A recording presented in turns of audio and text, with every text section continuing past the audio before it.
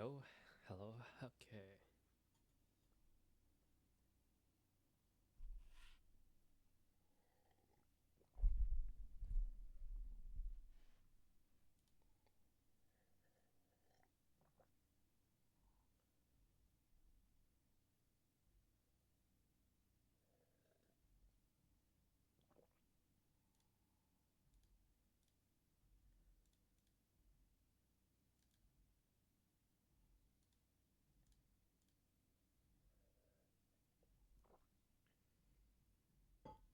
Wow.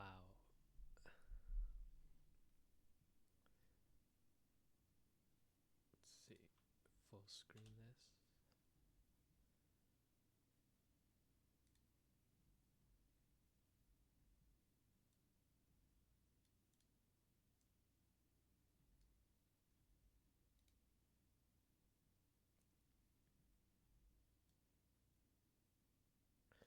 Or I'll find out where later.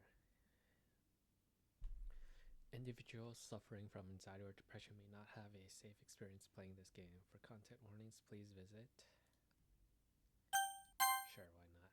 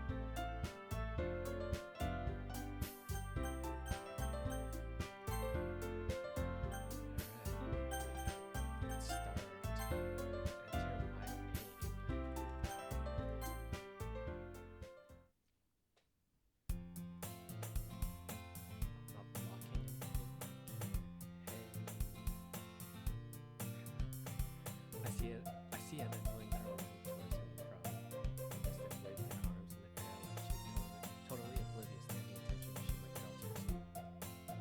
That girl is Sayori, my neighbor, and good friends since we were children. Not the kind of friend you never see yourself making today, but it just kind of works out because we've known each other for so long. Is it annoying? Voice dialogue?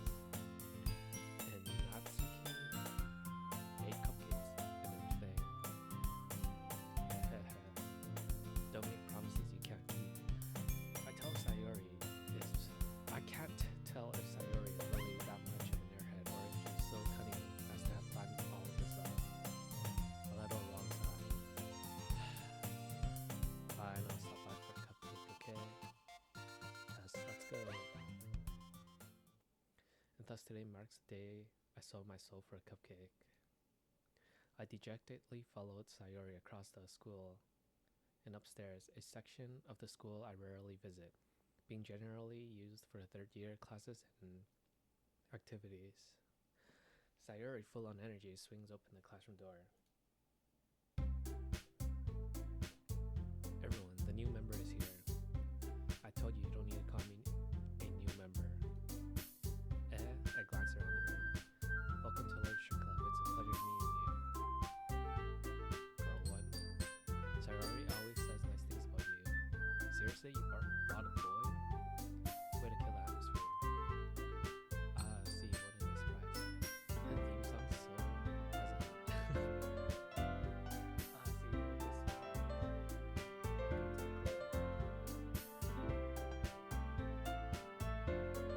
All words escape me in this situation. This club is full of incredibly cute girls. What are you looking at? If you want to say something, say it. Sorry, Natsuki. The girl with the sour attitude, whose name is apparently Natsuki, is one I don't recognize. Her small figure makes me think she's probably in first year. She is also the one who made cupcakes according to Sayori. You can just ignore her when she gets moody. Sayori says quietly into my ear, then turns back towards the other girls. Anyways, this Natsuki, always full of energy. And this is Yuri, her smartest in the club. Don't say things like that. Yuri, who appears comparably more mature and timid, seems to have a hard time keeping up with Sayori and Natsuki. Well, it's nice to meet both of you. It sounds like you already know Monica. Is that right? That's right. It's nice to meet you, Kinseed. Monica smiles sweetly. We don't know each other well, but we rarely talk, but we were in the same class last year. Monica was probably the most popular girl in class. I'm adding words. Smart, beautiful, athletic. Basically completely out of my league. So having her smile at me so genuinely feels a little. You too, Monica. Come sit down today. We made room for you at the table so you can sit next to me and Monica. I'll get the cupcakes. Hey, I made them. I'll get them.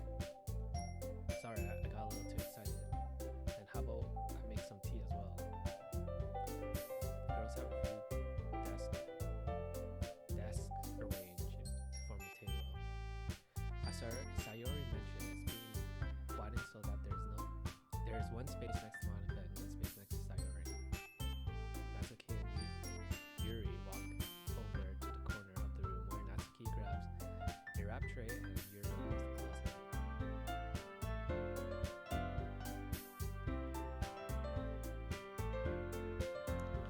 Still feeling awkward, I take a seat next to Sayori. Natsuki proudly marches back to the table, tray in hand. Okay, are you ready? Ta-da! Whoa.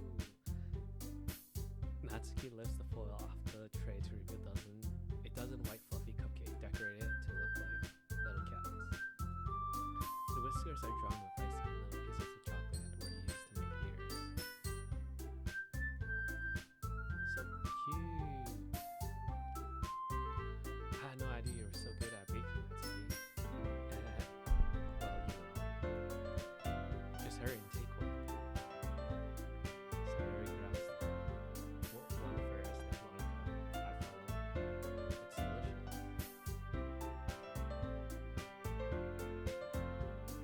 Sayori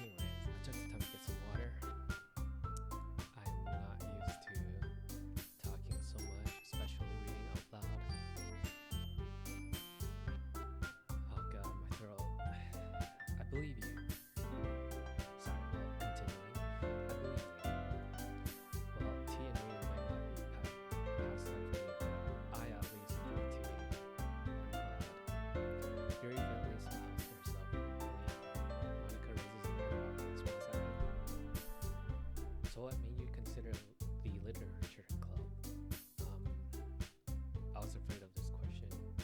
Something tells me I shouldn't tell Monica that I was practically dragged here by Sayori. Well, I haven't joined any club yet, and Sayori seemed really happy here, so that's okay. Don't be embarrassed. Well, make sure you feel right at home, okay? As president of the literature club, it's my duty to make the club fun and exciting for everyone. Monica, I'm surprised. How come you decided to start your own club? You could probably be a board member for any of the major clubs. Were you a leader of the debate club last year?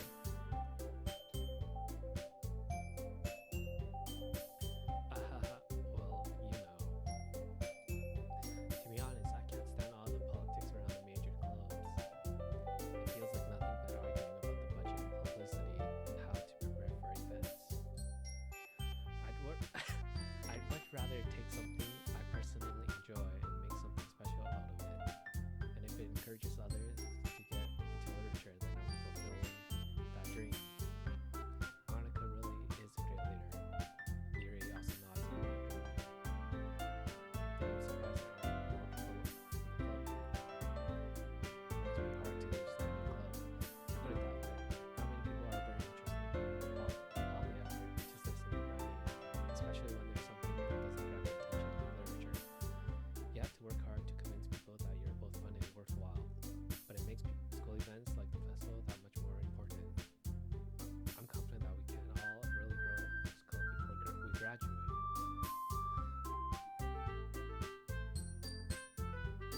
That wording is so...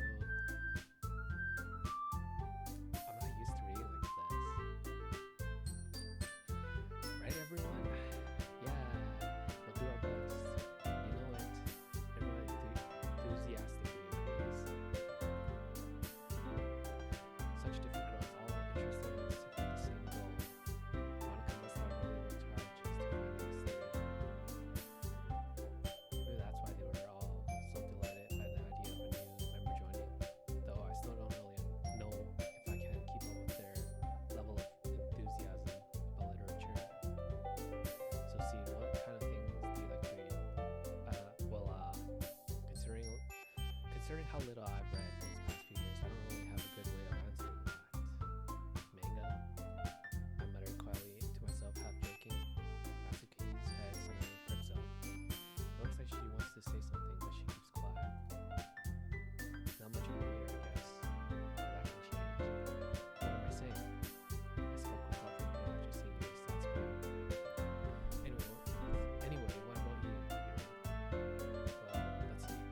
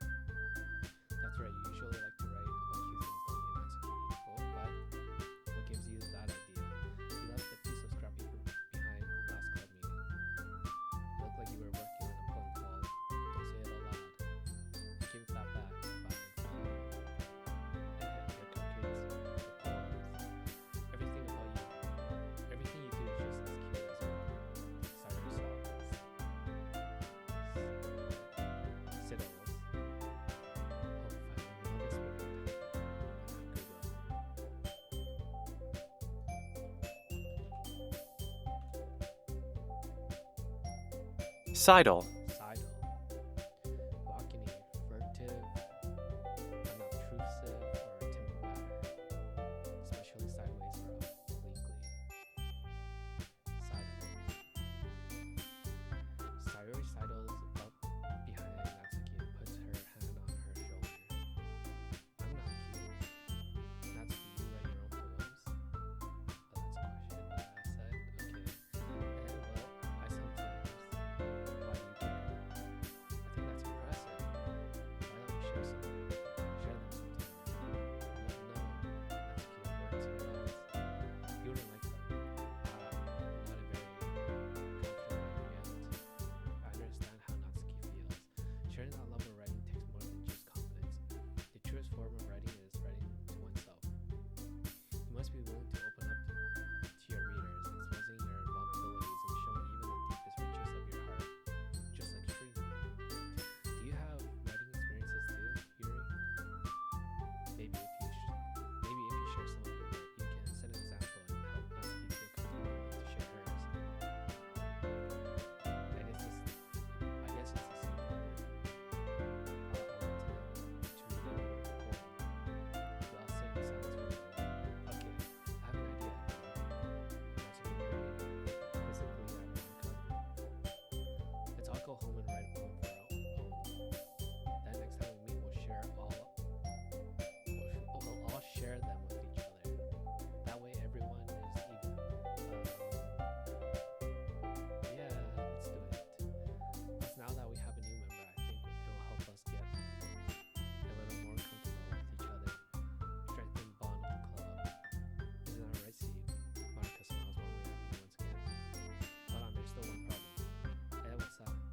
Now that we're back at the original topic of me joining the club, I blindly moved forward with what's been on my mind the entire time. I never said I would join this club. Sorry, may have convinced me to stop by, but I never made any decision. Well, I still have other clubs to look at now. That was my train of thought. Awful girls stare back at me with dejected eyes. But I'm sorry, I thought. Seed. You all. I'm defenseless against these girls. How am I supposed to make the clear-headed decision when it's like this? That is, if writing poem is the price I need to pay in order to spend every day with these beautiful girls. Right. Okay, I decided that. I'll join the literature club. One by one, the girls' eyes light up. Yes, I'm so happy. Sorry, rap scholars are not me jumping up and down. Hey, you really did scare me for a second moment. If you really just came for cupcakes, I would be super pissed. And that makes it official. Welcome to the literature club. Thanks, I guess. Okay, everyone. I think with that, we can officially end today's meeting on a good note. Everyone remember tonight's assignment. Write a poem to bring to the next meeting so we can all share. Monica looks over at me once more. See, I look forward to seeing how you express yourself. Yeah. Can I really impress the class star Monica with my mediocre writing skills? I already feel the anxiety welling up inside me. Meanwhile, the girls continue to chit-chat, hearing Natsuki clean up my food. Hey, see, since we're already here, do you want to walk home together? That's right, Sayuri and I never walk home together because she's always stayed after school for clubs. Sure, might as well. Yay! With that, the two of us departed the club room and make our way home. The whole way, my mind wandered back and forth between the four girls: Sayuri, Natsuki, Yuri, and of course Monica. Will I really be happy spending every day after school in the literature club? Perhaps I'll have the chance to grow closer to one of these girls. Alright, I just need to make the most of my circumstances, and I'm sure good fortune will find me. And I guess that starts with writing a poem tonight.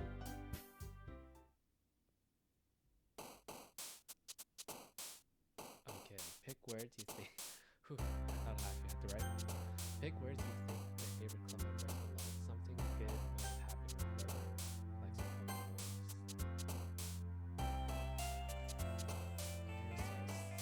Here's sad, dark,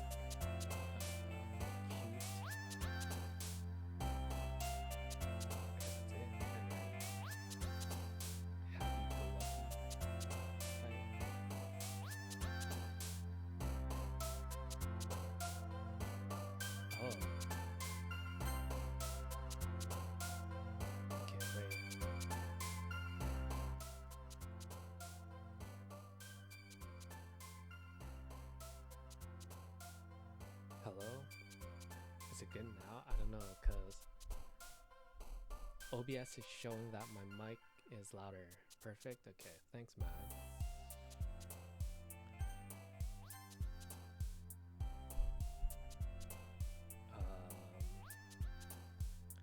I hope my choices don't really matter.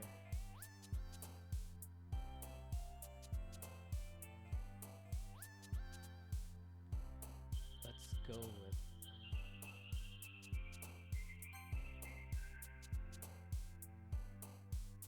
Oh no! Wait. Did I have to make it rhyme? Probably not. If I'm just choosing words.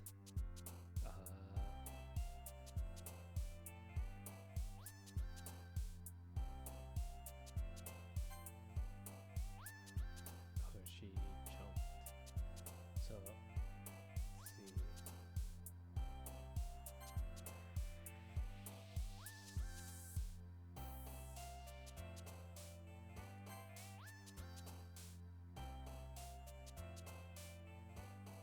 Okay, whatever. I'm choosing the first word. Intellectual, aura, joy, anxiety, dark, share, jumpy, kitty, forgive, daydream, parfait, charm, music, fire, whirlwind. Hi again, Seed. Glad to see you didn't run away on us. Haha. Nah, don't worry. This might be a little strange for me, but I at least keep my word. Well, I'm back at the literature club. I was the last to come in, so everyone else is already hanging out. Thanks for keeping your promise, Seed. I hope this isn't too overwhelming of a commitment for you, making you dive headfirst into literature when you're not accustomed to it. Oh, come on. He deserves any slack. Sayori told me you didn't even want to join any clubs this year, and last year too. I don't know if you plan to just come here and hang out or what. Hold on, the music's so low for me.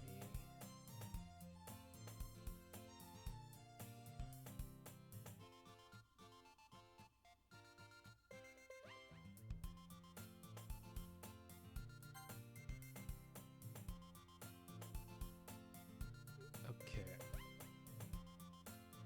I hope that's still good. But if you don't take us seriously, then you won't see the end of it. Natsuki, you certainly have a big mouth for someone who keeps her manga collection in the club room.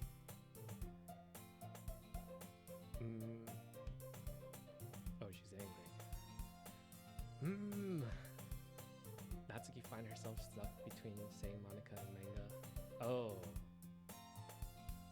Fuck, how do I do that? There we go.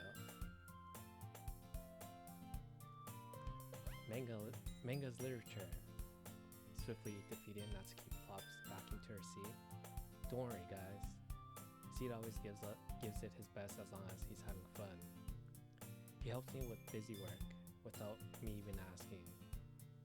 Like cooking, cleaning my room. How dependable. Sayori, that's because your room is so messy, it's distracting. And you almost set your house on fire once. Is that so? You two are really good friends, aren't you? I might be a little jealous. How come you and Seed can become good friends too? Sayori? As usual, Sayori seems oblivious to the weird situation she just put me into. Oh, Yuri even brought you something today, you know? Wait, Sayori? Me? Not really. Don't be shy. It's really nothing. What is it? Never mind. Sayori made it sound like a big deal when it's really not. What do I do? I'm sorry. Yuri wasn't thinking. I guess that means it's up to me to rescue the situation. Hey, don't worry about it. First of all, I wasn't expecting anything in the first place, so any nice gesture from you is a pleasant surprise. It'll make me happy no matter what. Is that so? Yeah, I won't make a big deal if you don't want it to be. Alright. Yuri reaches into her bag and pulls out a book. I didn't want you to feel left out, so I picked out a book that I thought you might enjoy.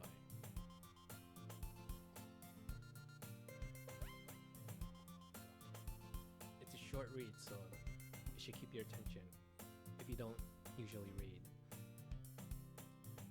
And we could, discuss it if you want. This is How Is This Girl Accidentally Being So Cute? She even picked out a book she thinks I'll like despite me not reading much. Yuri, thank you.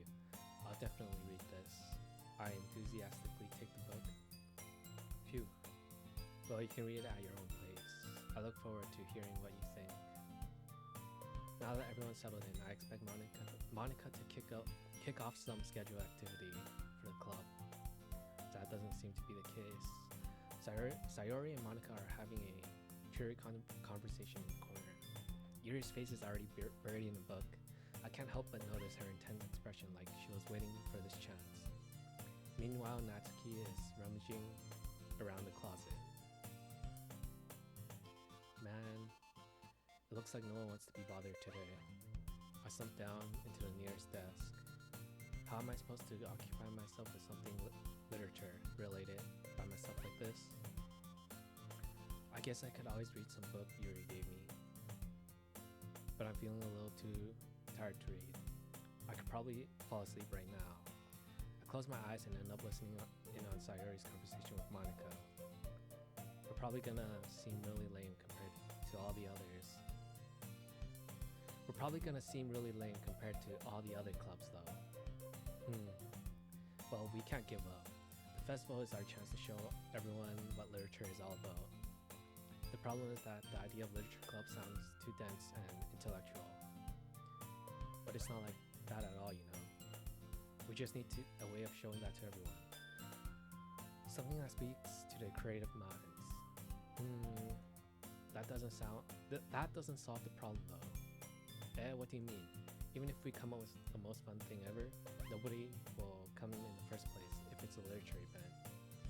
So it's more important to figure out how to get people to show up in the first place, And after they come, we can do the thing to speak to their creative minds.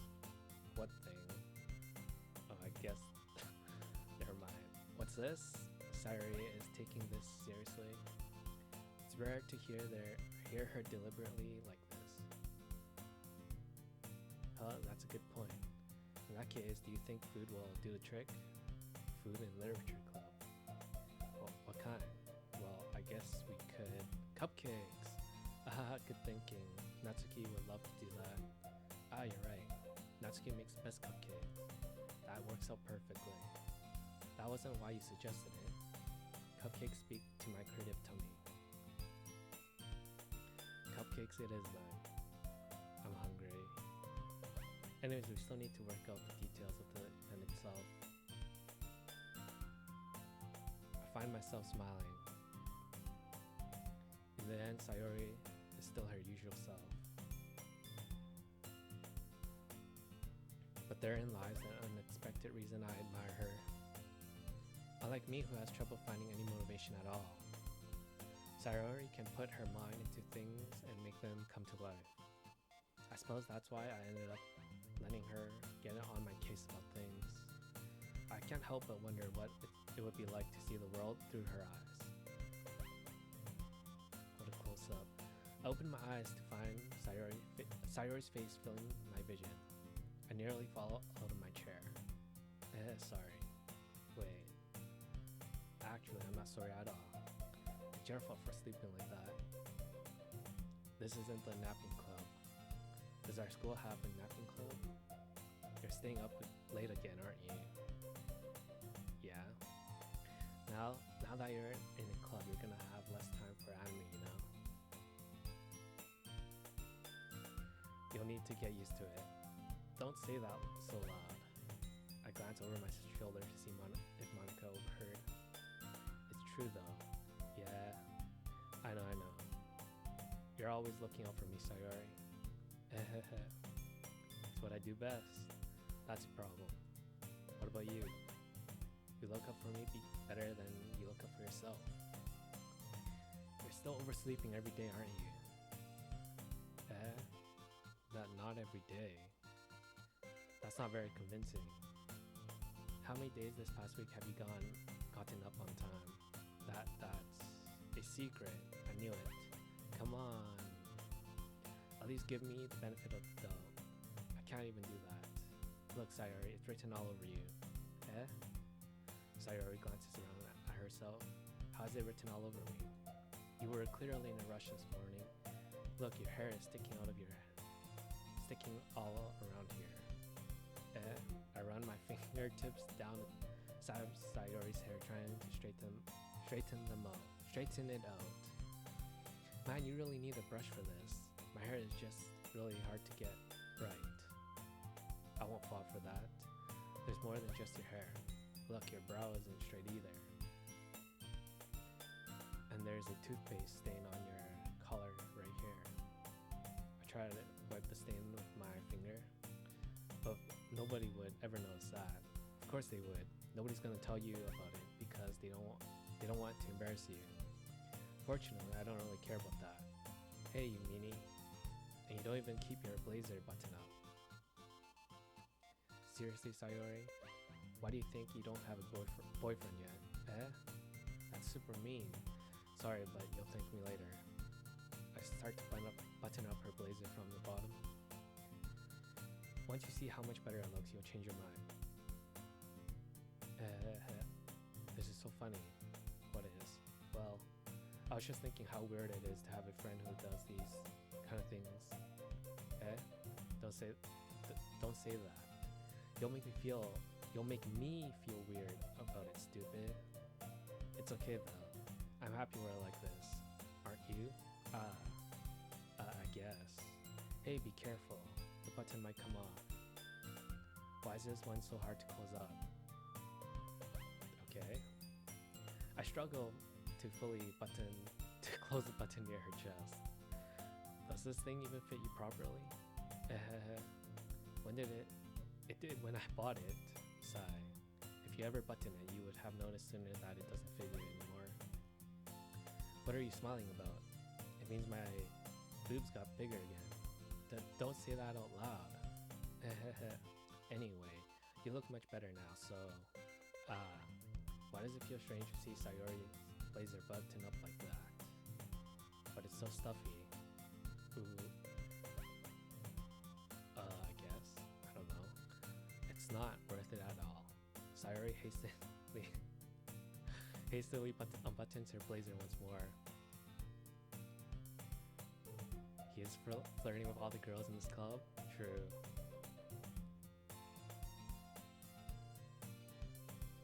Phew. That's so much better. Sayori puts her arms on, twirls around, sorry. If I keep it unbuttoned, then I won't get a boyfriend, right? What kind of logic is that? And why are you saying that like it's a good thing? Because if I had a boyfriend, then he wouldn't even let you do things like this. And you take care of me better than anyone else would anyway. So that's why I'm keeping it unbuttoned. Stop saying all these embarrassing things. I didn't say anything embarrassing. Jeez. Well, anyway, just focus on trying to wake up a little earlier. Only if you focus on going to bed earlier. Fine. It's a deal. I guess we really are better at taking care of each other than we are taking care of ourselves. Yeah, I guess so, huh? So maybe you should come wake me up in the morning. You're doing it again, Sayori. Oh, but I was joking that time. Man, it's impossible to tell with you sometimes. Okay, everyone. Monica suddenly calls up. Why don't we share the poems we wrote? Oh no. Yay, see, I can't wait to read yours. Yeah, same. I fail to sound enthusiastic, but Sayori trots away to retrieve her poem. By the way, did you remember to write a poem last night? Yeah. My relaxation ends. I can't believe I agreed to do something so embarrassing. I couldn't really find much inspiration since I've never really done this before. Well, now that everyone's ready, why don't you find someone to share it with? I can't wait. Sayori and Monica enthusiastically pull out their poems. Sayori's is on a wrinkled sheet of loosely torn from spiral notebook. On the other hand, Monica wrote hers in a composition book. I can already see Monica's pristine handwriting from where I sit. Natsuki and Yuri reluctantly comply as well, reaching into their bags. I do the same myself. Who should I show my poem to first? I hope choices don't matter. I'm choosing them first.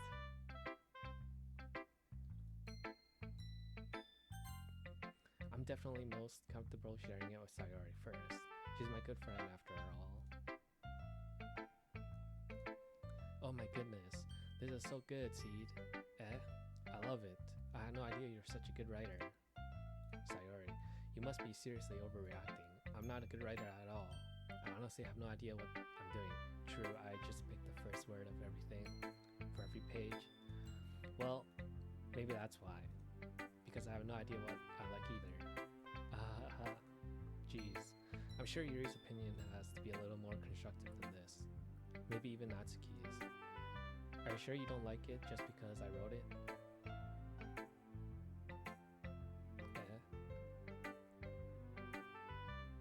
Oh no. Nah, no preference. Honestly, I'm just playing the game. I want to know how it ends. I know it's a horror based on the genres. Well, continuing. Well, I'm sure that's part of it. I think I understand you better than a lot of other people you know. So when I read your poem, it's not just a poem. It's a seed poem. And that makes it feel extra special. Like I can feel your feelings in it. Sayori hugs the sheet against her chest. You're so weird, Sayori. I'm really happy just that you wrote one. It reminds me of how you're really part of the club now. Not to mention the fact that I'm standing in front of you in the club room. Well, of course. I'm not really into it yet, but that doesn't mean I'll break my promise. See? It's like I said before, Seed. Deep down, you're not selfish at all, you know? Trying new things like this for other people. That's something that only really good people do. Thanks, Sayori. I'm not sure Sayori sees the full picture of my motive here. Then again, I can't deny that she's part of the reason I joined. Knowing how much this means to her and all. Yeah, I'm gonna make sure you have lots of fun here, okay? That'll be my way of thanking you. Alright, I'm going to hold you to that then. Yay. Now I'll read my poem too, right?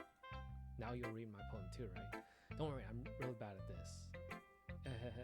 Well, we'll see about that. We'll see about that. Dear sunshine, the way you glow through my blinds in the morning, it makes me feel like you miss me. Kissing my forehead to help me out of bed, making me rub the sleepy eye from my eyes. Are you asking me to come out and play? Are you trusting me to wish away a rainy day? I look above, the sky is blue. It's a secret, but I trust you too. If it wasn't for you, I could sleep forever, but I'm not mad. I want breakfast. Sayori, this is guess, but did you wait until this morning to write this? No, just a little bit. You can't always answer just a little bit to a yes or no question. I forgot to do it last night.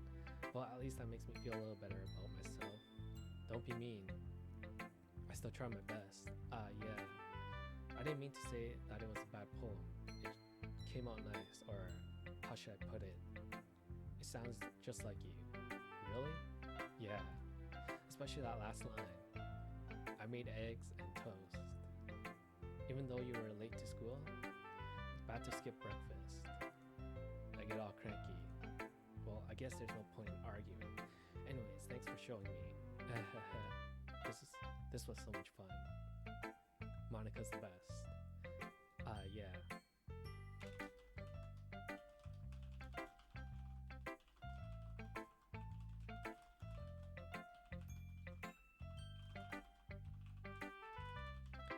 Hold on.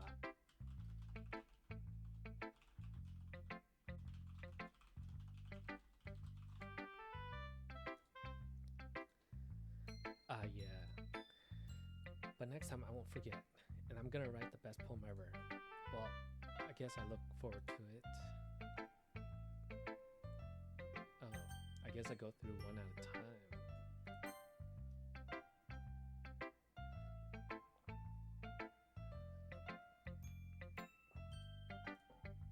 Well, it's about what I expected from someone like you. Okay, well, that's a little blunt. Well, excuse me.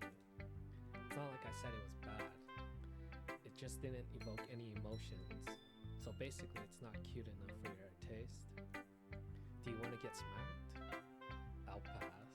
Sigh. Well, anyway, I guess I need to show you mine.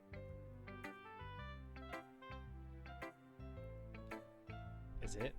Is my mic really that quiet? Oh god.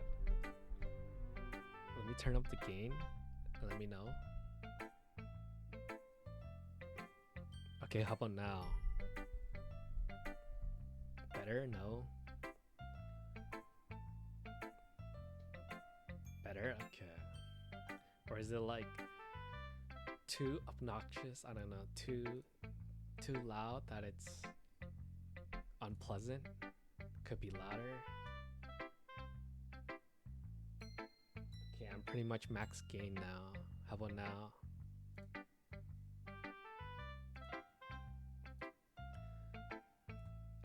Hello. Good enough. All right. Oh man. Not that you'll like it. Not that you'll like it. Eagles can fly, monkeys can climb, crickets can leap, horses can race, owls can see, cheetahs can run, eagles can fly, people can try, but that's about it. I don't know why I like this one. For some reason I like this one. Yeah, I told you that you weren't gonna like it. I like it. What? Just be honest, I am. Why are you so convinced that I wouldn't like it? Well, because everyone in high school thinks that writing has to be all sophisticated and stuff. So people don't even take my writing seriously. But isn't the point of poems for people to express themselves? Hold on, wait. Yo, Louis, you still there? I guess not.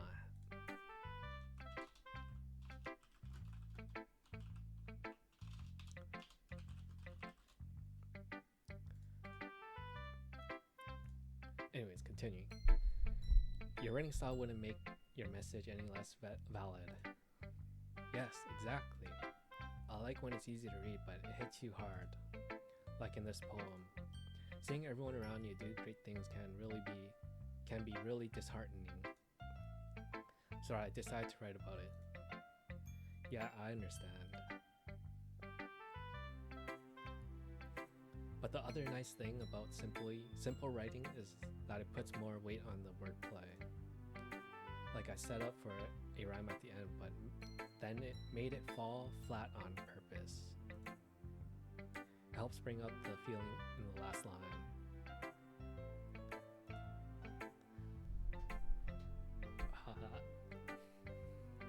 So you did.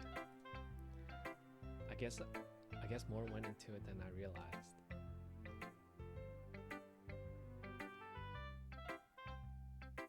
I don't know. Man. Okay.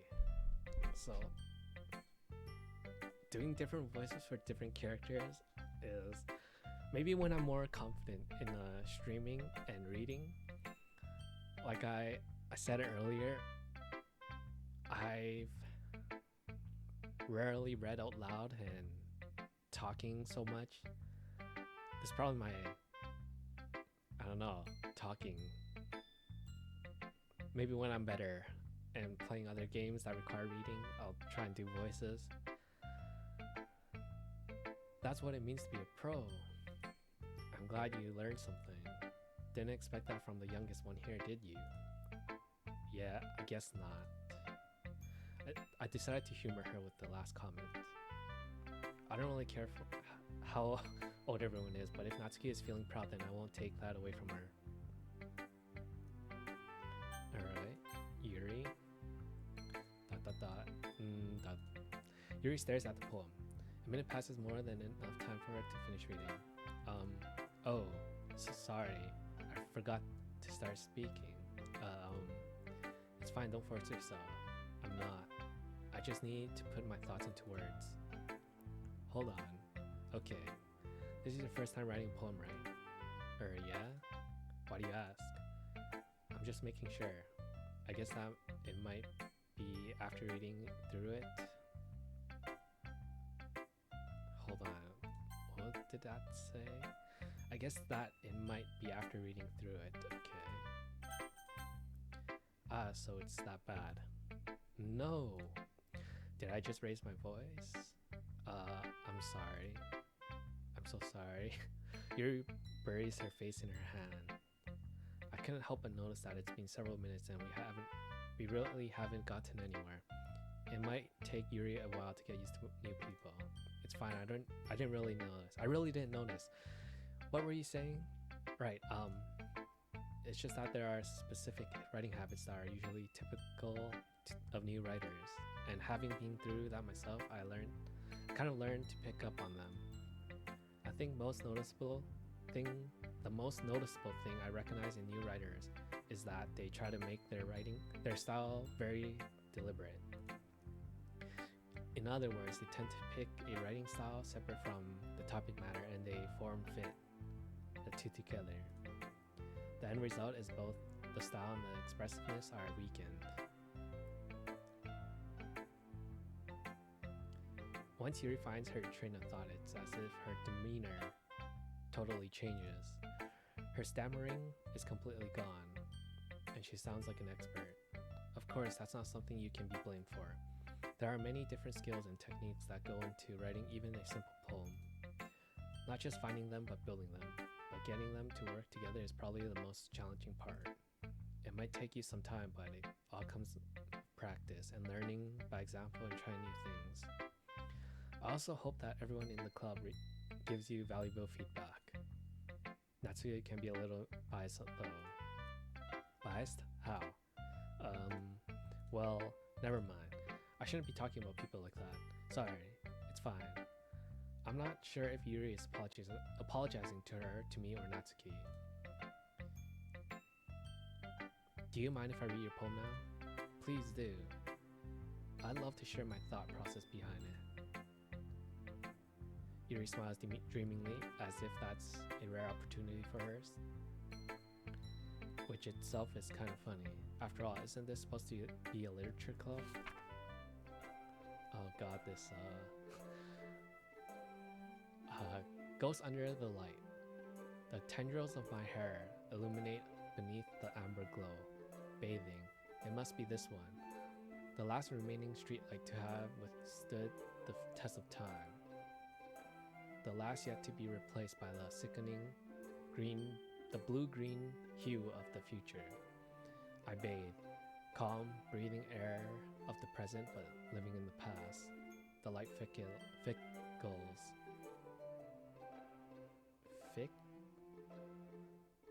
Thick. Oh my god. Flickens. Flickens. Oh, flicken. Oh god. I flicken back.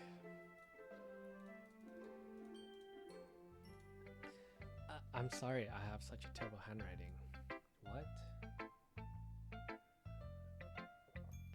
I wasn't thinking that at all. But it took you a long time to read. Well, I just don't read script very often. True. I actually think your handwriting is pretty. That's a relief. Also, I like the poem. Even though it's short, it's really descriptive. It wasn't too short. I usually write longer poems. Not at all. I'm really glad you liked it. I'll be honest. Since it's our first time sharing, I wanted to write something a little more mild. Something easy to digest, I suppose. Are you into ghosts, Yuri? Hoo. Actually, the story isn't about a ghost at all, see. Really? I must have totally missed the point. Well, I suppose you did only glance over it after all. But remember that poets often express their own thoughts, feeling, and experiences in their works. They usually do more than tell a simple story or paint a picture. In this case, perhaps the subject of the poem is only being symbolically compared to a ghost, lingering in her last remaining place of comfort, unable to let go of the past, and soon to be left with nothing. That's a lot more solemn, putting it that way. I hadn't even thought of that. That's impressive. It's nothing really. Well, it makes me happy to think that you think like that. Just remember that it won't be long before you pick up on these things too. Yeah, maybe you're right. I guess I'll have to keep trying. I'm counting on you. I can't do the voice. I tried. Hi, Seed. Having a good time so far? Yeah. Good. I'm glad to hear it. By the way, since you're new and everything, if you ever have any suggestions for the club, like new activities or things we can do better, I'm always listening. Don't be afraid to bring things up, okay? Alright, I'll keep that in mind. Of course, I'll be afraid to bring things up. I'm much better off just going with the flow until I'm more settled in. Anyway, want to share your poem with me? It's kind of embarrassing, but I guess I'll have to. Don't worry, Seed. We're all a little embarrassed today, you know? But it's that sort of barrier that we'll all learn to get past soon. Yeah, that's true. I had Monica my poem. I like this one. It makes me think of something Sayori would like. Is that so? You and Sayori are really good friends, alright? I wouldn't be surprised if you had those sort of things in common. Well, we may be good friends, but Sayori and I are actually really different. Well, that may be the case, but maybe there are some similarities that you wouldn't expect. The way she talks about you, it sounds like the two of you are really care about each other's well-being, even if you show it in different ways, and it ends up being more similar than you'd think. So I think that's the kind of vibe I get when reading your poem. You sure you're not reading it into it too much? I could be. Oh gosh, I sound like Yuri. But in any case, Yuri's writing has a kind of gentle feel to it. I can tell that she likes exploring emotions like happiness and sadness. Who knew that someone so happy could enjoy sad things too? Yeah, that's totally unexpected. Well, to each their own. And you shouldn't be afraid to experiment a little either. I'm sure I'll end up trying different things a lot. It could take a while before I'm comfortable doing this. That's okay. I'd love to see you try new things. That's the best way to find the kind of style that suits you. Everyone else might be a little biased towards their own kinds of styles, but I'll always help you find what suits you the most. So don't force yourself to write the way everyone else wants you to write. It's not like you have to worry about impressing them or anything.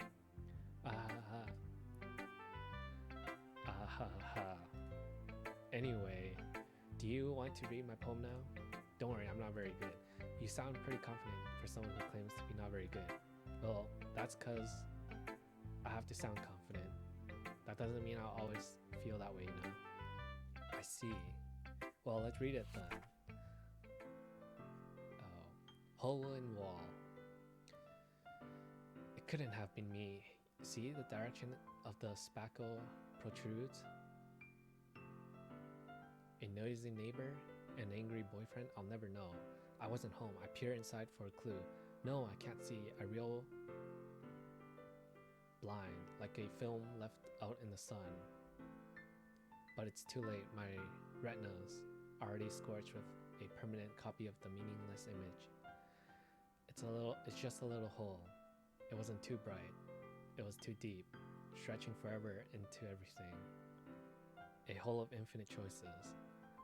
I realized now that I wasn't looking in. I was looking out, and he on the other side was looking in.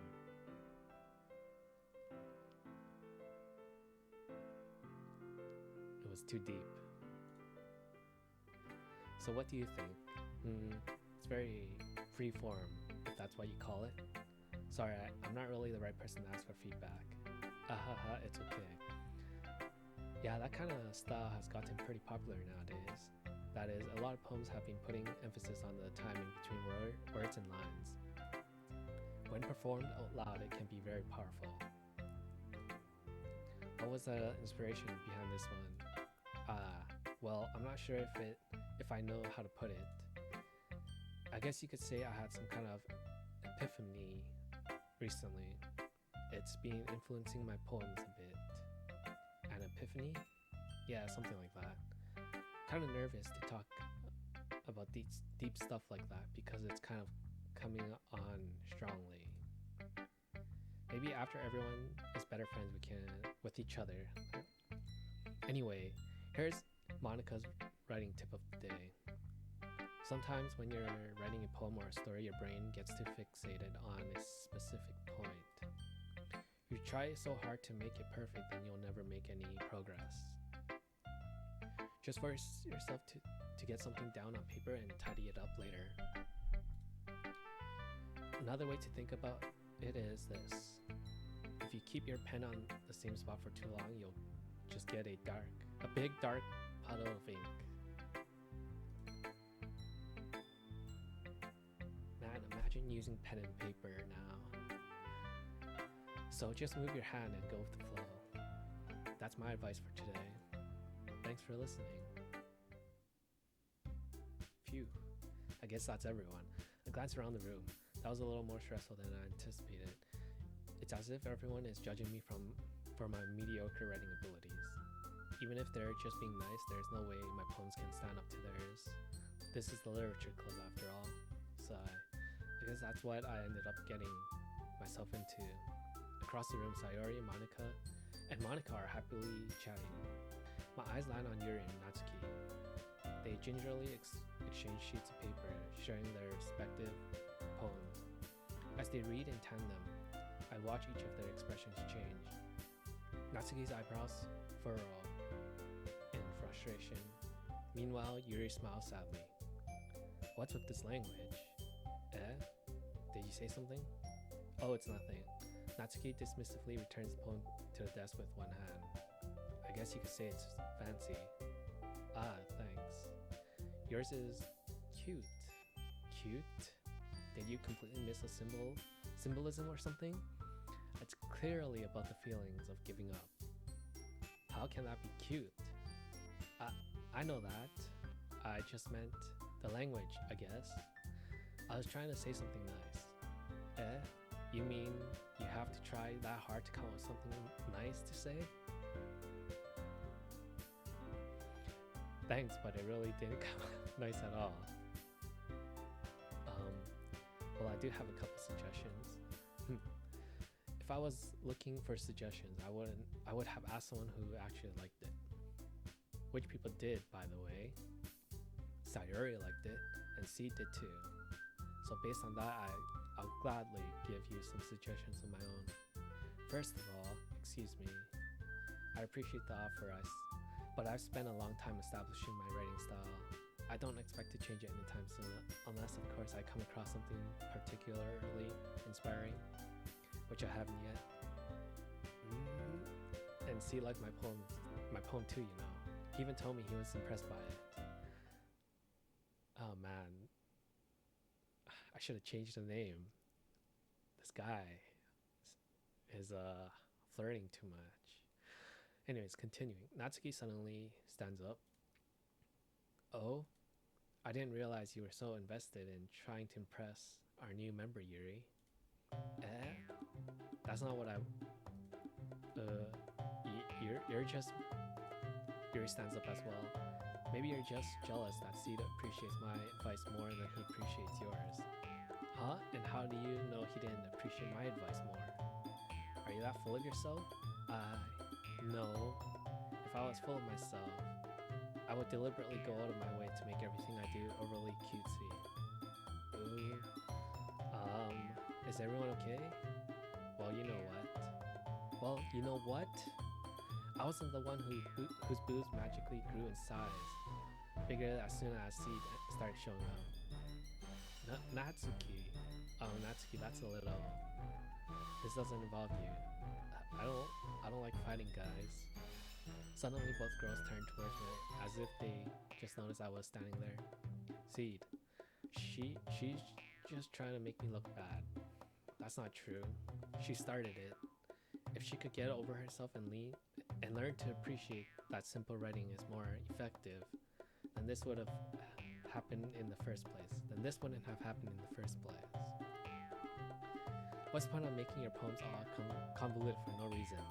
The meaning should jump out at the reader, not force them to have to figure it out. Let me explain that to her, see. Well, wait.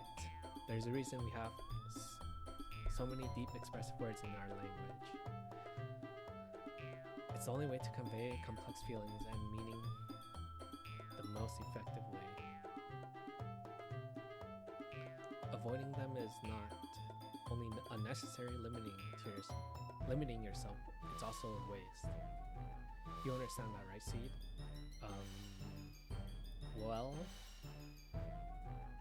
how did I get dragged into this in the first place? Oh god, I think if I do voices, this would be a lot better. Okay, for myself, I'll do something more low, deep. Fuck, I don't know.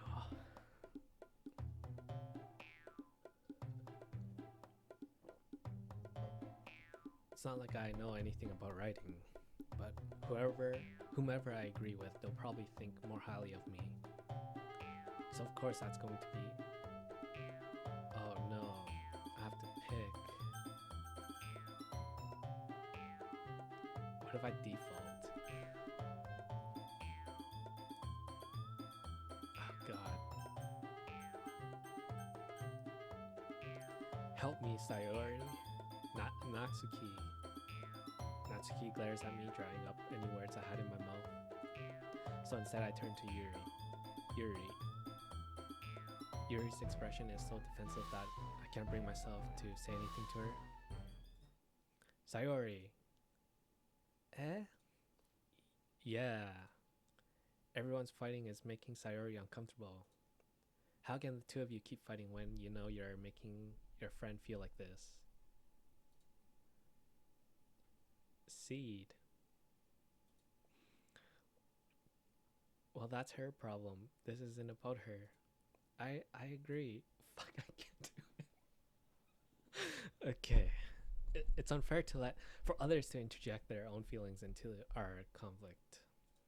Yeah, unless Sayori wants to tell Yuri what a stuck-up jerk she's being. She would never. It's your immature. It's your immature. Oh my god, I can't pronounce. Immaturity that's made. It's your immaturity that's made her upset in the first place. Excuse me? Are you listening to yourself? This is exactly why. Exactly why nobody likes you. Or likes. It got cut off. Stop! Natsuki, Yuri, you guys are my friends. I just want everyone to get along and be happy.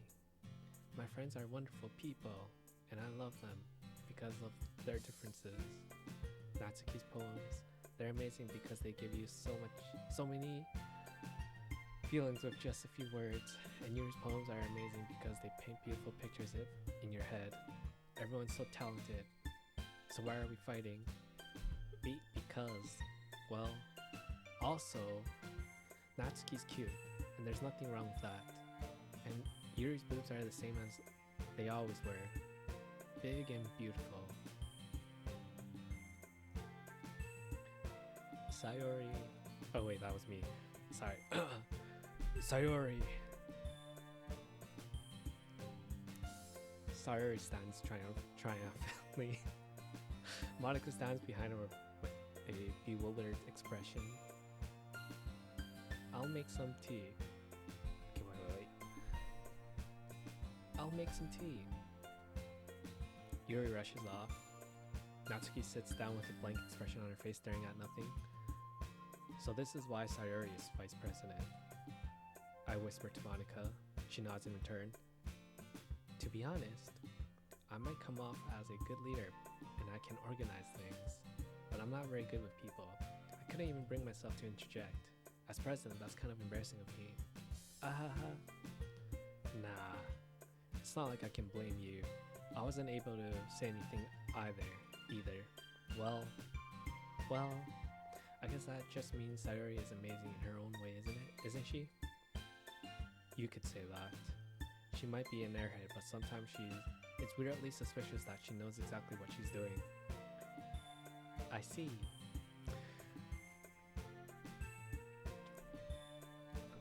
I don't know why I'm doing this. Okay, well, continuing. Take care of her, okay?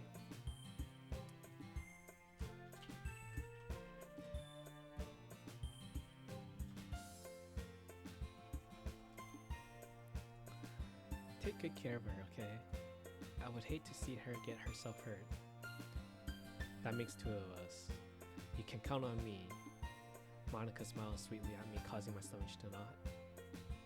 Such a genuine person really does make a good president, regardless of what she says. If only I could get the chance to talk to her a little more. Okay, everyone. It's just about time for us to leave. How did you all feel about sharing poems? It was a lot of fun. Well, I'd say it was worth it. It was alright. Well, mostly. Man, for each character, I should have different voices.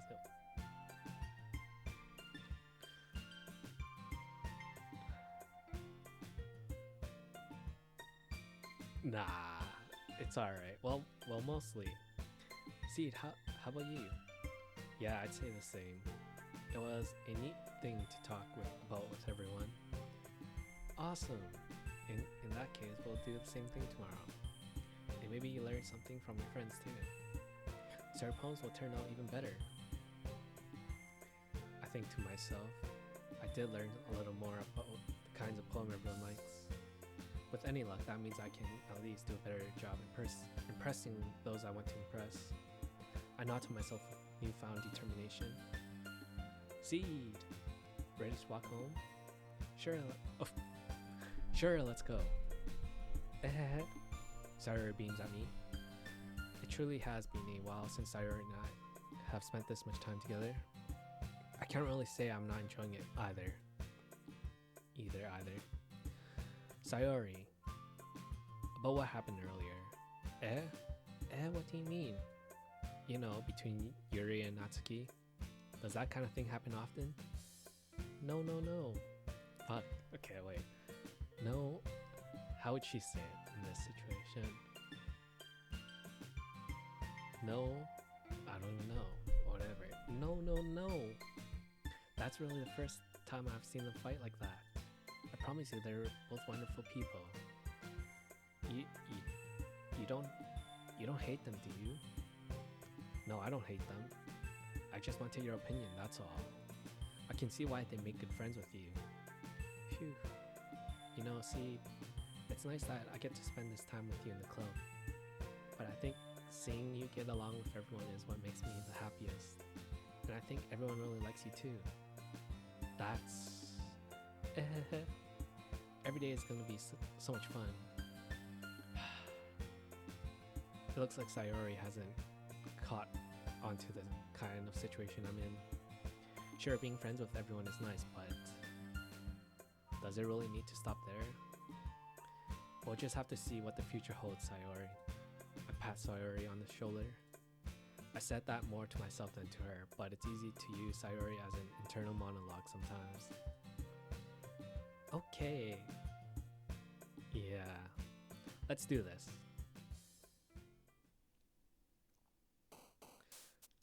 Oh man. Strawberry, infallible, cute, pout, twirl, unstable, forgive, climax, games, inferno, captive, kiss, existence, unrequited, cheer, joy, bed, unending, color, kitty. Another day passes and it's time for the club meeting already. I've gotten a little more comfortable here over the past couple days. Entering the club room, the usual scene greets me. Hi, Seed. Yo, Sayori. Looks like you're in a good mood today. I'm just still not used to being you in the club, that's all. I see. That's pretty simple thing to get you in the mood, in a good mood. But I guess it's always the simple things with you anyway. Speaking of which, I'm kind of hungry. Will you come with me to buy a snack? No thanks. That's not like you at all. I have my reasons. Why don't we take a look at your purse, Sayori? Why that all of a sudden? No reason at all. No reason really. I just wanted to look at it. Sayori nervously retrieves her coin purse. She fumbles with the latch and gets it open. Then she turns it upside down and lets its contents spill out onto the desk. Only 2 small coins fell out. I knew it. I can see right through you, Sayori. That's not fair. How did you even know? It's simple. If you had enough money in the first place, you would have bought a snack before coming into the club room. So either you're not hungry and wanted an excuse to take a walk, or you plan to conveniently forget that you spent all your money so that I would lend you some. But there's one more thing. You're always hungry. And so that only leaves one option.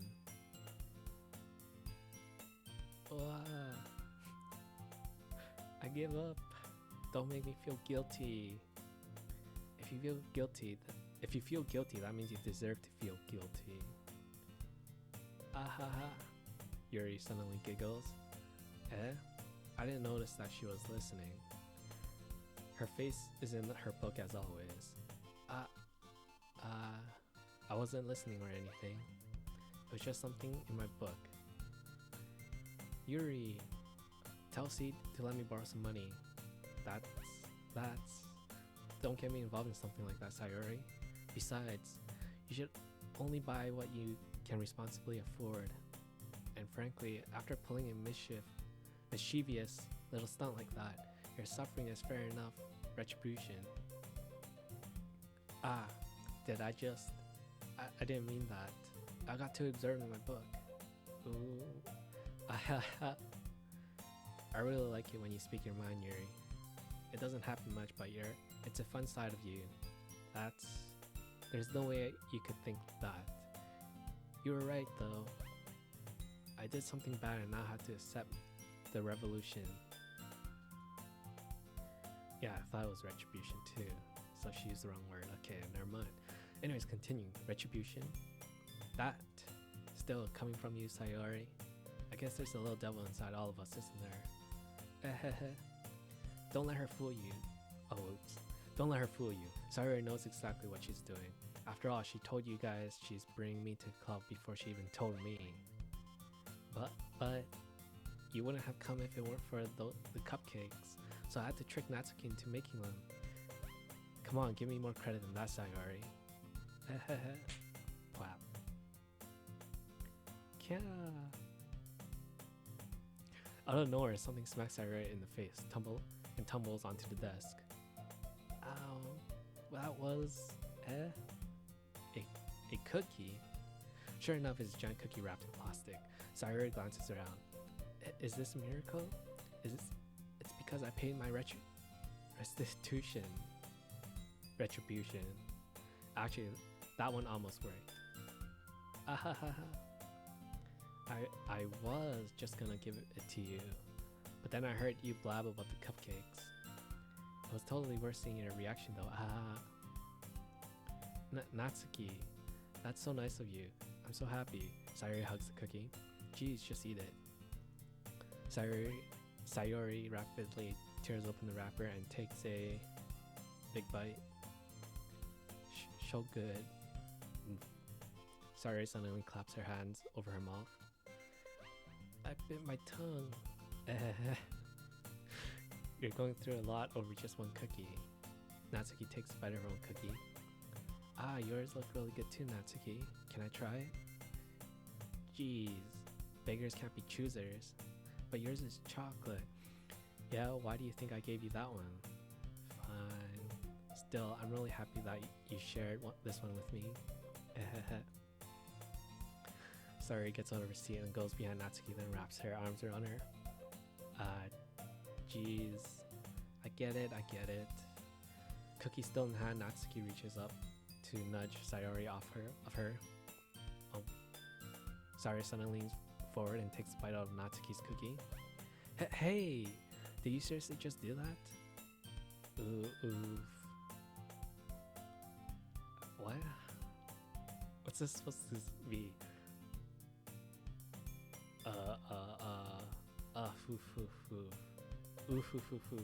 I guess. Mouthful, Sayori trots away to safety. Yuri and I laugh as well. Geez, you're such a kid sometimes.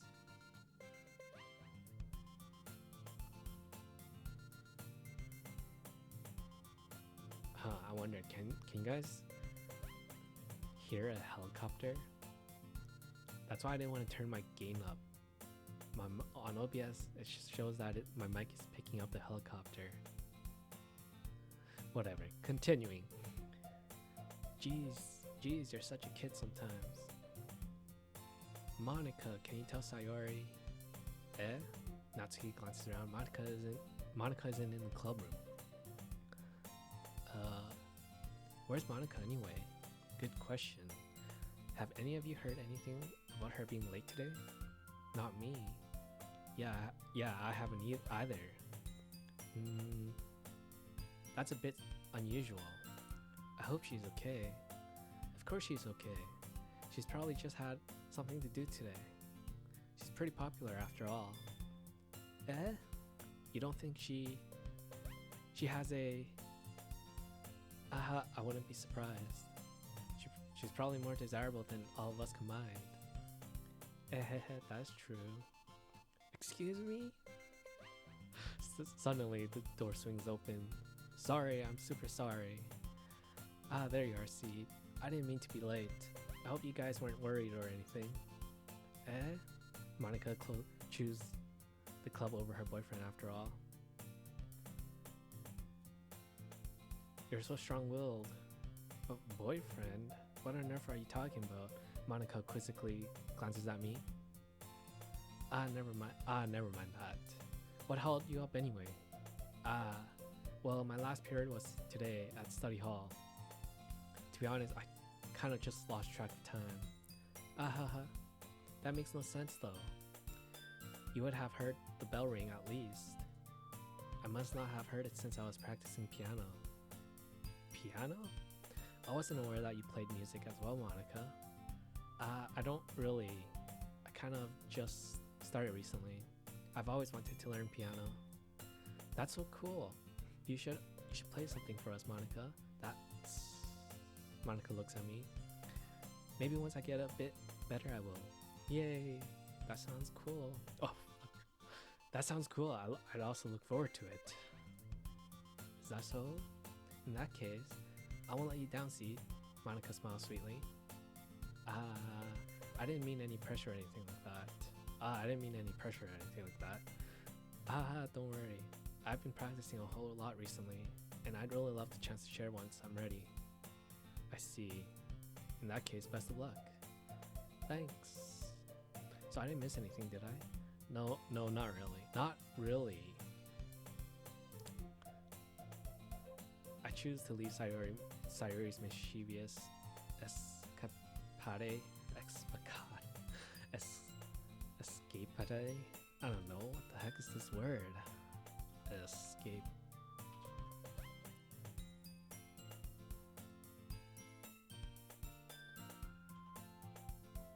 What?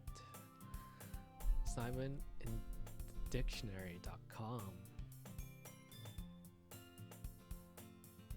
An act or incident involving excitement or daring adventure. Escapade.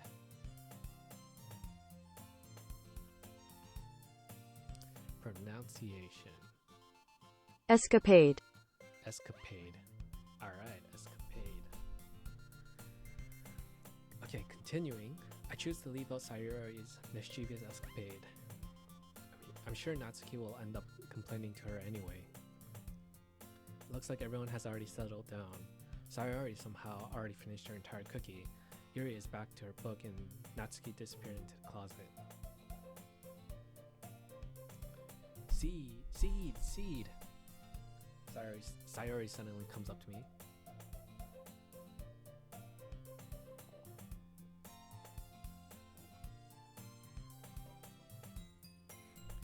Okay.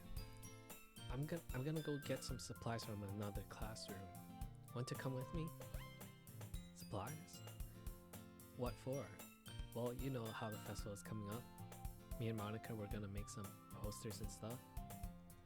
So I need to find some crayons and markers and glues, sticks. I see. Sure, I'll go with you. Yay! Okay, Monica, we'll be back soon. Are you going with Seed to get the supplies? There's no need to trouble yourself. I'd be happy to go with him. But I wanted to go. It's so much fun exploring empty classrooms and stuff. Okay. It was just a suggestion. See if you can find poster paper too, okay? Okay. Ready, Seed? Yep, let's go. Sayori and I exit the club room. I follow behind as Sayori hums and skips around the hallway. Honestly, it feels like I'm taking a kid to the mall or something. Sayori finds pleasure in the simplest of things sometimes. Hey, Sayori, what exactly are we doing for the festival anyway? I'm not sure how you would make an event out of literature. Me and Monica have it all planned out. Don't you worry. Is that so? Yep. We're gonna do poetry performance. A performance? Of what kind? Well, everyone is gonna take turns on stage and recite their favorite poem. That sounds kind of dull. Seed, you're not thinking about it the right way at all. It's not just about reading poems, it's about performing them. Like you say the lines of the poem, like, between my feet, the last remaining flower beckons to me. I twist the stern, freeing it from its clinging roots. Carelessly caressing the final joyous moment between my fingers. But to what ends have I summoned this joy? For now, when I look in every direction, the once prosperous field before me is but a barren wasteland. Like that. Sayori, how do I put this? I'm sure it's just me, but it's impossible for me to take you seriously when you talk like that. You meanie? I'm working super hard on this, you know? I know. I just meant that it's pretty unordinary in contrast to your cute self. Don't say that. It's embarrassing. But I guess that means I'm doing a good job. Yeah, I guess so. I'm so excited. The festival is gonna be so much fun. Sayori spins around in the hallway again. Hey, see, this classroom up here is empty. Let's begin the mission. The mission?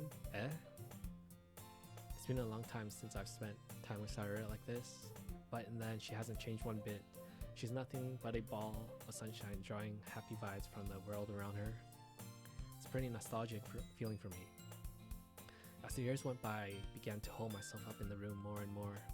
So going adventuring with Sayori brings about a special sort of feeling that I forgot I had in me. The two of us enter the classroom. Sayori heads straight to the closet and I follow. Let's see what we have in here. Crayons. Crayons. Sayori puts a box full of crayons on the shelf. They're our best brand too. They're kind of dirty though. Sayori starts pulling various crayons out of the box, reading the color names. Alright, that's one down. Don't get distracted, we still need to find Wait, I'm looking for my favorite color. Fine, fine. Then at least move aside so I can look for poster paper. Ah, I dropped one by accident. Smack. Yeah. Sayori bends over and smacks her forehead right into the shelf. She falls to the floor and crayon spills all over her lap. Ow, ow, ow, ow. You okay? My forehead. Sayori clutches her forehead. Gee, Sayori. That's just like you, isn't it? Come on, let me see. Since Sayori is sitting on the floor, I grab her by the waist and pull her out of the closet. You have to move your hands, Sayori. But it hurts. Just do it for a second. Sayori slowly releases her hand from her forehead. I gently brush the bangs to the side. Ow. Ow. Sorry. There's a huge red mark on the center of her forehead. A bump is starting to form as well. Man, that's gonna swell up. I should find some ice for you. Some ice. Seed.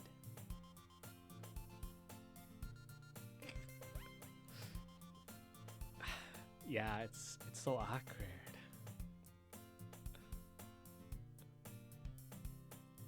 Anyways, continuing. Where would I even find ice around this time? I guess a cold drink would do. You don't have to. I'm fine with looking like a unicorn. Even wincing from the pain, Sayori makes a silly joke. What are you saying? I'll be right back, okay? Okay.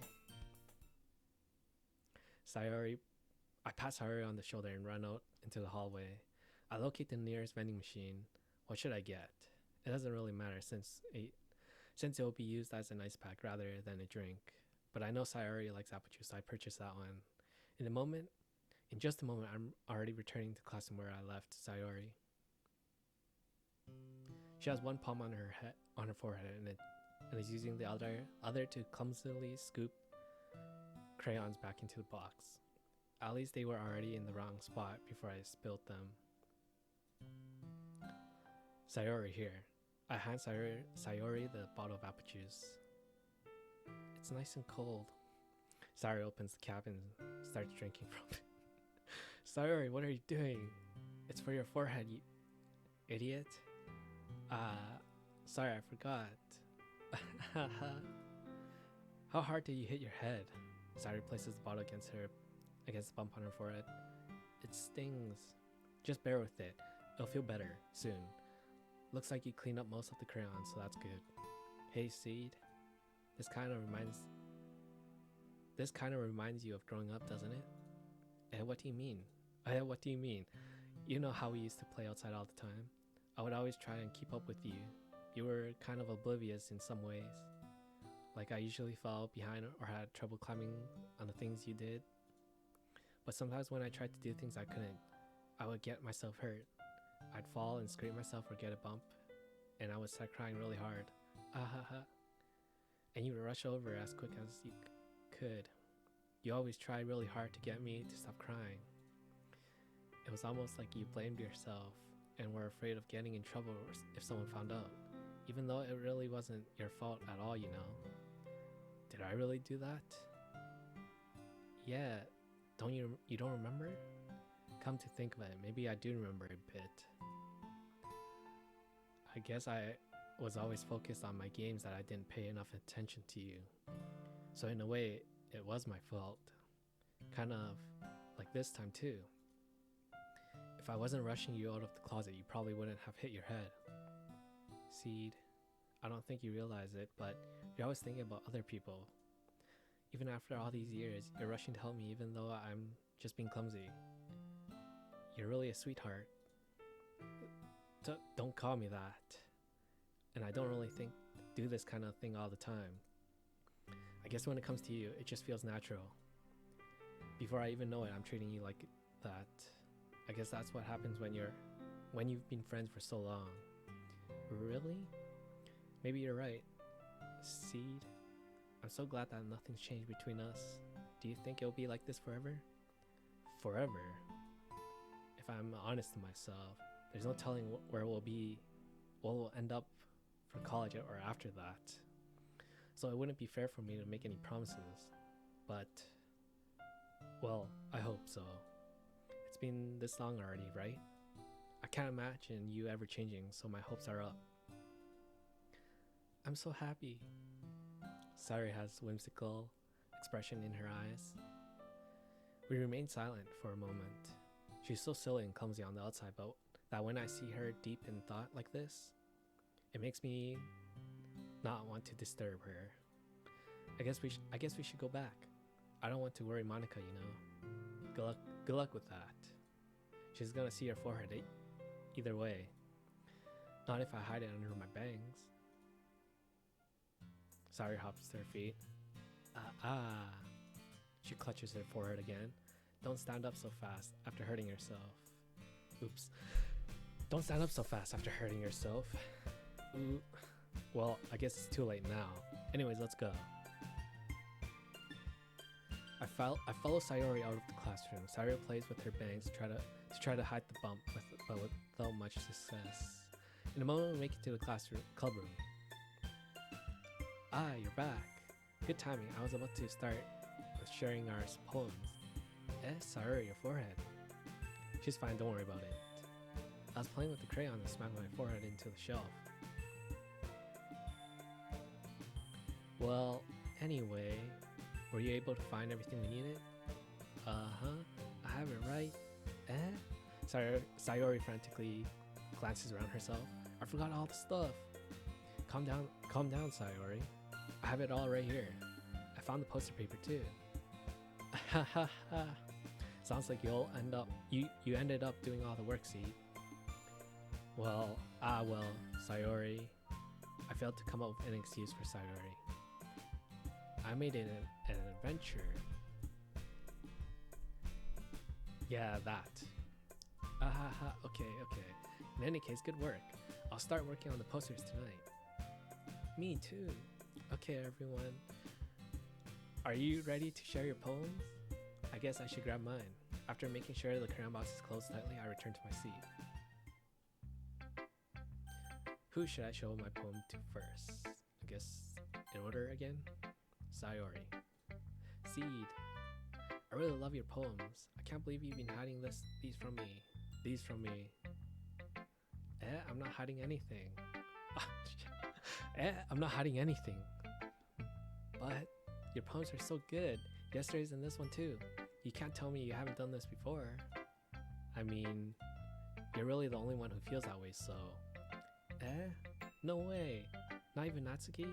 Well, I guess Natsuki is the least likely to admit how much she likes something. But I don't think it's that. What do you mean? Well, I guess I'll be honest about it. It's a lot easier to write poems when I'm thinking about you. Oh no, did I choose words that make me go for her? Well, whatever. It's a lot easier to write poems when I'm thinking about you. What? Stop thinking weird things, idiot. Oh wait, that's me. Sorry, whoops. Stop thinking weird things, idiot. I just mean that you're a really expressive person, I guess. How am I supposed to write poems about my own stupid life? But you somehow make everything in your life an adventure. Even the little things. Like cooking. Let's not talk about that. So, yeah. I guess what I'm saying is that I can feel more feelings through you than I can through myself. We have that kind of weird connection. It's your fault for getting in my business all the time. I don't know if I understand. You never understand when I try to explain things to you, do you, Sayori? I pat Sayori's head. Hey, I'm not a kid, you know.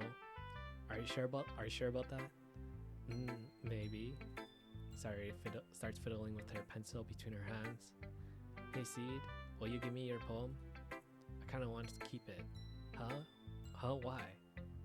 Because, well, it's the first time you've written something for me. Sorry, you completely misunderstood. I didn't write this for you. Are you even listening to me? listening anymore? Well, whatever. I'll give it to you when we get home. Really? Snap. I broke my pencil. Sayori hastily bends down to pick up the piece she dropped. But being inattentive of her surroundings, she bumps right into me. So sorry. It's fine. It's fine. I'll get it for you. I bend down and pick up the broken pencil. Sayori clutches the desk beside her to support herself, knees shaking. I'm a little clumsy today. Let's sit down, Sayori. Yeah. I grab Sayori's arm and help her sit at the desk. Anyway, I still haven't read your poem. Oh, I forgot about that. Sorry, I forgot about that. But it's not as good as yours. Geez, don't worry. I'm sure I'll like it. Okay. Bottles. I pop off my scalp like I did the lid of the cookie jar. It's a secret place where I keep all my dreams. Little balls of sunshine, all rubbing together like a bundle of kittens. I reach inside with my thumb and forefinger and pluck one out. It's warm and tingly. But there's no time to waste. I put it in a bottle to keep it safe, and I put the bottle on the shelf. All of the other bottles, happy thoughts, in bottles, all in a row. My collection makes me a lot of friends. Each bottle is starlight to make amends. Sometimes my friend feels a certain way. Down comes a bottle to save the day. Night after night, more dreams. Friends after friends, more bottles. Deeper and deeper my fingers go, like exploring a dark cave, discovering the secrets hiding in the nooks and crannies. Digging and digging, scraping and scraping. I blow the dust off my bottle caps. It doesn't feel like time elapsed. My empty shelf could use some more. My friends look through my locked front door. Finally, all done, I open up and in come my friends. In they come in such a hurry. Do they want my bottles that much? I frantically pull them from the shelf, one after the other, holding them out to each and every friend, each and every bottle. But every time I let one go, it shatters against the tile between my feet. Happy thoughts in shards all over the floor. They were supposed to be for my friends who aren't smiling. They're all shouting, pleading, something, but all I hear is echo, echo, echo, echo, echo inside my head. Okay, this one, something else. Holy crap. Sayori, did you really write this? Of course I did. Didn't I tell you yesterday I was gonna write the best poem ever? Oh shit, no, sorry. Yeah, but I mean, I didn't expect something like this coming from you. Monica taught me a whole lot, and I've been really in touch with my feelings recently. I see that. It's almost kind of creepy. Creepy? Well, not exactly. Maybe because I'm so used to you being cheerful. Well, never mind. I'm thinking too hard about it. The point is, it came out good, so you should be proud of it. Aw, thanks. I feel like I was meant to express myself this way. It even helps me understand my own feelings a little bit. Writing it is like magic. You've gotten pretty passionate about this, huh? I hope you keep it up. Yeah, writing is the best. I'm gonna keep writing until I die. Don't get ahead of yourself. Sayori always had a habit of getting obsessed with something before dropping it no more than a week later. I wonder if this is one of those times. But seeing the passion in her eyes makes it hard for me to be pessimistic. Alright, who should I show my poem to next? Natsuki? Well, it's not really any worse than your last one. Okay, well, it's not really any worse than your last one. I can't really say it's any better either. Huh? What? Well, anything that isn't a train wreck, I'll take it as a win. And I get the feeling you're probably the most critical. Hey, what makes you... Wait, maybe that was a compliment? I'm glad to see someone recognizes my experience. Well then, keep practicing and maybe you'll be as good as me someday. That's, something tells me Natsuki completely missed the point. Come to think of it, this kind of reminds me of Sayori's poem from yesterday. You think so? Oh, oops. You think so? Yeah, well, you've been friends with her for so long you might be on the same wavelength. But you never really struck me as her type. Sayori has a type all of a sudden? Well, I don't know, but honestly, how can someone so fluffy spend so much time with someone like you? It's like she's dragging around a dead weight. That was a little unnecessary. But think of it this way, if it weren't for me, she would probably just fly away like letting go of a balloon. You could say we each take care of each other in our own way. Whatever it is, I don't get it. Oh yeah, I guess I'm supposed to show you my poem. Here.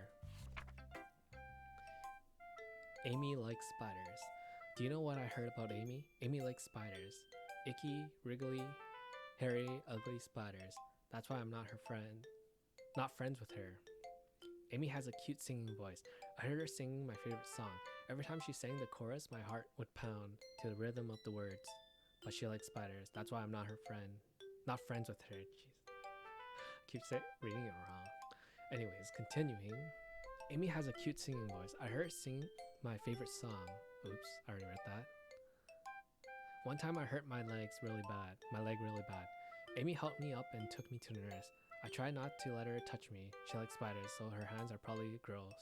That's why I'm not friends with her. Amy has a lot of friends. I always see her talking to people. She probably talks about spiders. What if her friend starts to like spiders too? That's why I'm not friends with her. It doesn't matter if she has other hobbies. It doesn't matter if she keeps it private. It doesn't matter if it doesn't hurt anyone. It's gross, she's gross, the world is better off without spider lovers. I'm gonna tell everyone.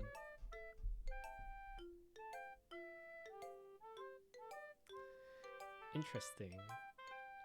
It seems like everyone's going in a dark, more crooked path now. It was all like, okay, so I guess the next day everyone's poem's gonna be like super dark. Let's see. Anyways, continuing. Not bad, right? It's quite a bit longer than yesterday's. Yesterday's was way too short. I was just warming up. I hope you didn't think that was the best I could do. No, of course not. Anyways, the message is pretty straightforward in this poem. I doubt I'll have to explain it. Sometimes you can explain complicated issues with much simpler analogies. And it helps people realize how stupid they're being. Like anyone would agree that the subject of this poem is an ignorant jerk. Do you know people like that? Of course it's about how everyone thinks that doesn't matter. It can be about anything. I wrote it to be easy to relate to. Everyone has some kind of weird hobby or guilty pleasure. Something that you're afraid if people find out they make fun of you or think less of you. But that just makes people stupid. Who cares what someone likes as long as they're not hurting anyone? It makes them happy. What? But she wrote that poem. Unless she's that Amy.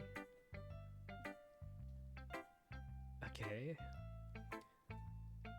I think people really need to learn to respect others for liking weird things. Well, you're definitely right. At least I can relate to that. And I'm sure a lot of other people can too. It's what I do best after all. I don't like writing unless there's a good message to take away from it. Like conveying emotions, it's important. But I want to make people think, not just feel. Remember that. I'm gonna write a good one for tomorrow too, so look forward to it. And now Yuri. Let's see what you've written for today. Well done, Seed. Your skills are already improving. Really? Really? Thanks, Yuri. Coming from you, that means a lot. It's nothing. I'm just happy to help inspire fellow writers. I know you're new to this, so don't worry so much if it seems like you can't get your poem to feel perfect. You don't need to be afraid to be a little more daring. Metaphors can go a long way. Don't feel like you need to work your brain like turning a bunch of gears. Try letting your mind wander through your feelings and write down the things you see and hear. That's one way to truly enable your readers to see into your mind. A very intimate exercise. I see. That's certainly interesting technique. Thanks for sharing. I have an example of that if you'd like to read it. Of course. Is this the poem you wrote for today? Yuri nods and timidly hands me her poem. Oh no, this handwriting. Oh god.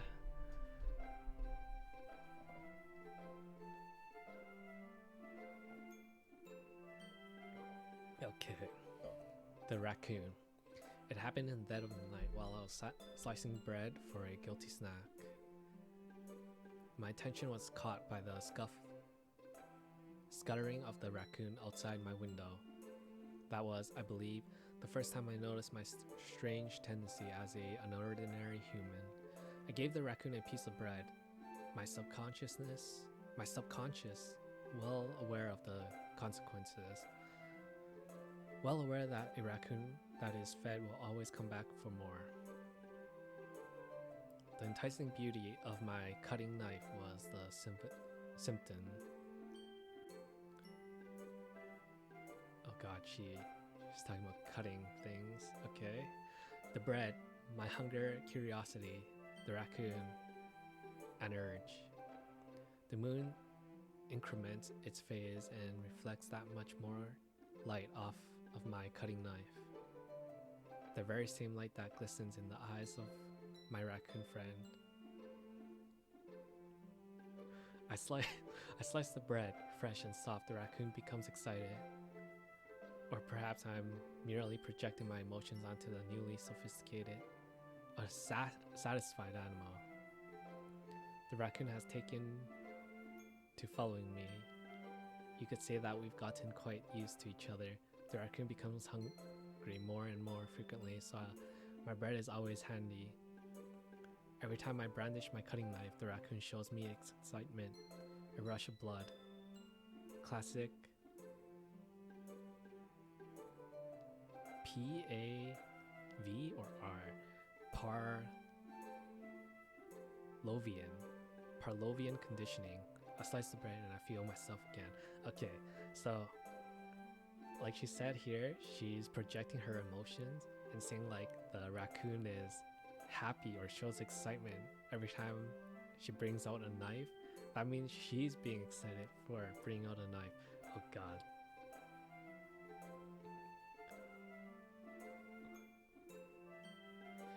Yep. Moving on. I was a little more daring with this one than yesterday's. I can see that. It's a lot more metaphorical. I don't know if it's my fault, but I can't begin to imagine what this poem is about. That's right. That's right. It's a bit close to my preferred writing style, using the poem as a canvas to express vivid imagery and conveying emotions through them. Yeah, if I take it at face value, then I can't even figure out what it's supposed to mean. Well, I think it's something that different people can relate to in their own way. I want to express the way I feel. It feels for me to indulge in my more unusual hobbies. It's sort of things I'm usually forced to keep to myself. It's those sort of things that I'm usually forced to keep to myself. So I sometimes enjoy writing about them. Huh? That's funny. Sorry. Oh man, okay. Continuing. Didn't Natsuki also write something about that? Something about someone being ridiculed for a strange interest? She did? Yeah. She was talking about how it doesn't matter what you're into as long as you're not hurting anybody. She's right.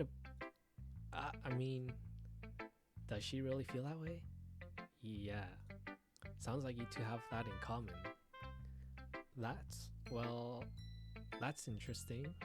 To me, she seemed like the kind of person who would make fun of my hobbies. But I suppose that's my fault for judging, isn't it? Ah, please don't tell her I said that. Don't worry, I have no reason to. Okay. Well, thank you for sharing it with me.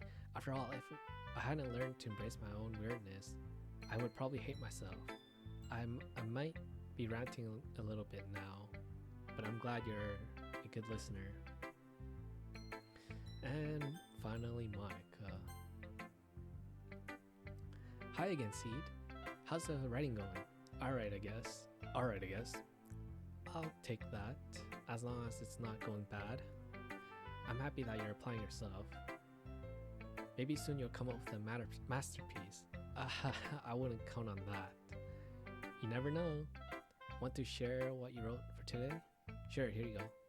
I give my poem to Monica. Alright, it's pretty good. It makes me think of Sayori, like the other one that he wrote. You two are like the dynamic duo. That's kind of exaggerating. I wonder if it's forced to say it's a Sayori. So I'm gonna choose words that are the complete opposite of Sayori then for the next one and see if it does the same. I just want to know in case. Anyways, continuing. That's kind of exaggerating it.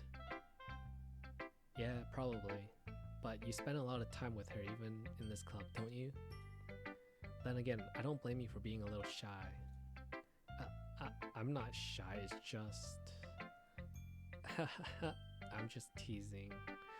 I know it takes a bit of time to make friends with everyone, but Yuri and Natsuki are super interesting people, so don't be afraid to give them your share of time. Give them their share of time. And you can talk to me every now and then too. I'm not like unapproachable or anything, am I? No, it's nothing like that. I'm just getting used to being here, that's all. Yeah. I'm sorry if I was putting pressure on you or something. I really didn't mean it like that. No, don't worry. I get what you're saying. Well, alright. But anyway, you want to read my poem now? I like the way this one turned out, so I hope you do too. Alright, let's take a look. Alright. Save me. Oh god, what kind of title is this? Okay. The colors, they won't stop. Bright, beautiful colors, flashing, expanding, piercing. Red, green, blue, and endless. I have no idea what this word is. Cacophony? Time to Google, one sec.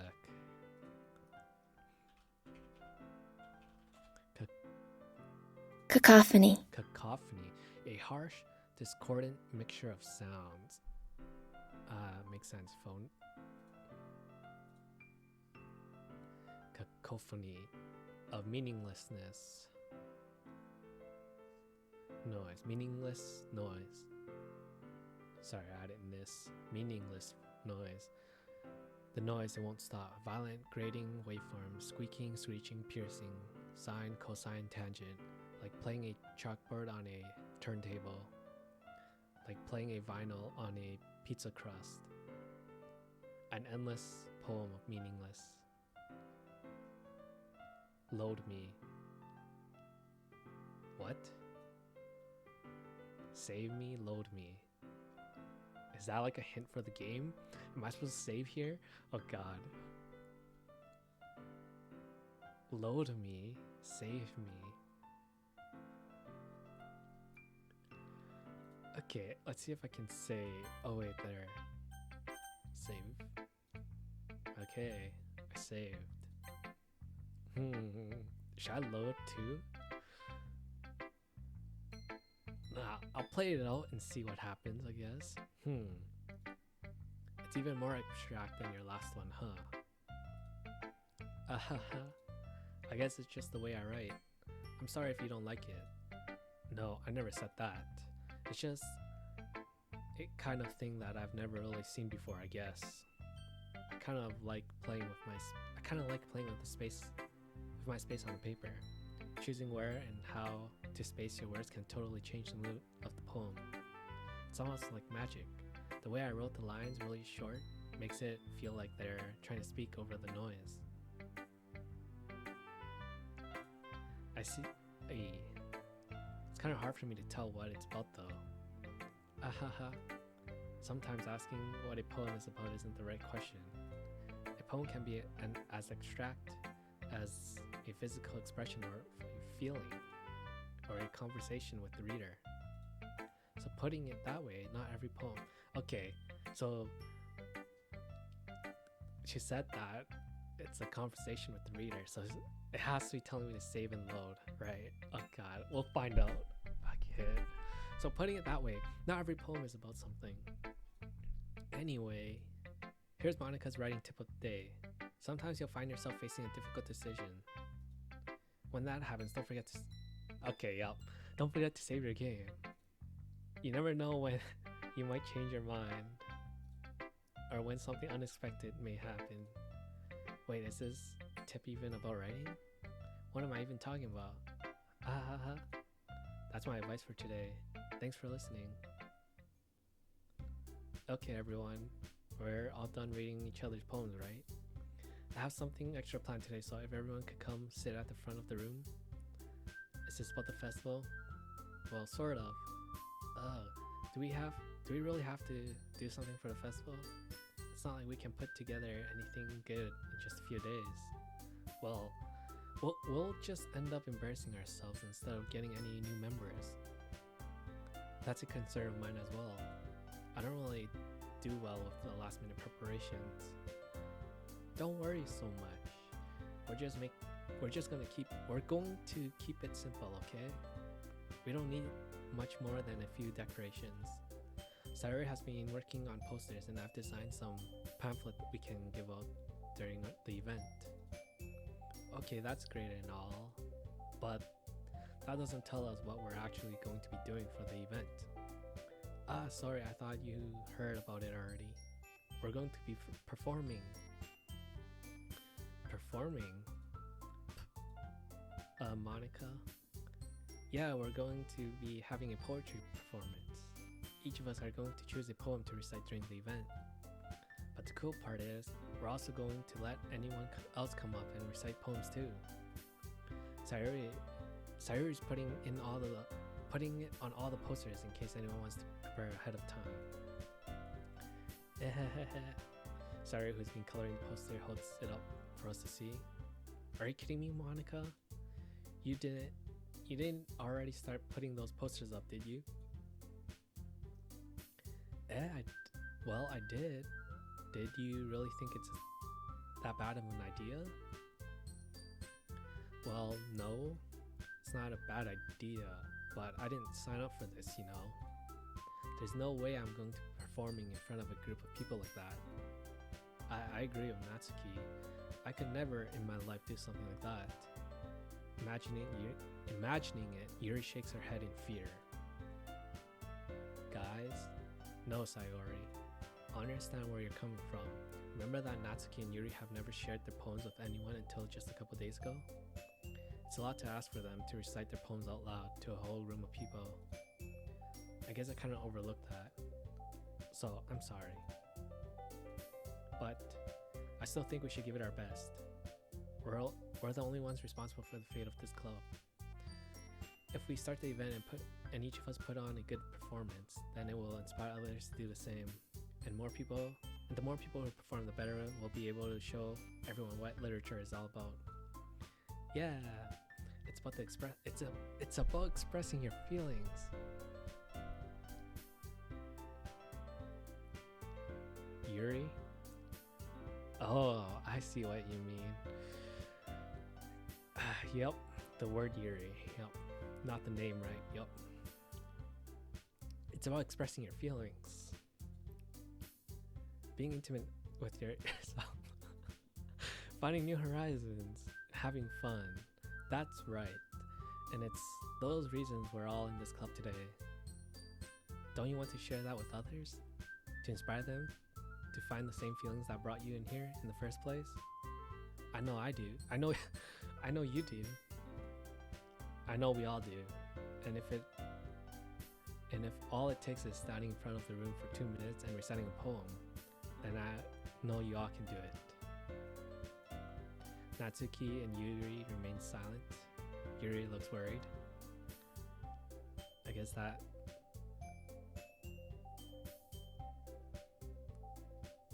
just came to stop by. Hope you enjoy the game. It's one of my favorite. Yeah, I'm enjoying it so far. I already know it's a horror though, so it kind of spoils it.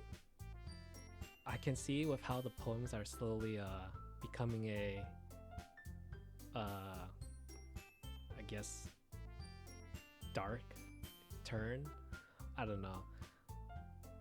Just that way. Okay. Well, thanks for stopping by. Hope you have a good day.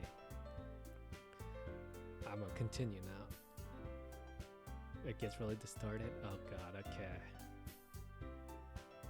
Alright. I guess that leaves me no choice. I agree. I don't think it's too much to ask. I think that Sayori and Monica have been trying really hard to get new members. The least we can do is help them out a bit. Well, maybe, but it looks like Natsuki doesn't have any arguments left. Okay, fine. I guess I'll just have to get it over with. Alright. Thanks, Natsuki. What about you, Yuri?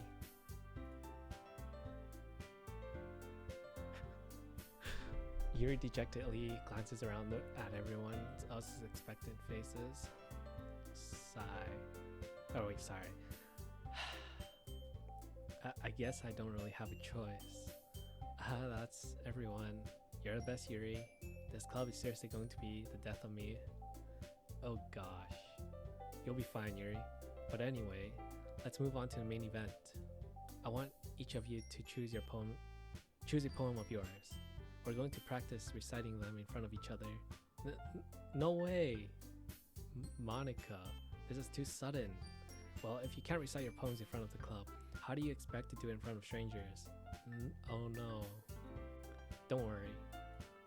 I'll start off to help everyone feel a little more comfortable. Can I go next? Of course. Now let's see. Monica flips through her notebook to the specific poem she has in her mind for herself. She then stands behind the podium. The title of this poem is The Way They Fly. Monica begins reciting her poem. Her clear, confident voice fills the room. More than that, her inflection is pristine. She knows exactly how to apply emotions behind each line she recites, bringing the words to life. I don't know how to do that. I guess this is why she's like class president. Is this something she's done before, or is she simply a natural? I glance around me. Everyone has their eyes on Monica. Sayori looks amazed. Yuri has this intense expression on her face that I don't understand. Finally, Monica finishes the recitation. The four of us applaud. Monica takes a breath and smiles. That was so good, Monica. Ha ha ha. Thank you very much. I was just hoping to set a good example. Are you ready to go next, Sayori? I'll go next. Yuri's fired up all of a sudden. I don't know. Yuri clutches the sheet of paper between her hands and stands up. Keeping her head down, she walks quickly over to the podium. This poem is called... Yuri anxiously glances at each other. You can do it, Yuri. It's called After Image of a Crimson Eye.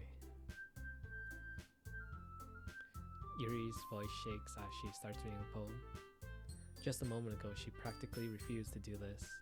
Why is she suddenly putting in so much effort? As Yuri gets past the first couple of lines, her voice changes. It's almost like what happened when Yuri gets absorbed into her books. Her quivering words transform into the sharp syllables of a fierce and confident woman. The poem is full of twists and turns in its structure that she enunciates with perfect timing. This must be the rare glimpse into the whirling fire Yuri keeps concealed inside her head. Suddenly, she's finished. Everyone is stunned. Yuri snaps back into reality and glances around her as if she bewildered even herself. It's up to me to save the situation. I'm the first to applaud. Everyone joins me afterward, and we give Yuri the recognition she deserves. It's not that we didn't want to applaud her for her, but we were so caught off guard that we must have forgotten.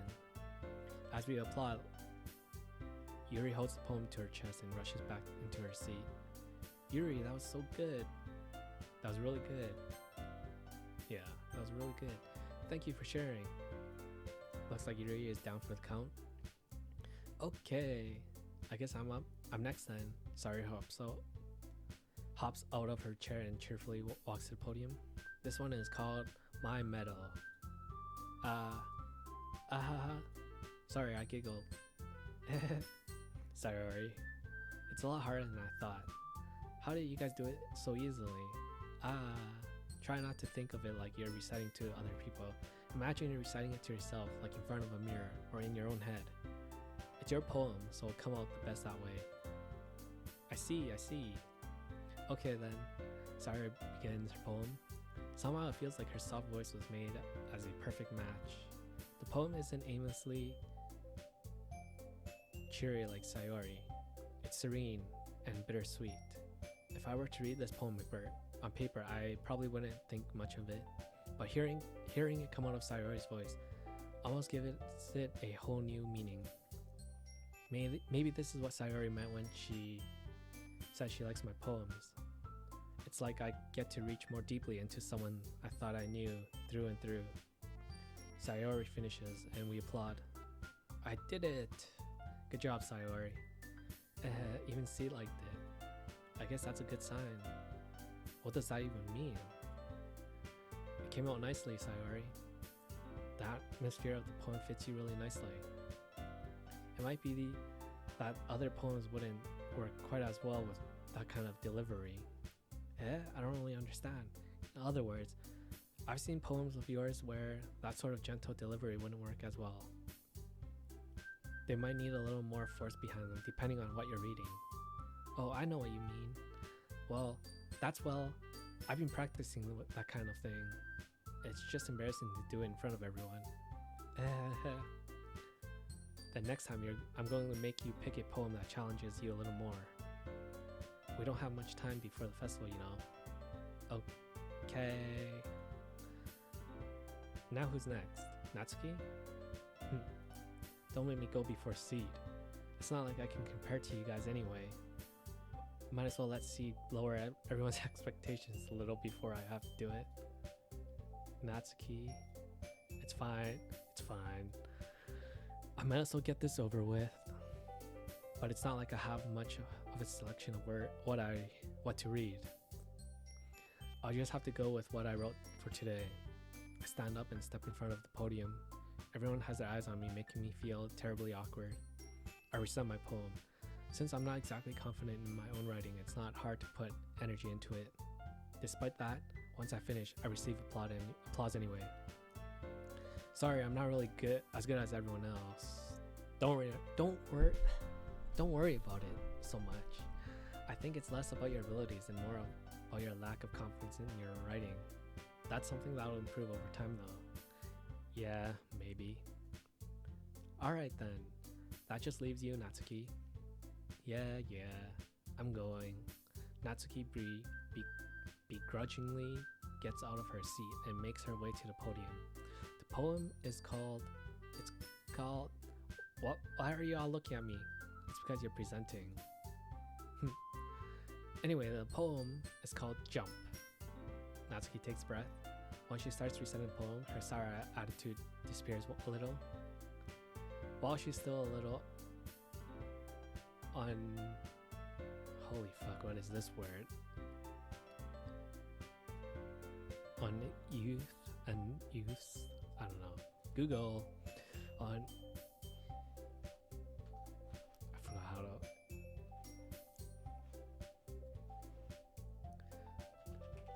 Unenthused? I don't know.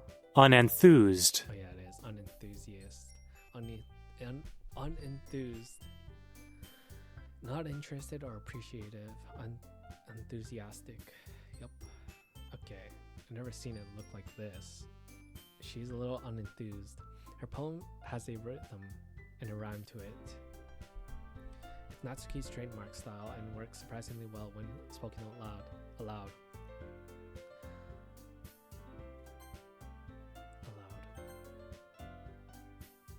The words feel like they bounce up and down as if giving life to the poem. Natsuki finishes and everyone applauds. She hops back to her seat. That wasn't so bad, was it? Easy for you to say. You better not make me do that again. Well... Do you at least feel prepared enough to recite a poem in front of other people? I mean, doing it in front of the other people would be way easier. I can put on whatever face I want for other people. But when it's just my friends... It's just embarrassing. That's a surprise, Natsuki. I think it would be the other way around for me. Well, that's just how it is, so... Well, I guess that's the case. You won't have much to worry about for the festival.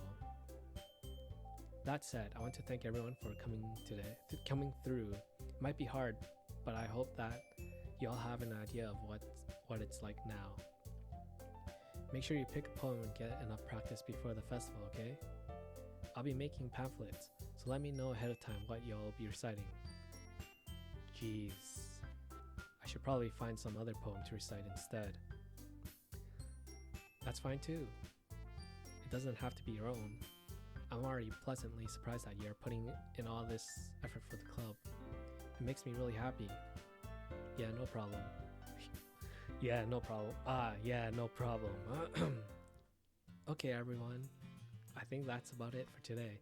I know the festival's coming up, but let's try to write poems for tomorrow as well. It's been working out really nicely so far, so I like to continue that. As for the festival, we'll finish planning tomorrow, and then we'll have the weekend to prepare. Monday's the big day. I can't wait. I can do this. Alright. I stand up. There's no way I'll be able to find the same enthusiasm as Sayori and Monica, but I'll do my best to get through it. If it's for the sake of the club and impressing Monica, then I'll have to do my best. So I guess my character likes Monica. I don't know, the wording of everything. Anyways, ready to go, Sayori? Yup. Look at you two, always go home together like that. It's kind of adorable, isn't it? Jeez, you guys. Jeez, guys, don't make such a big deal out of it. It must be a little nice though. Well, how am I supposed to respond to that? It's okay, Sid, you don't have to say it. Whatever, let's go already. I walk home with Sayori once more. Even though it's only been a few days, a lot of things have already changed. But today, Sayori is getting a little quieter than usual on the way home. Hey, Sayori? Sorry, I was spacing out. No wonder. I was thinking about something from earlier. I like how we get to... Sayori fumbles with her words. So, let's just say that one day, Yuri asked to walk home with you. Huh? What would you do? What kind of question is that? You're kind of putting me on the spot here. Oh god, this is the difficult situation that Monica said, right? So I should save. Okay. I would still walk home with Sayori. Well, obviously you would say that to her, right?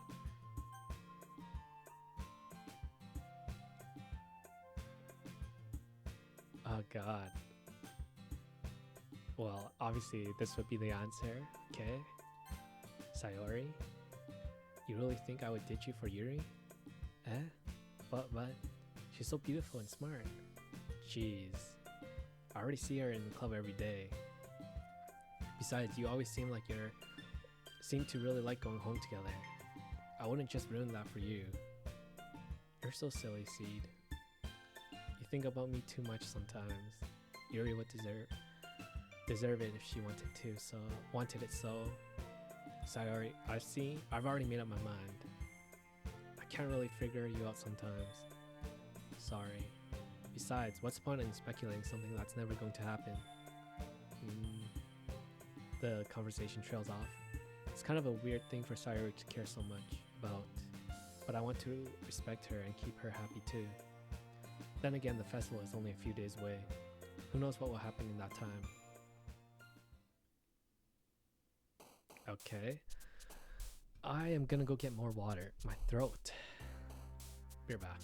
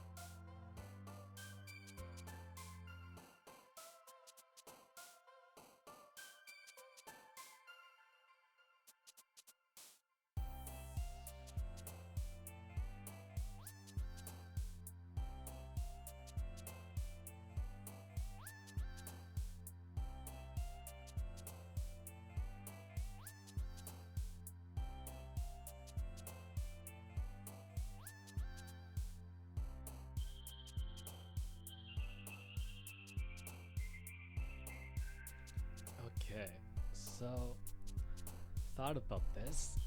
Oh fuck! I said I wanted to choose words that would be the opposite of Sayori, just to see if it was fixed.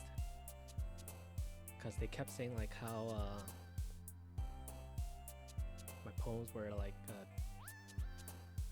in favor of Sayori, but then the walk home where she asked that question was like if I would walk home with Yuri. It was like they knew I was gonna do it. They knew I was gonna choose like the opposite, which is kind of like horror. Oh god, if I choose pink, it's gonna be her. No, it's gonna be her. Natsuki, right?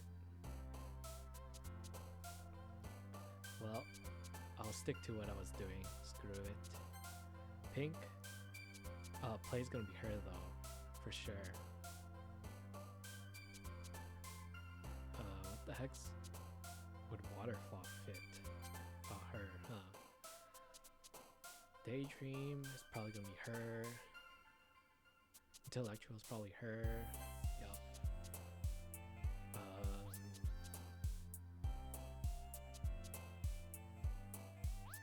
Who would her? Suicide? Mouse? Blanket? Marshmallow? Kwai? Kwai's probably her, right? Yup. Graveyard? Philosophy? Controllable? Earth? Chocolate? Unending? Summer? Okay, so I have 8 more choices. There's no way it's gonna be her now because most of them were all her. She only got like 1 jump. Yeah, I think oh no. Oops. Okay, I can't choose the first one. Secretive, incapable, landscape. Alright. So there's no way it should be in favor of her anymore. Aw, man. I'm the last one here again. Don't worry, I just walked in too. Were you practicing the piano again? Yeah. You must have a lot of determination, starting this club and now picking up piano. Well, maybe not determination, but I guess passion? Remember that the club wouldn't be here if it wasn't for all of you? And I'm super happy that you're all willing to help out for the festival too. I can't wait for the festival. It's gonna be great. Eh? Yeah, I was gonna say, weren't they like against it? Anyways, weren't you complaining about it yesterday, Natsuki? Well, yeah. I'm not talking about our part of the festival. Oh. But it's a whole day of school where we get to play and eat all kinds of delicious food. You sound a bit like Sayori all of a sudden. Monica, do they usually have fried squid? Squid? That's a pretty specific thing to look forward to. Oh, come on. Are you saying you don't like squid? You, of all people? I didn't say I didn't like it. Besides, what do you mean by you of all people? Cancelled. Because it's right in your name. Monica? That's not how you say my name at all. Also, that joke makes no sense in translation. Yeah. I can't believe they broke their 4th wall. Again. Never mind. Let's just focus on our own event for now, okay? Fine. Your reactions aren't as fun as Yuri's or Sayori's anyway. Excuse me. Where's Sayori anyway? Oh wait. Where's Sayori anyway? Oh, there you are. Sayori is sitting at a desk in the corner of the room looking down at nothing. I walk over to her. Hey Sayori. I wave my hand in front of her face. You're spacing out again. Sorry. Don't mind me. You can go talk to everyone else. Huh? Is everything alright? Of course. Why wouldn't it be? It just feels like you're a little off.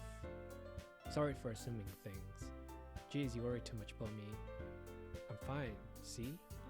Sayori shows me a big smile. Don't let me distract you from having fun with everyone else. With everyone. Well, alright. If you say so. I worriedly glance at Sayori before turning back towards everyone else, but the conversation has already dispersed, with everyone back at their usual activities. Maybe I should have asked Monica if she's noticed anything about Sayori recently.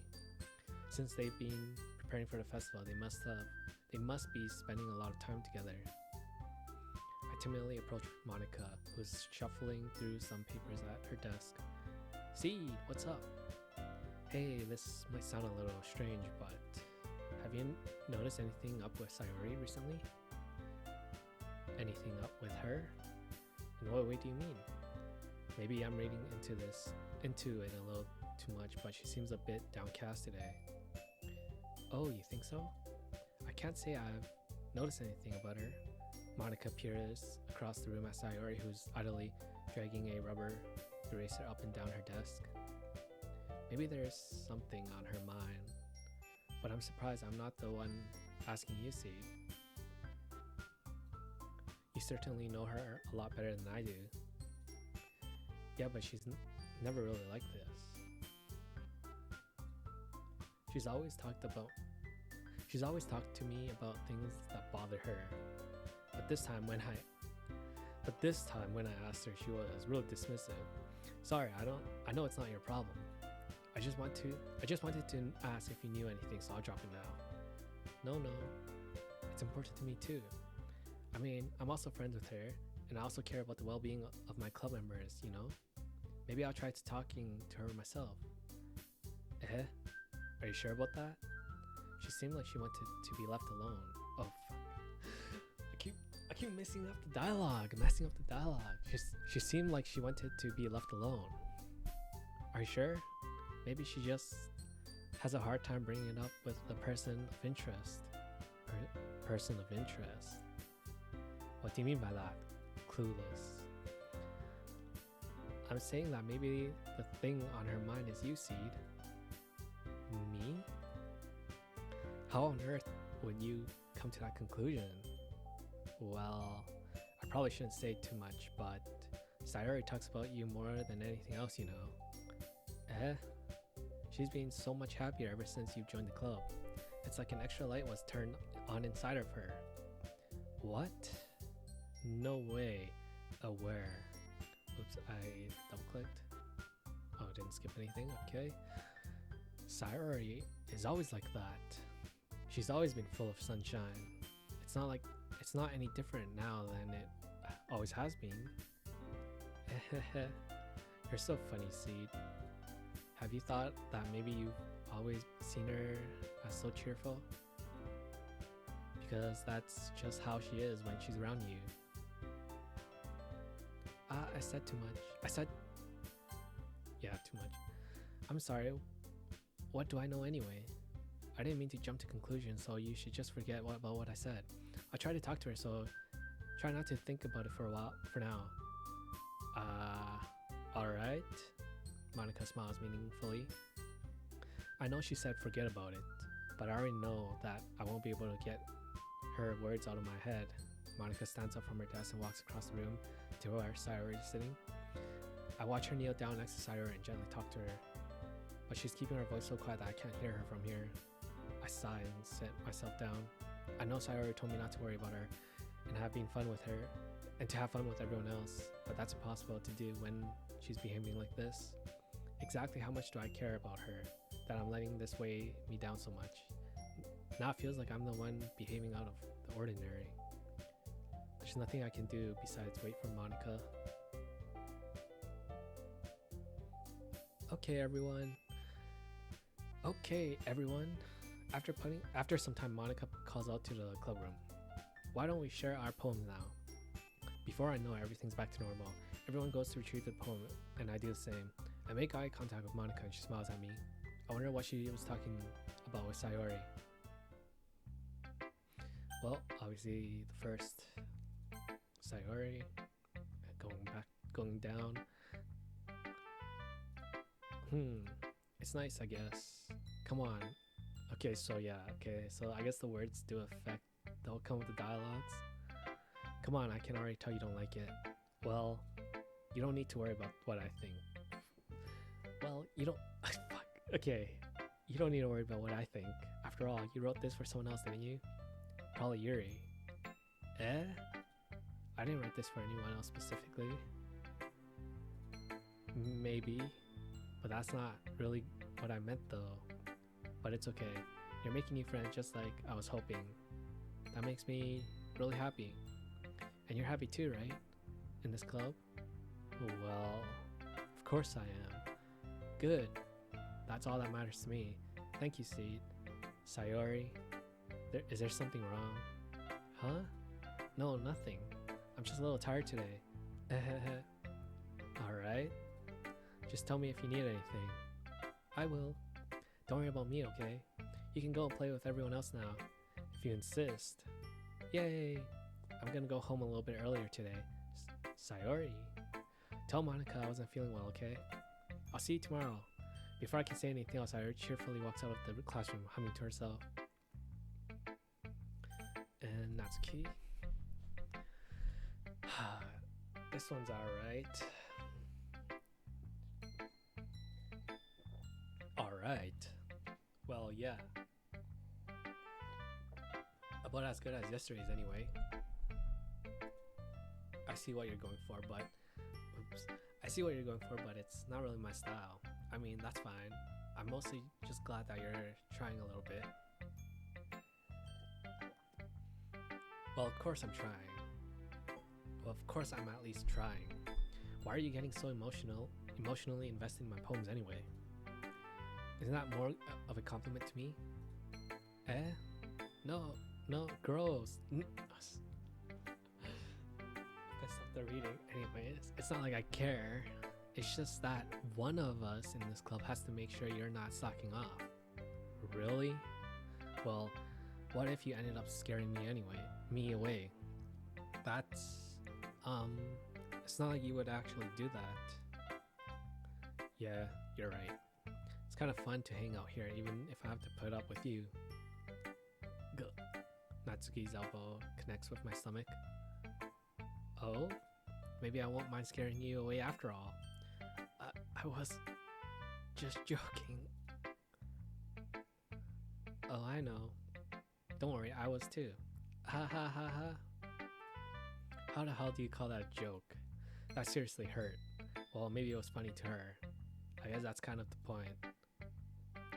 I should really just watch my mouth around Natsuki. Anyway, Natsuki holds her poem out to me like nothing ever happened. Oh yeah, we didn't read the other poem. Okay, well, Sayori's poem.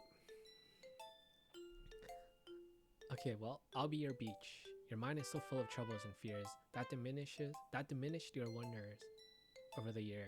But today I have a special place, a beach for us to go. A shore reaching beyond your sight, a sea that sparkles with brilliant light. The walls in your mind will melt away before the sunny glow. I'll be the beach that washes your worry away. I'll be the beach that you daydream about each day. I'll be the beach that makes your heart leap in a way you thought had left you long ago.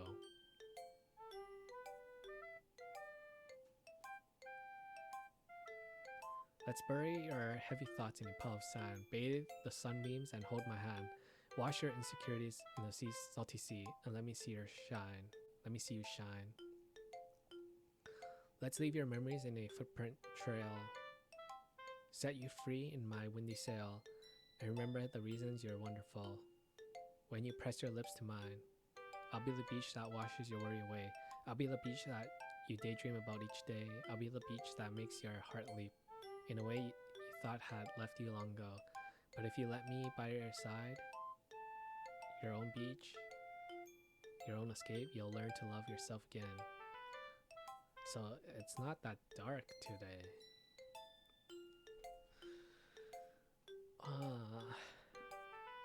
Unless I'm missing it. Anyways, continuing. Yeah, I felt like I kept writing about negative things, so I wanted to write something nice with a nice message for once. Besides, the beach is awesome. Kind of hard to write anything negative about the beach. So you decided to write about the beach first, and then came up with the message later? Yeah, well, it's only because of what happened yesterday. I mean, after Yuri and I realized we kind of wrote about the same thing. She wanted to pick a topic and have us both write about it, or whatever. You can really see her doing that too. making us write about a simple topic, then trying to impress me by coming up with something all fancy. Well, it's not like I care. I just did it anyway. I mean, I guess mine ended up being kind of metaphorical too. But there's nothing wrong with doing that once in a while. At least, at the very least, it was good practice. Okay, time for Yuri. Seed, this is wonderful. I can feel the emotion that you poured into it. Is this the result of trying what I suggested yesterday? Yeah, I guess so. You did a good job explaining. I really wanted to try giving it more feeling. Yuri, visibly shallow. Swallows. Even her hand appears sweaty. I'm not used to. I'm not used to this. Used to what? I don't know. It's fine. Take your time. Yuri breathes and collects her thoughts. I know that Yuri likes to think before she speaks, so I offer that patience to her.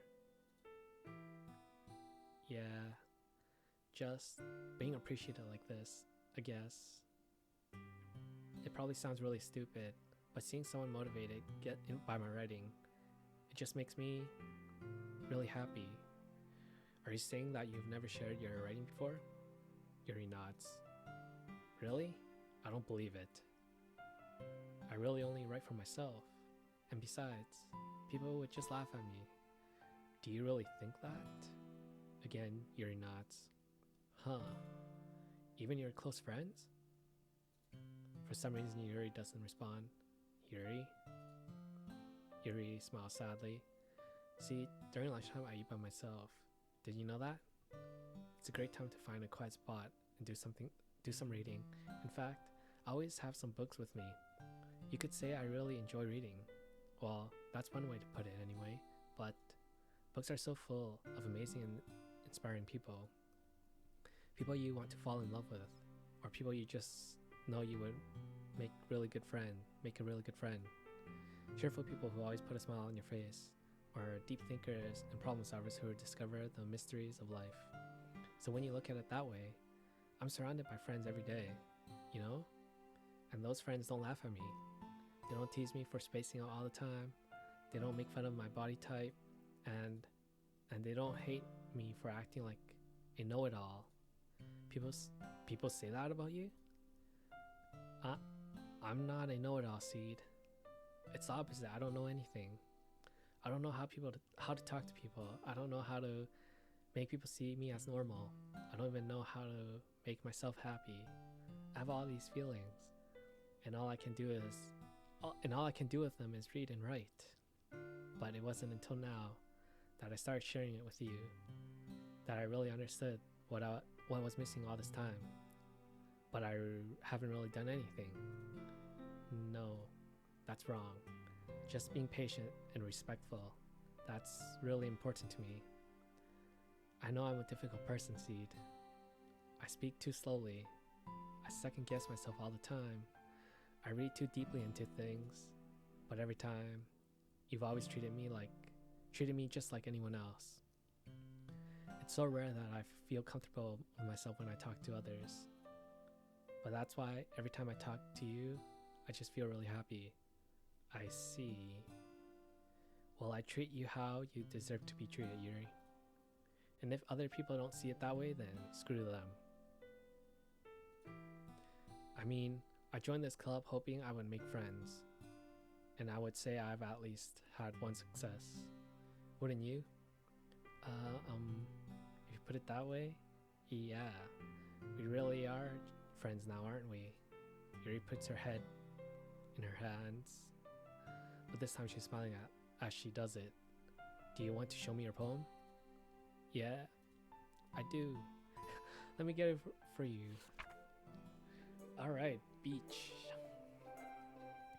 A marvel millions of years in the making, where the womb of the earth chaotically meets the surface. Under a clear blue sky, an expanse of bliss, but beneath gray rolling clouds, an endless enigma. easiest would go. The easiest wood to get lost in is one where everything can be found. Wow, deep. One can only build a sandcastle where the sand is wet, but where the sand is wet, the tides come. It will gently lick at your foundations until you give in. Will it gently lick? Will it gently lick at your foundations until you give in, or will the sudden wave send you crashing down in the blink of an eye? Either way, the outcome is the same. Yet we still built the sandcastle. We still built sandcastles. I stand where the foam wraps around my ankles, where my toes squish into the sand. The salty air is therapeutic. Sorry. The salty air is therapeutic. The breeze is gentle yet powerful. I sink my toes into the ultimate boundary line, tempted by the foamy tendrils. Turn back, and I abandon my piece to erode at the shore. Drift forward, and I return to Earth forevermore. Okay, one sec.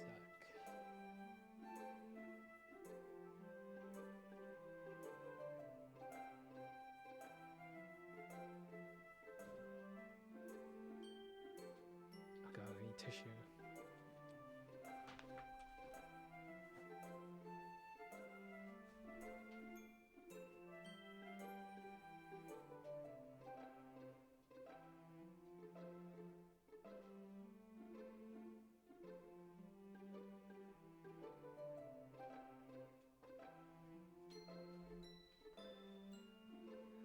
Okay, so that was that poem.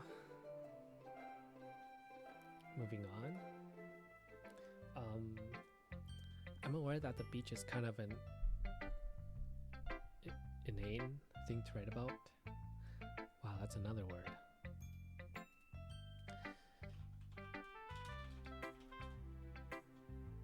Inane. Silly, stupid, inane.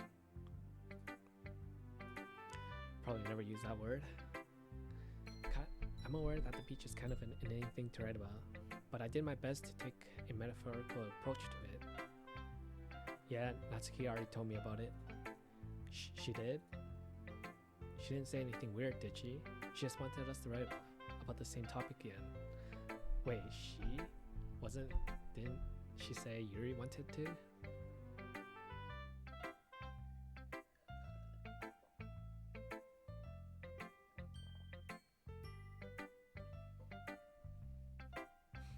I suppose I'm to better compare the differences in our writing styles or thought processes.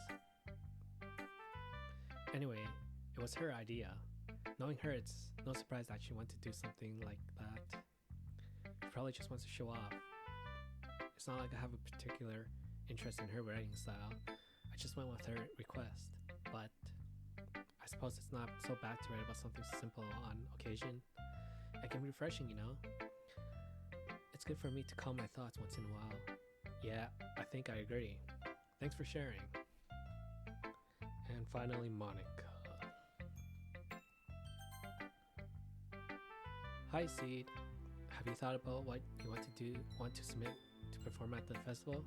Well, being in this club is one thing, but performing in front of a bunch of people, I'll have to give it some more thought. Okay, no pressure, but whatever you do, I'm sure it will turn out great. It would also make me happy to see. Ahaha. Anyways, let's look at today's poem. Sure. I'll let Monica take the poem I'm holding in my hands. Great job, Seed. I was going, oh, in my head while reading it. It's really metaphorical. I'm not sure why, but I didn't expect you to go for something so deep. I guess I underestimated you. It's easiest for me to keep everyone's expectations low. That way, it always comes when I put in some effort. That's not very fair. Well, I guess it worked anyway. You know what Yuri likes? You know that Yuri likes this kind of writing, right? Writing that's full of imagery and symbolism. Unlike Sayori, who likes simple and direct words to describe happiness and sadness. Yuri likes it when readers are left to derive their own meaning out of it. It's very challenging to write like that effectively, both allowing people to get something out of it just by feel, or letting them deeply analyze all the nuances. We can take years of practice, which I'm assuming Yuri has at this point. I never really asked though. I'm sure I'm nowhere near her level yet. Don't worry so much about that. You do your own thing. Just keep exploring and learn by trying new things. Anyway, I'll share my poem with you now, alright? Alright. The Lady Who Knows Everything. An old tale tells of a lady who wanders earth. The lady who knows everything. A beautiful lady who has found every answer, all meaning, all purpose, and all that was ever sought. And here I am, a feather, lost adrift the sky, victim of the currents of the wind. Day after day I search with little hope, knowing legends don't exist. But when all else has failed me, when all others have turned away, the legend is all that remains, the last dim star, glimmering in the twilight sky. Until one day the wind ceases to blow, I fall, and I fall, and fall, and fall even more, gentle as a feather, a dry quill, expressionless. But a hand catches me between the thumb and forefinger, the hand of a beautiful lady. I look at her eyes to find no end to her gaze. The lady who knows everything, knows what I'm thinking. Before I can speak, she responds in a hollow voice. I have found every answer, all of which amounts to nothing. There is no meaning, there is no purpose, and we seek only the impossible. I am not your legend. Your legend does not exist.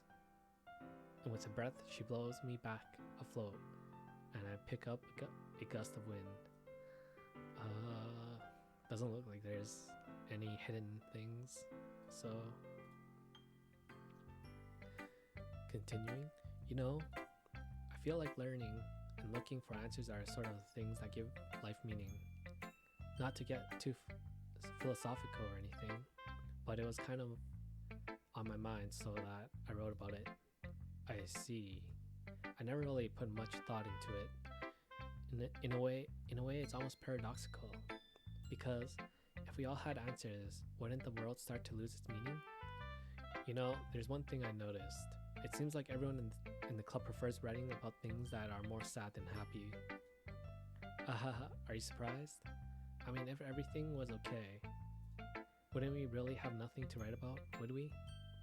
Humans are aren't two-dimensional creatures. I think you know that better than anyone. You mean one-dimensional? Yeah, that. Anyway, here's Monica's writing tip of the day. Are you ever too shy to share your writing because you're afraid it's not that good? It can be really disheartening to get lukewarm response to something you put so much into. But if you find other people who enjoy writing, then sharing becomes a lot easier. Because instead of telling you that your writing is good or okay or bad, they'll want to focus more on everything that went into it and the things you can work on. It's much more encouraging that way, and it makes you want to continue improving. It's almost like having your own little literature club, don't you think? That's my advice for today. Thanks for listening. Okay, you three. We're all done sharing poems, right? Why don't we start figuring out... Hold on a second. Is it just me, or did you say something strange just now? Something did sound a bit unusual. That's right. You deviated from your usual catchphrase when addressing the club.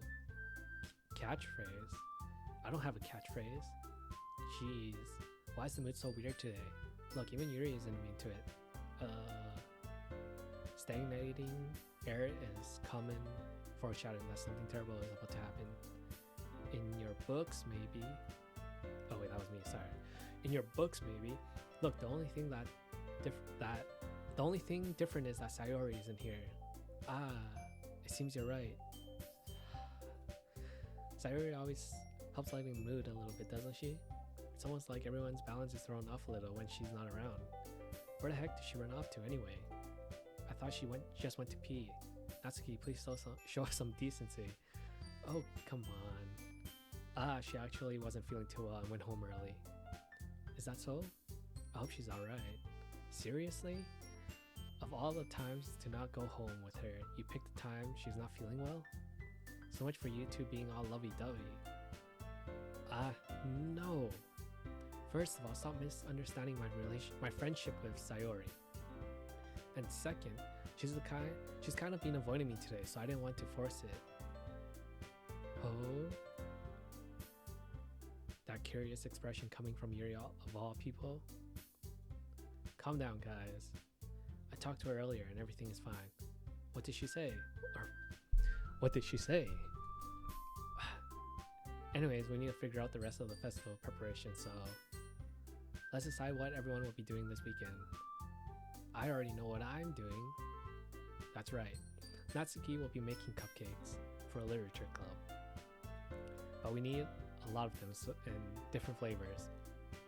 Can you handle all that by yourself, Natsuki? Challenge accepted. And as for myself, I'm going to be printing and assembling all the poetry pamphlets. Sayori will be helping me design them. And as for Yuri, you can, guys, can you help me come up with something for Yuri? I'm useless. No, that's not it at all. You're the most talented person here, you know. Now Natsuki is pouting too. Jeez, even I can tell now. I guess I never gave Sayori enough credit, but I can tell things are even harder on you when she's not around. That may be the case, but if I can't also be a leader of my own, then I won't grow as a person. So Yuri, you have beautiful handwriting, you know. So you could make some banners and decorations to help set the atmosphere. Atmosphere? About that, I love atmosphere. Yuri's expression suddenly changes as she stares at her desk in focus and starts nodding to herself. Your mind is already racing, I see. That's great.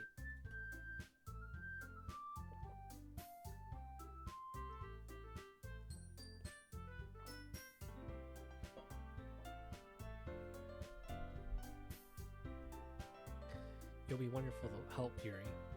But anyway, that just leaves you, Seed, the one who is truly useless.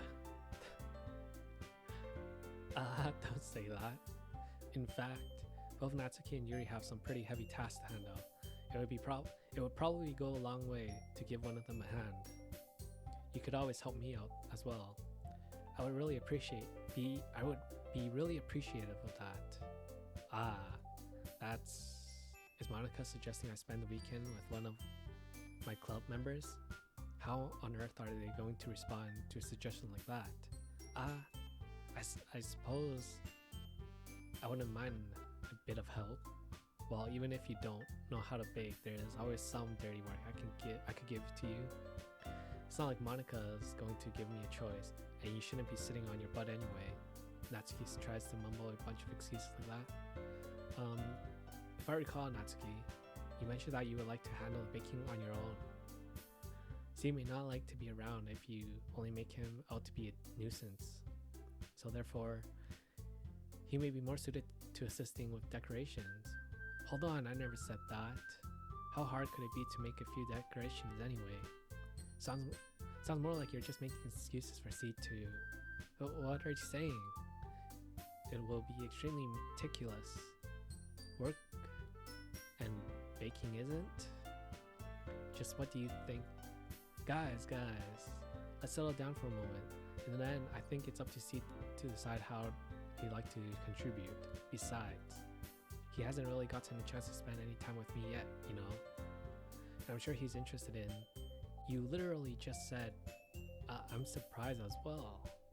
Sorry. I was just saying though, jeez, can we settle this already? Yeah, see, you're okay with this, right? And then it's up to you. Of course. Very well. In that case, everyone look straight at me. But of course, I'm going to go with. Okay, time to save. Um.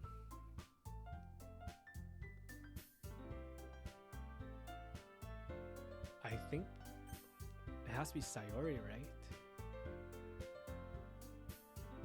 Since she's not here. It's not like it's gonna really upset them. Oh man.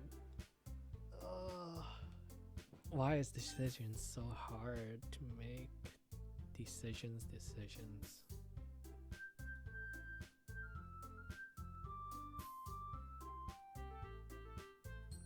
Well, I saved, so I mean, if it's going to be anyone, then I prefer helping Sayori. I mean, we're already neighbors then. But Monica said Sayori was helping her. Jeez, do you really hate us that much? No. Sorry, I didn't mean for this to be difficult. Just think of the club, okay? Oh god.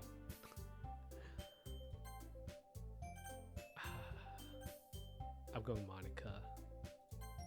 Well, I guess I should probably be helping Monica. Yay, you picked me. Hold on a second. Yeah, Monica, you're the... Oh shit, the music. No, never mind. It's still calm. Monica, you're the one who needs the least help out of all of us. Yeah, but I agree with Natsuki. Not only is your work already most suitable for one person, but you already have Sayori as well. But C was the one who... that doesn't matter. I feel like I'm being forced to one person anyways, let's continue. You were the one who scared him into picking you in the first place. You're the club president, Monica. You're supposed to make responsible decisions for the club. Monica, you shouldn't let any ulterior motives interfere with this decision. Ulterior motives? Well, what are you saying, Yuri? In fact, it sounds like you guys are the ones with ulterior motives. Excuse me? Otherwise, this wouldn't have been made into such a big deal in the first place. That's completely false, Monica. Yeah, we have a lot of work to do, you know? We won't do as good of a job if you make us work alone. Maybe that's true. Think of the club, Monica. If we want our event to succeed, then we need to appropriately distribute our resources. So are you going to do the right thing, President? Okay, I get it. It's technically most logical for Steve to help one of you two, so I guess that's what we'll do. Well, from bottom up again. Well, I'll probably be most useful helping out Yuri. Me? Are you serious? Why would you? Natsuki, I can already tell you're about to say something mean. No, I was just saying. So you'll be helping Yuri then, see? Yeah, that's what I'm going to do. I'm glad. I have a bad habit of overthinking these sort of things, so I think your assistant will be very useful. That's great to hear. Natsuki, will you be able to handle the picking yourself? I mean, yeah. I already said I would be fine. No, she didn't. She said she made an excuse saying like she never said that. Okay, but okay. Everyone can tell Natsuki is feeling a little sour. So is that everything we needed to go over? Yeah, that should be it. About it. Are you guys excited? Well, excited may not be the right word, but I suppose I'm looking forward to it a little bit. Do you feel the same way, Seed? Me? I guess you could say I'm interested to see how it'll turn out. That's good enough for me. What about you, Natsuki? Natsuki, what? Why is everyone yelling at me? I didn't even do anything. No, that's not what I meant at all. Yuri anxiously glances between everyone in the room. I'm sorry for this. I don't really know why C picked me. And also, your cupcakes are the best cupcakes I've ever had. They go really well with my tea. And nothing that I do for the event will compare to that. So I get it. I'm kind of surprised though. Why? Um, I'm the one acting immature. I already know that, but you're trying to cheer me up all of a sudden. I know I'm not very good at it. I'm sorry if I said something bad. Huh. So they, even though they were arguing, they still made up by themselves. They didn't really need a Sayori. Anyways, continuing. Natsuki isn't the only one surprised. Monica and I are also taken aback by Yuri's words. When she already has trouble with words, trying to cheer someone up must be far out of her own comfort zone. But I begin to understand. Yuri was trying to sound like Sayori. Even if it didn't work perfectly, I can tell that she tried to say something Sayori would say at times like this. Because Sayori always helps everyone smile and feels good about themselves. No, I kind of appreciate it. I'm sorry for making such a big deal of nothing, but I'm going to say this. You better bet that my cupcakes are going to be the best part of the whole event of a literature club.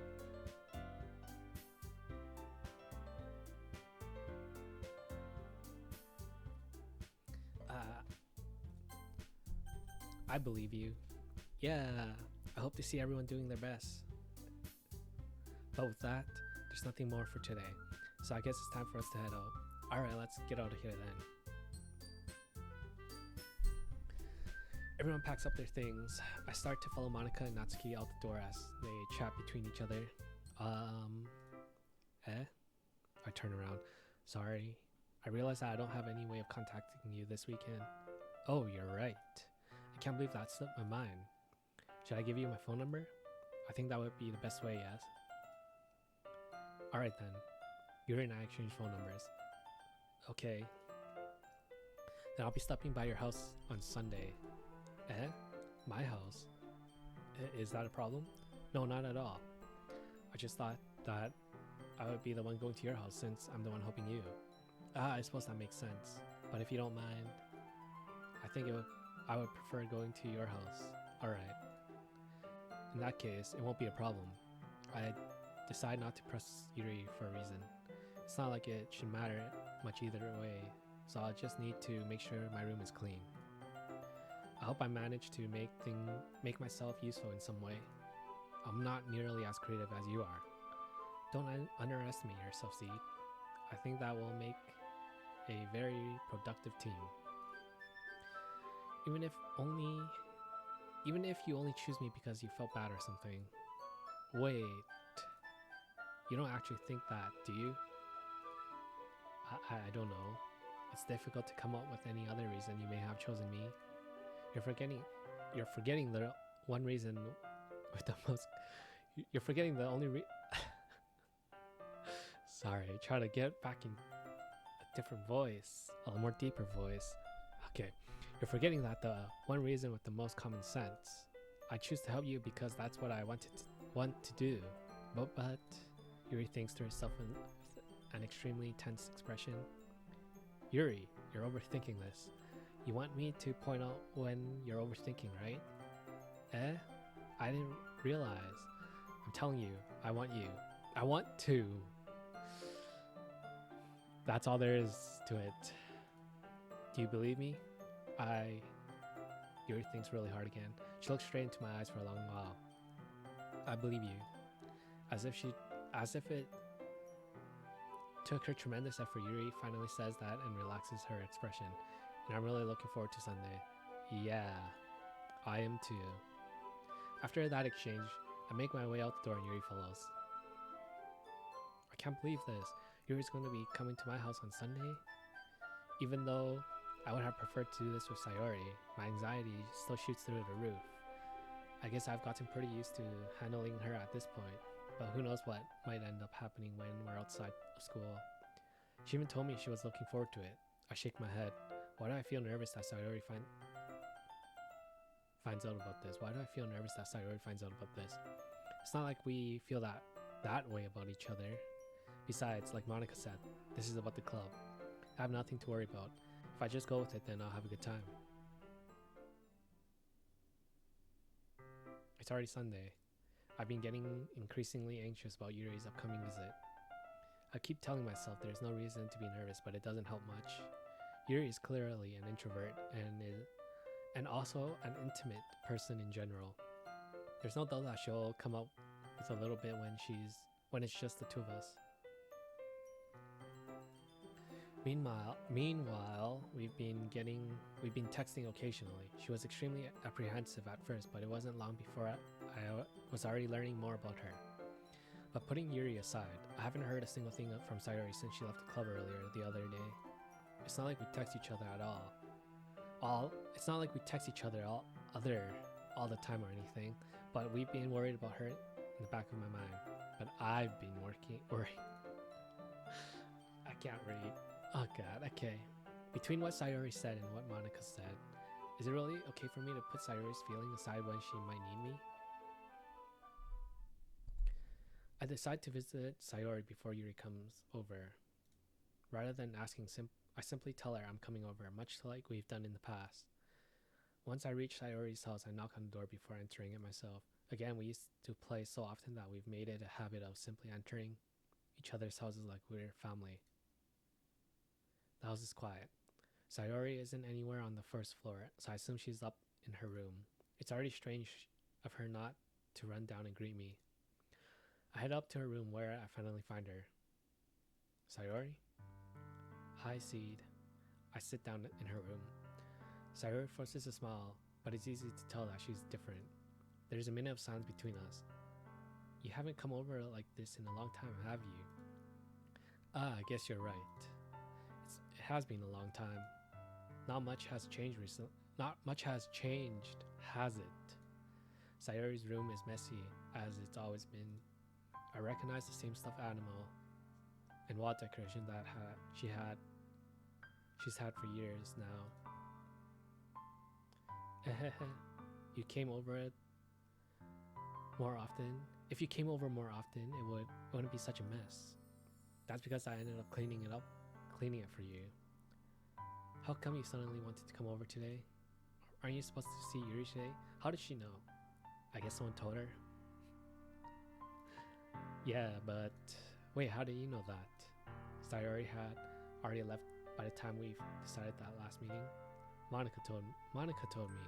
It's only natural for her to keep me informed about the festival preparations, right? Ah, that's true. But what about you? Aren't you going to be helping Monica today? Of course. But I'm just helping her online. We didn't plan to meet up or anything. It's just me and Yuri then. Yep. There's more silence between us. Sayori stares in a random direction. Everything about her behavior is really uncharacteristic. I finally get to the point. I just wanted to see how you were doing. After you left on Friday, when something's wrong, you can't hide it from me. I know you too well. So, Sayori smiles, shaking her head. That's no good, Seed. Why can't it just be like it's always been? This is my fault. If I didn't get so weak and accidentally express my feelings, if I didn't make that stupid mistake, then you wouldn't have been worried about me at all. You wouldn't have come here. So you wouldn't have been thinking about me right now. Thinking about me, right now. But this is just my punishment, isn't it? I'm getting punished for being so selfish. I think that's why the world decided to have you come over today. It just wants to torture me. Sayori! I grab Sayori by the shoulders. What on earth are you saying? Are you listening to yourself right now? I know something happened to you. There's no other explanation for you to be like this. So tell me already. Until I know, I won't be able to stop thinking about it. Sayori gives an empty smile. You really put me in a trap, Seed. But you're wrong. Nothing's happened to me. Nothing's happening to me. Happened. Sorry. Continuing. I've always been like this. You're just seeing it for the first time. Seeing what? Seeing what? What are you talking about, Sayori? You're really just going to make me say it, aren't you, Seed? I guess I have no choice this time. The thing is, I've had a really bad depression my whole life. Did you know that? Why do you think I'm late to school every day? Because most days I can't even find a reason to get out of bed. What reason is there to do anything when I fully know how worthless I am? Why go to school? Why eat? Why make friends? Why make other people put their energy and caring to waste by having them spend it on me? That's what I feel. That's what it feels like, and that's why I just want to make everyone happy, without anyone worrying about me. Too real. I'm in shock. I can't even figure out how to respond. How is it possible that Sayori kept this from me the entire time that I've known her? Did she really want so badly for me to not think about her? Why, Sayori? Eh? Why is it that you've never told me about this? It almost feels like I've been betrayed as your close friend. Because if I knew, I would have done everything I could to support you.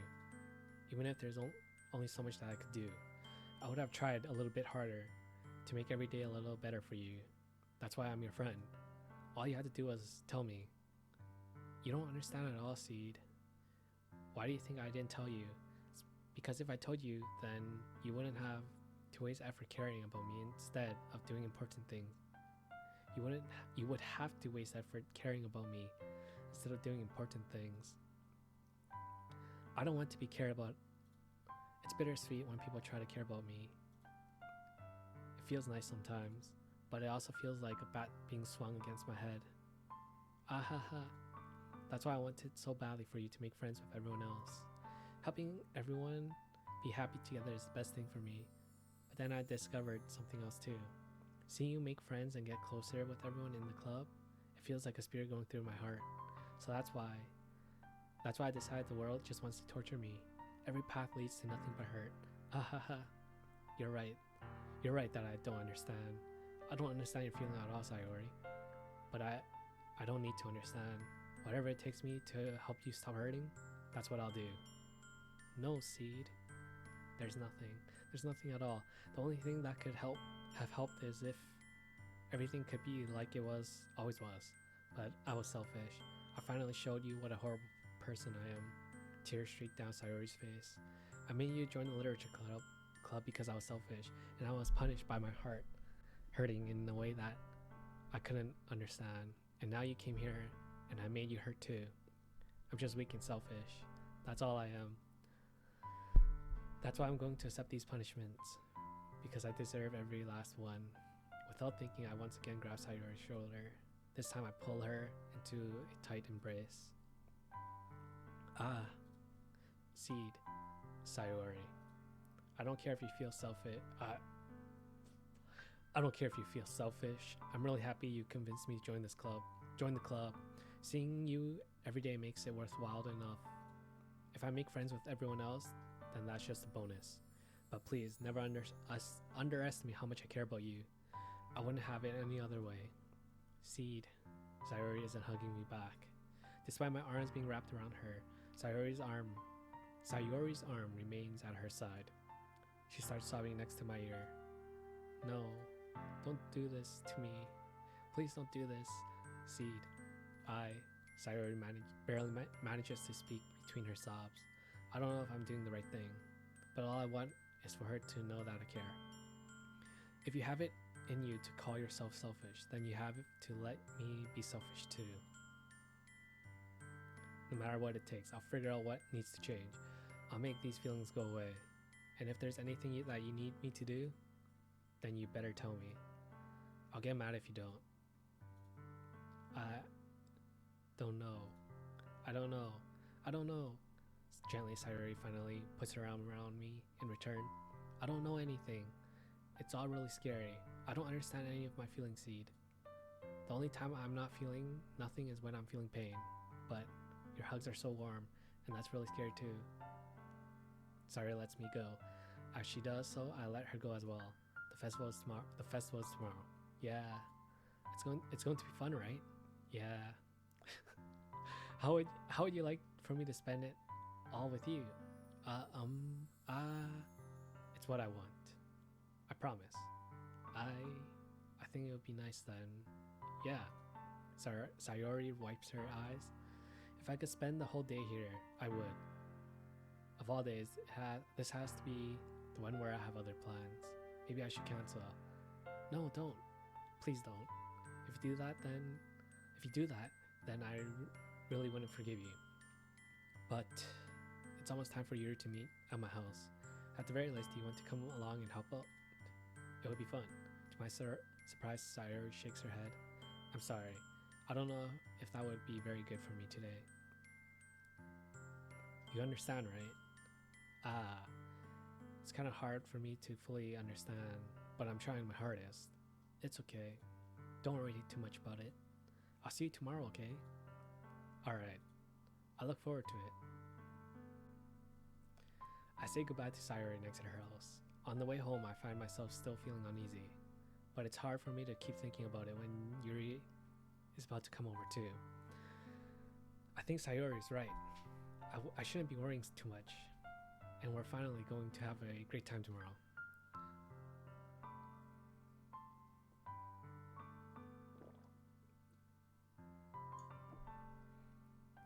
What?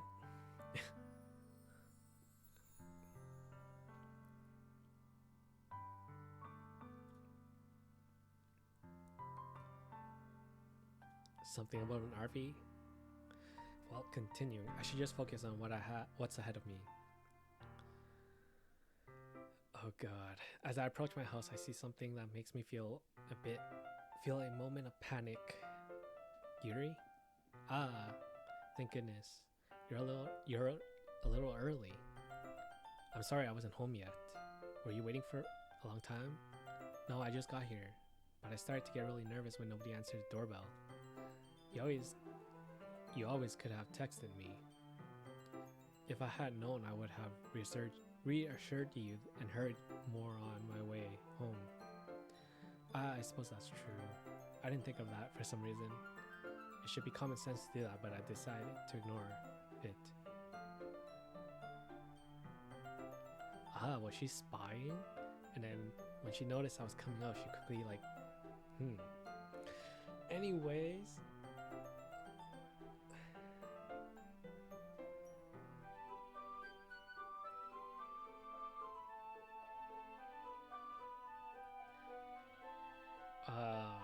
No, I haven't. Sorta real?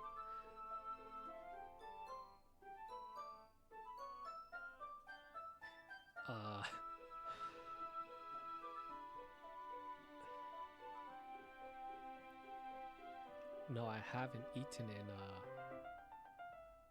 that area. I don't know. Anyway, let's go inside. I see you brought a lot of stuff with you. That's right. That's right.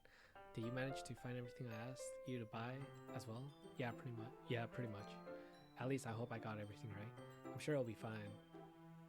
I take Yuri to my room. The first thing she does is glance around curiously, which makes me feel anxious. It's so clean. I cleaned it before you came over, so that's very considerate of you. No. It would be really embarrassed. I would be... Is that a mod or the OG one?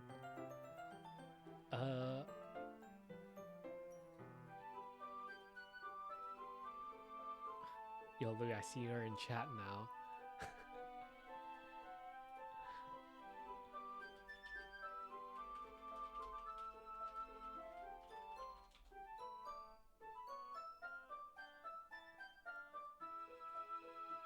Oh, you mean the DLC or the normal playthrough, like normal game?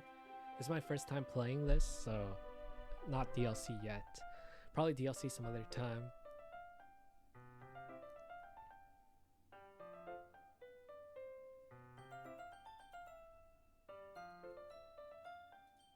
Anyways, continuing. Oh, so yeah, okay, no, this is just the normal game. For now, I guess. Anyways, I would be really embarrassed for my room to be a mess while you were here. Well, I do enjoy cleaning. I would have really gladly helped you clean. That would be even more embarrassing.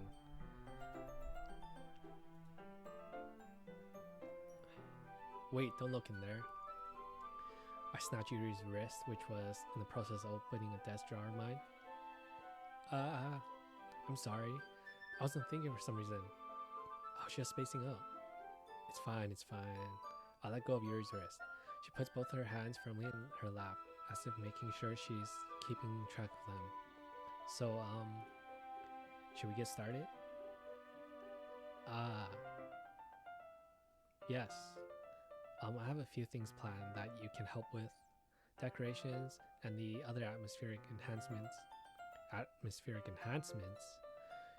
You know, mood lighting, aromatherapy. Jeez. Candles. Oh wow. I didn't know you planned on taking it that far. Of course. I wanted to help take our guests to a faraway place. Although many will stop by just out of curiosity, and for cupcakes, I guess, I'm determined to provide an experience that will leave them wanting more. That's great. It's easy to forget that you're a pretty intense person. Intense? I guess that's the best way to put it. Is that a bad thing? No, not at all. You get into things when they aren't hype anymore? Years after. I don't know. What's hype now is like things I'm not really interested in, like Fortnite and I don't know what else. Apex? I like Apex. I don't know. I'm not that good though, so whatever. Anyways, no, not at all. It's something like that I like about you actually. Is that so? That makes me feel relieved and kind of happy. It just happens. Yeah, no need to be so anxious. You can relax a little. Relax. I brought some things for relaxation. I was going to use them during the poetry event. Oh yeah, like what? Let's see. Yuri rummages through her bag. She pulls out a few candles and a wooden cylinder-shaped object. I did some shopping on the way here, so I happen to have these in my bag. I plan to cover the windows in black paper and use the candles to light the room. I think that would be amazing, don't you? Yeah, that would be really neat. What's that wooden thing though? Oh, this? It's a diffuser for essence oil. How familiar are you with aromatherapy? Not familiar at all. Oh, you never had an actual PC? Oh, wait, what are you on? Are you on mobile?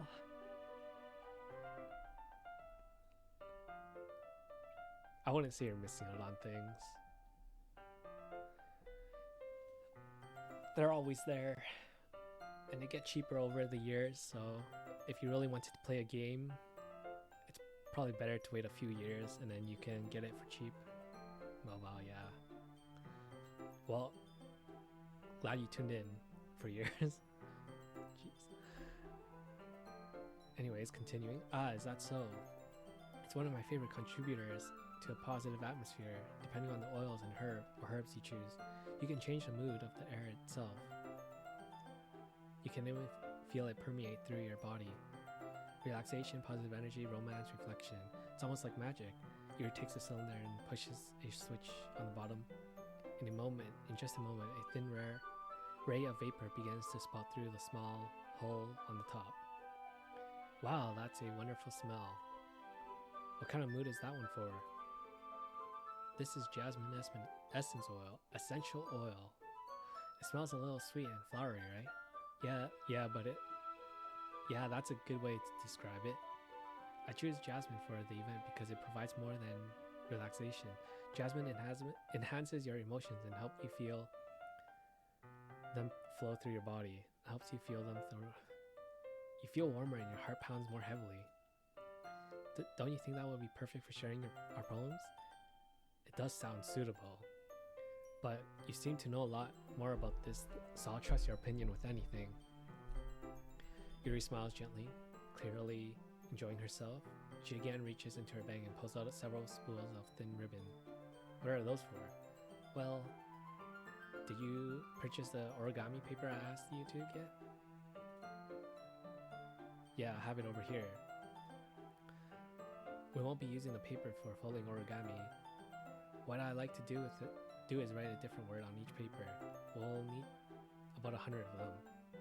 Oh yeah? What will it be used for? I even used to think WASD was an actual word that meant something in the game. Oh, I guess you could say it means something in the gaming world. It's like up, down, left, right. So when people say WSD, it means like arrow keys or movement. But yeah, it's not an acronym for anything. Unless it is, and even I don't know. There's a lot of acronyms out there now, so anyways, continuing. Well, I'm gonna cut a piece of ribbon to hang on the doorway of the classroom. Then we can fasten the paper onto the ribbons to create a doorway curtain. Wouldn't that be beautiful? It would also catch the eye of those passing by the room. It may attract some to peek inside. That's really creative. I had no idea you'd be so good at this, Yuri. Is that so? Well, I suppose I do get a little intense, as you put it. Ooh, ooh, ooh. Yuri giggles with red cheeks. Is it just me, or is she more relaxed when it's just the two of us? I mean, you have that infuser going on. Or maybe it's the excitement she feels from sharing something that she enjoys. Here's a marker seed. You can write any characters you want.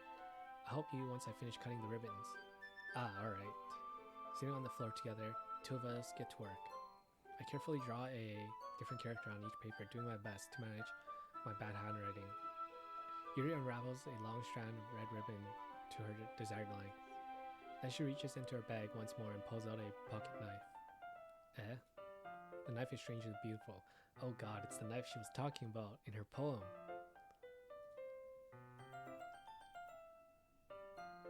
I'm dead. Oh god. I should have picked the other girl. A silver handle has an intricate pattern of wave etched into it. The pattern itself is gently tinted blue. That's no ordinary pocket knife. It looks really fancy. Well, embarrassed, Yuri looks away. What is it? You're going to think it's weird. Yuri, whatever it is, I have no reason to judge. To each their own, you know. If you promise you won't be weirded out. Yeah, I promise. Alright. The thing is, I'm kinda into knives. They're just so pretty. I can't help it. I don't know what it is. The combination of craftsmanship and feeling of danger, maybe. Ooh, what am I saying? Please don't think I'm weird for this. You're laughing at me. No, I'm not laughing at you. It's just funny how nervous you got about sharing. It's an interesting thing to be into, I guess. But I think it kind of suits you. Suits me? Yeah, it's kind of intense. Besides, it's really cool looking knife. I can't deny that. It is, isn't it? Yuri relaxes her expression once again. Would you like to hold it? Sure, I'll check it out. Yuri carefully hands me the knife. With the handle facing me, I take it and turn it around in my hands. It feels heavy and extremely solid. Where do you even get a knife like this? Curious of its shape, I feel the point of the knife with my index finger. Ow. Seed! Why did you do that? I didn't expect it to be that sharp. I barely touched it, after all. Barely touched it at all. It's my fault. I should have warned you. This knife is extremely sharp. It can cut through skin like it's paper. Oh no. A small drop of blood trickles down the side of my finger. Yuri takes my hand and gives the wound a closer look. Ah, she stares at it, noticeably fidgetly. So you're squeamish. I'll go wash it off now. Oh, sorry. If you're squeamish, I'll go wash it off now. Without warning, Yuri puts her finger in her mouth and licks the wound. Oh god, that's a bad idea. She could get all sorts of diseases. Oh god. Never do that. Okay, well. Continuing. I feel her tongue curl around my finger. Startled, I instinctively pull my hand back. Oh, please forgive me. I wasn't thinking. Yuri lowers her head, her face burning up. Yuri, that's the most embarrassing thing I've ever done. How could I do something like that? I'm sorry. I'm sure it was a little weird, and it took me by surprise, but I guess she was trying to help, right? Yuri, I think you're overreacting a little. She doesn't lift her head. What if she doesn't recover from this for the rest of the afternoon? Alright, you know what? This might be a stupid thing to do, but I do it anyway. I take Yuri's hand and lick her index finger in return. See, did you really just do that? Now we're even. Yuri just looks at me like I did something wrong. Ha ha ha. I knew that would be a bad idea. If not for the sweet aroma of the jasmine oil, the air would be extremely heavy right now. You're so weird, Seed. Yuri giggles shyly. Huh? Yuri calling me weird? I have no response to that. Where do you keep your bandages? I don't think I need one actually. It was a tiny cut. Look, it already stopped bleeding. I see. That's relieving. The tension quickly lifted. We resume our respective activities. I'll watch Yuri's knife cut through the ribbon like it's nothing but air. Meanwhile, I continue to make progress on paper. After we finish attaching the paper to ribbons, we lay them all out side by side. It looks better than I expected and will be very effective as a door decoration. It looks great. Good thinking coming up with this, Yuri. Thanks. It's just something I saw online, really. Are you ready to move on to the next task? Yeah, let's do it. What do you have in mind? I'd like to create a banner. That's why I asked you to buy the paint tables. That's right. One of the items Yuri had asked me to buy was a kit of the watercolor paint table tablets. Did I say tablets? Okay. Jeez.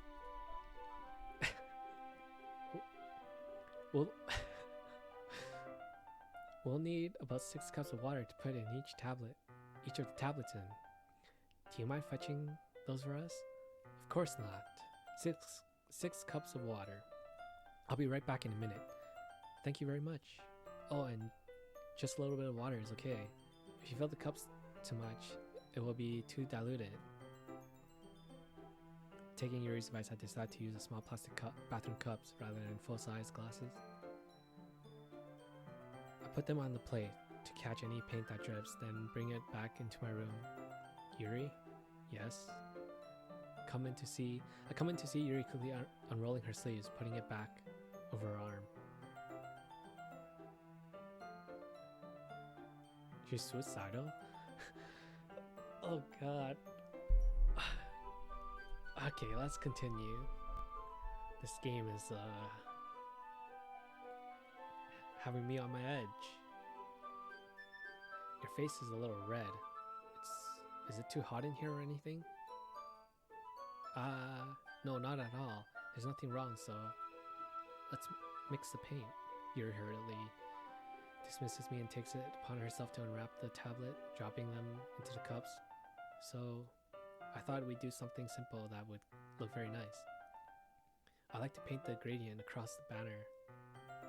Paint a gradient across the banner, starting with the colors for sunrise, then daytime, then sunset, and nighttime.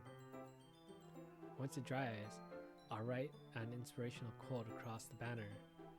We can hang it on the wall behind the podium at the front of the classroom. Neat. Oh wait. Neat. What are you going to write? Well, it'll be more fun to surprise you. Yuri smiles at me. If you say so. After rolling out the banner, Yuri and I kneel on opposite sides so we don't get in the way of each other. Yuri uses a brush and adds a few dots of colors across the banner to serve as a color guide when we paint. This kind of reminds me of elementary school. Painting on a banner with watercolor feels a lot like art class project. Feels a lot like the art class project we had back then. It's relaxing. I'm sorry if this feels too childish. No, I didn't mean that at all. It's kind of fun, you know? It is fun. I'm glad you feel that way too. Yuri stops painting for a moment, thinking to herself, for me, I don't need to go out and do crazy things to have fun. In fact, I usually don't even want to. I just like when I can spend time with one other person, even if it's something simple like reading. It doesn't even matter if we don't talk much. Just having a friend next to me makes things feel a little bit nicer. I think that's all it takes for me to be happy. Is that so? Even if Yuri and I are quite different, I can understand where she's coming from. I feel that way about things like anime and games, where simply sharing the experience with someone can make me happy. I think I feel the same way.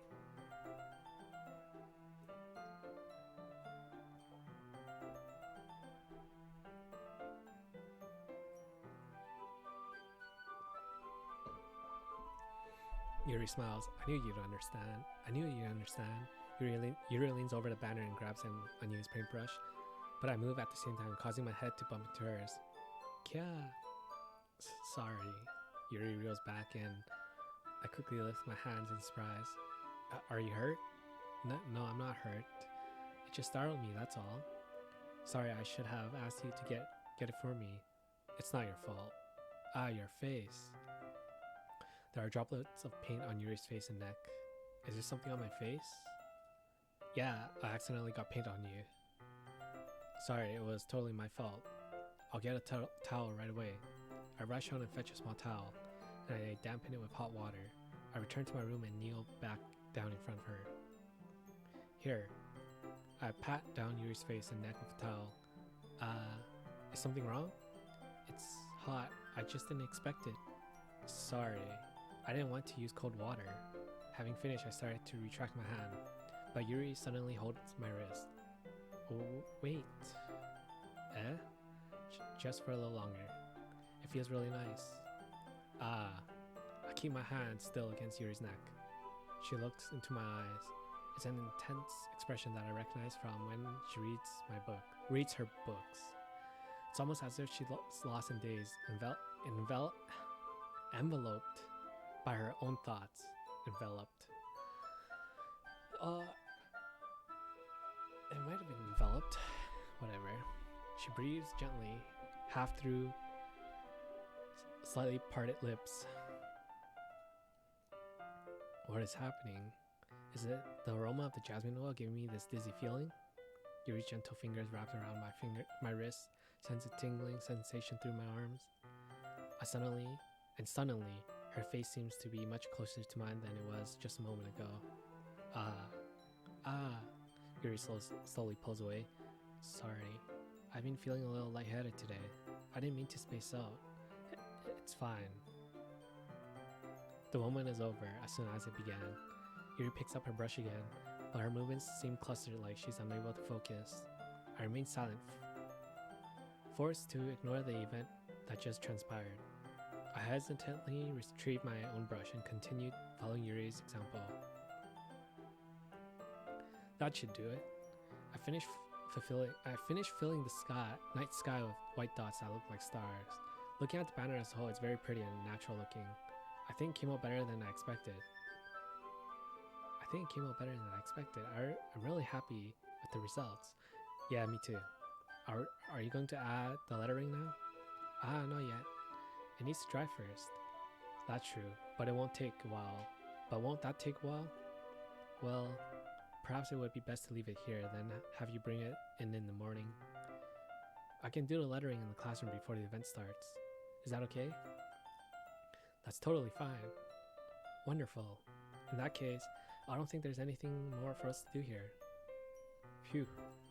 Haha. Ahaha. If you say that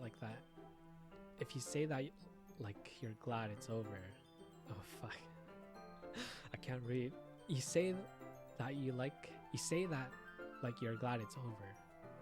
Was I wrong to assume that you were at least enjoying yourself a little bit? No, it's not that. I'm just glad that we managed to get everything done. I see. I am too. I was a little concerned about time. I need to start making dinner soon. So you don't have any time left? I was secretly hoping would have extra time after finishing the work. Well, Yuri thinks to herself, I think it would be too irresponsible of me to wait much longer. I'm sorry. I was hoping there would be more time as well. It's probably my fault. Sorry for being such a slow worker. No, it's not your fault at all. And the important thing is that we got everything done, right? Yeah, so I shouldn't be disappointed or anything. Gathering all her things, Yuri seemed to look a little downcast. I understand why. It sounded like she rarely gets the opportunity to spend time with friends in a relaxed environment. But that doesn't mean this is the last time it can happen. Once Yuri packs up, I walk her out of the front door. Thank you very much for having me today. No problem. I'm glad I was able to help. Just let me know if there's anything else you need me to bring tomorrow. I will. Well then, Yuri fidgets. I guess I'll see you tomorrow. Wait, I kind of want to say that without thinking. Well, today, it's fine that we didn't have much time as we wanted, because we can do this again, whenever you want. You can come over, or we can go out somewhere. I forgot you don't like going out much. As I stumble over my words, Yuri simply smiles bashfully. Anyway, you know what I'm trying to say, so... You're very thoughtful, Seed. Yuri takes a step closer to me, then briefly squeezes my hand. I kind of like that about you. Well, how am I supposed to respond to that? I don't even get a chance to, as Yuri suddenly pulls back. Sayori? Eh? Hi, Seed. Sayori. Just now we weren't. It's okay, Seed. I just stopped by to say hi. Well, it's nice to see you. So, I'm sorry, but I'm already on my way to leave.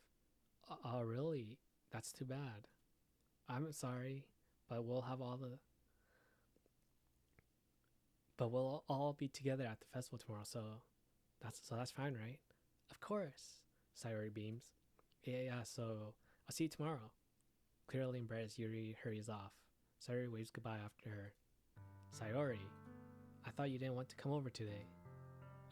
Well, I tried staying in my room, but my imagination was really mean to me, so I had to come here and see for myself. See what? What are you talking about? You know, how much fun you were having with Yuri, and how close you got to her. It makes me really happy that you made such good friends. That's all that matters to me. Tears start to roll down Sayori's face. That's all that matters to me. Why am I feeling this way, Seed? I'm supposed to be happy for you. Why does it feel like my heart is splitting in half? It hurts so much. Everything hurts so much. This would be so much better if I could just disappear. Sayori, don't say that. It's true, Seed. If I wasn't here, then you wouldn't have to waste your sympathy on me. You wouldn't have to put up with me being selfish. Monica was right. I should just... Monica was right about what? Sayori. What I said before is true. I'm not going to let this continue. Caring about you like this isn't the burden your mind is making it out to be. It's something that makes me happy. It's something that I wouldn't trade anything else for anything else. So even if it takes an entire lifetime, I'm going to be by your side until you don't feel any more pain. But Sayori looks away. I put my hand on her shoulder to reassure her. I'm scared, Seed. I'm really scared. What are you scared of, Sayori? I'm scared that I might like you more than you like me. Sayori? It's true, isn't it? I was weak and started to like you much more. Like you too much. I did this to myself, Seed. I like you so much that I want to die. That's how I feel. And that's enough, Sayori. I don't want to hurt you anymore. I slide my hand down Sayori's arm and squeeze her hand in my own. Do you remember how I said that I always know what's best for you? Do you still believe me? Wordlessly, Sayori nods. Even if you don't understand all of your own feelings, I know what you need the most right now, and that's what I'm going to give to you. Oh God, no. Another difficult choice.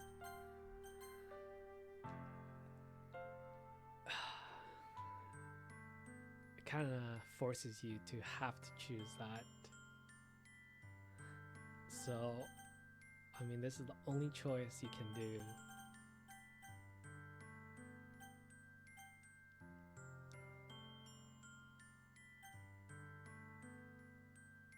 Fuck it.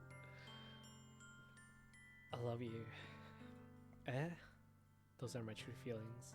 So there's no way you could like me more than I like you. I should have realized it sooner, but spending time with everyone at the club, making new friends, and having fun with you every day, it helped me realize that you are truly the most important person to me. That's why I'll accept you. That's why I'll accept any of your burdens. As long as we can continue like this every day with you by my side, then I know we'll be happy. See, suddenly Sayori wraps her arms around me tightly. Tightly around me. Seed. Is this really okay? Yeah. I hold Sayori in my arms and pull her closer. You'll never have to let go of me again. I love you, Seed. I want to be with you forever. Me too. Sayori's grip. I feel Sayori's grip around me weaken a little bit. What is this? Sayori? I'm supposed to be happy right now. I always thought this would be the happiest moment for me. But why? Even now, why won't the rain clouds go away? They're not going away at all, Seed. It's okay, Sayori. It might take some time for things to get better again. But no matter how long it takes, I'll be there every step of the way. That's all that matters right now. Okay. I trust you. Sayori and I release each other, slowly release each other. So, I guess that makes the festival tomorrow our first date, huh? What are you saying? I don't want to think about those things, you know? I want everything to be the same as it always has been. Even if we really are a couple. I don't know if I could handle anymore right now. God, I want to know what if I actually chose the other option. But I probably shouldn't or don't care really. It's really new and scary to me. I understand. We'll go at whatever pace suits you best. Hey, Seed. Sayori gazes at me again, smiling sadly. Even if I get really, really sad, this is the best thing for me, right? Eh? I don't really understand what Sayori means by that. Are you saying this is making you feel sad, Sayori? I don't know. I don't understand what I'm feeling. It felt like a bunch of thorns when you told me you love me. Shit. Load.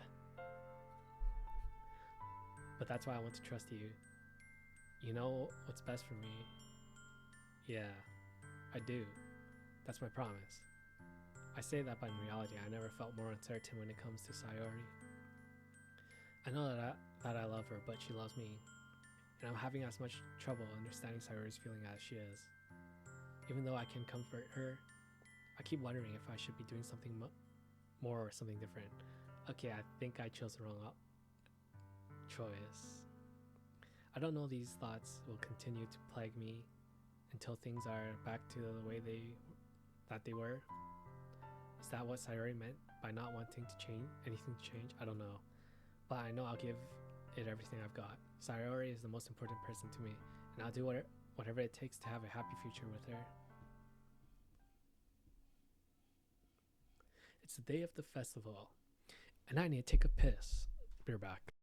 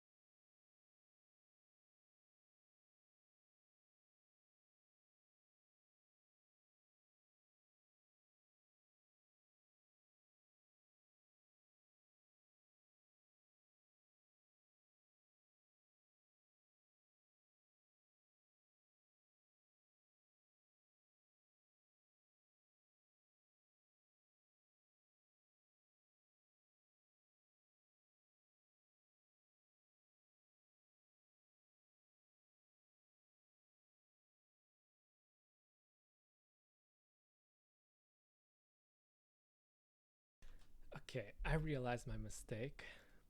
When I said I needed to take a piss and I took my cup away, it might have seemed like I pissed in the cup, but no, I did not. Man, I got water first and then I went, okay, jeez. Anyways, how long left do I have of this?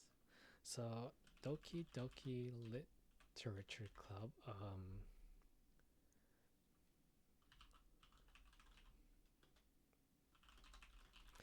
Someone please have an answer.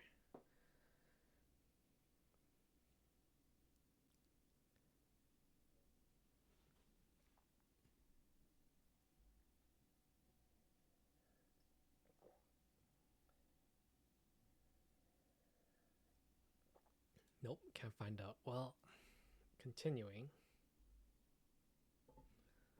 Dude, oh my god. I said I needed to take a piss and I took my cup away and then I came back with water and then I went to take a piss and I realized I didn't say I was getting water first, so people might have, thought I.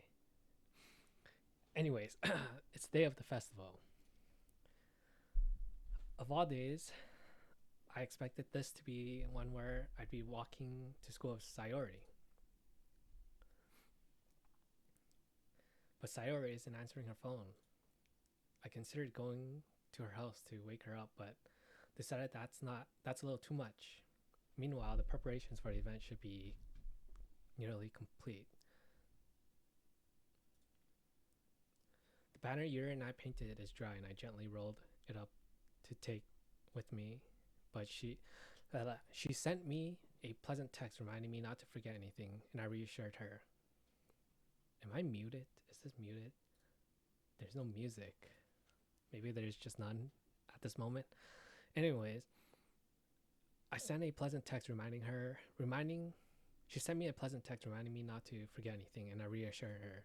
Funnily enough, I probably feel the same way as Natsuki about the event. Okay. I'm more excited for it to be over so I can spend time with Sayori and Yuri at the festival. But knowing Monica, I'm sure the event will be great too. Seed. Or the first one here. Okay, no, there is music.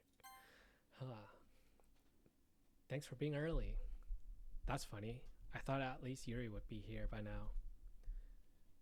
Monica is placing booklets on each of the desks in the classroom.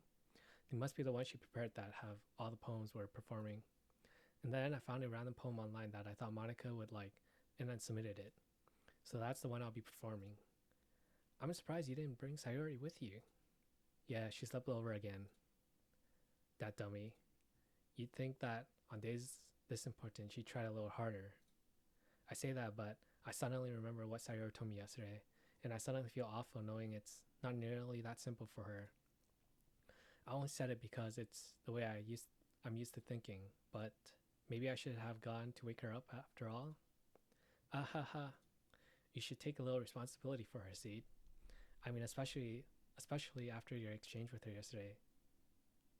Okay, how does she know? Oh man. You kind of left her hanging this morning, Exchange? Monica, you know about that? Of course I do. I'm the club president after all. But, I stammer, embarrassed. Did Sayori really tell her about it that quickly? That we're a couple now? I didn't really plan on bringing it up with anyone yet. Jeez. You don't know the full story at all, so don't worry. I probably know a lot more than you think. Eh? Monica is being as friendly as usual, but for some reason I felt a chill down my spine after hearing that. Hey, do you want to check out the pamphlets? They came out really nice. Yeah, sure. I grabbed one of the pamphlets laid out on the desk. Oh yeah, they really did. Something like this will definitely help people take the club more seriously. Yeah, I thought so too. I flipped through the pages. Each member's poem is neatly printed on its own page, giving it an almost professional feel. I recognize Natsuki and Yuri's poem from the ones they performed during our practice. What's this? I flipped to Sayori's poem. It's different from the one she practiced. It's the one that I haven't read before. Huh. Okay, percentage. Get out of my head, get out of my head, get out of my head, get out of my head. Yep, okay. So on and so forth. Get out of my head. Get out of my head. Get out of my head before I do what I know is best for you. Get out of my head before I listen to everything she said to me. Get out of my head before I show you how much I love you. Get out of my head before I finish writing this poem. But a poem is never actually finished. It just stops moving.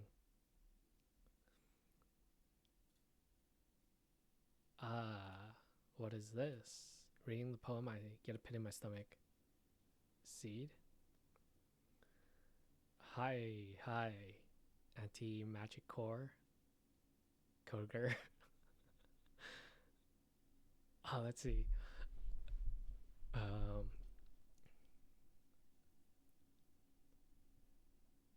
Aretsuba?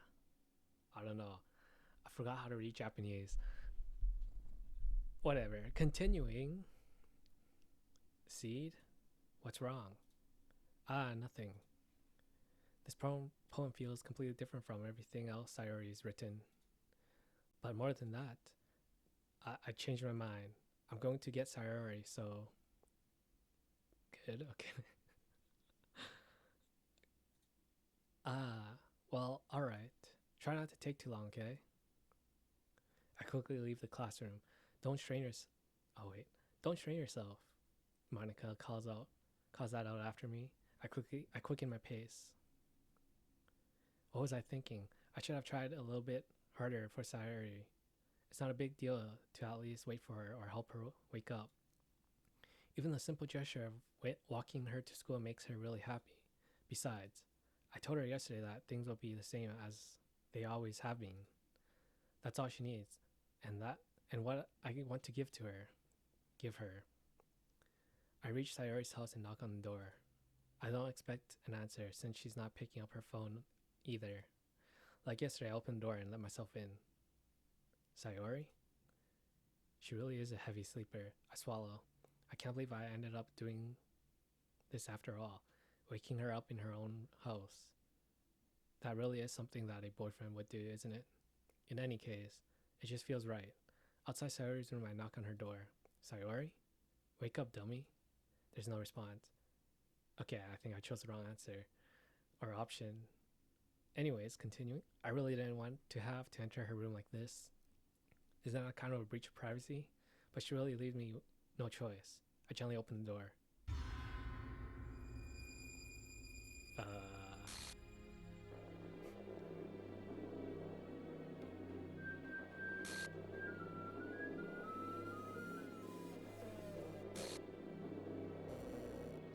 An exception has occurred. File game script line 307. See track for details. See trace pack text for detail. What the hell? What the hell? Is this a nightmare? It has to be. This isn't real. There's no way this can be real. Sayori wouldn't do this. Everything was normal up till a few days ago. That's why I can't believe what my eyes are showing me.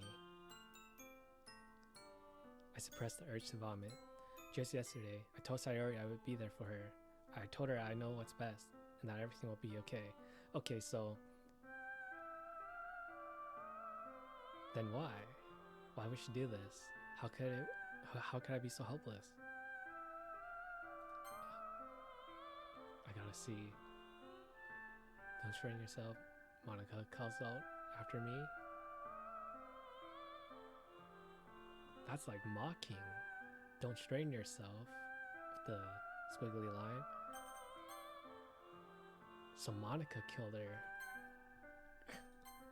Anyways, let's go. What did I do wrong? Confessing to her? I shouldn't have confessed to her. That's not what Sayori needed at all. She even told me how painful it is for others to care about her. Then why did I confess to her and make her feel even worse? Why was I so selfish? This is my fault.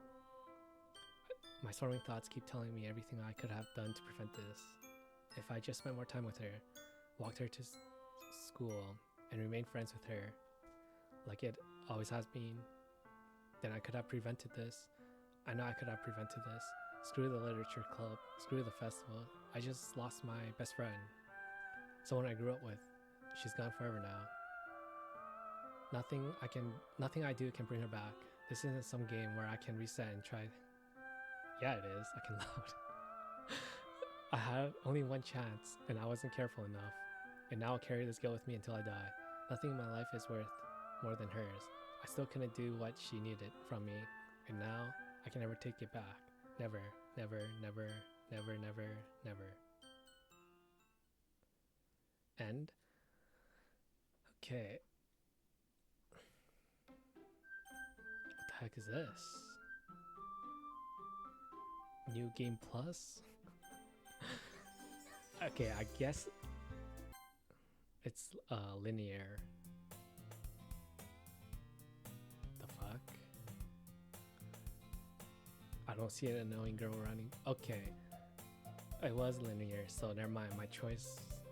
Never mind. Okay, so I just continued. Still loading from that choice. I see an annoying girl running towards me from the distance, waving her arms in the air like she's totally oblivious to any attention she might draw to herself. That girl is something. Continue? Okay. My neighbor and good friend since we were children.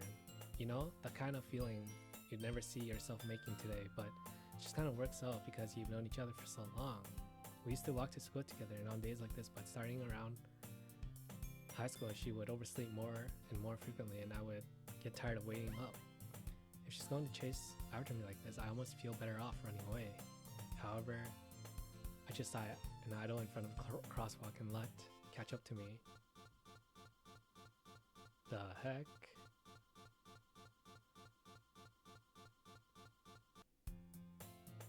Okay. Interesting. It's an ordinary school day like any other. Mornings are usually the worst, being surrounded by couples and friend groups, walking to school together. Meanwhile, I always walk to school alone. Okay. I always tell myself it's about time to meet some girl or something like that, but I have no motivation to join any clubs. I'm perfectly content just getting by on average while spending my free time on games and anime. There's always the anime club, but it's not like there would be any girls in it anyway. Okay, so it also changed his personality because now he wants to join a club, because before he didn't want to join a club. Anyways, okay, let's continue. No more of my monologue. Alright, the school day is as ordinary as ever, and it's over before I know it. After I pack up my things, I stare blankly at the wall, looking for an ounce of motivation. Clubs. There really aren't any that interest me. Besides, most of them would probably be way too demanding for me to want to deal with. I guess I have no choice but to start with the anime club. Seed? Monica? Oh my goodness. I totally didn't expect you here. It's been a while, right? Ah, yeah, it has. Monica smiles sweetly. We do know each other. Well, we rarely talk, but we were in the same class last year. Monica was probably the most popular girl in class, smart, beautiful, athletic. Basically completely out of my league. So having her smile at me so genuinely feels a little... What did you come here for anyway? Oh, I've been looking for some supplies to use for my club. Do you know if there's any construction paper in here? Or markers? I guess you could check the closet. You're in the debate club, right? About that. Actually, I quit the debate club. Really? You quit? Yeah. To be honest, I can't stand all the politics around the major clubs. It feels like nothing but arguing about the budget and publicity and how to prepare for events. I'd much rather take something I personally enjoy and make something special out of it. In that case, what club did you decide to join? Actually, I'm starting a new one. Literature club.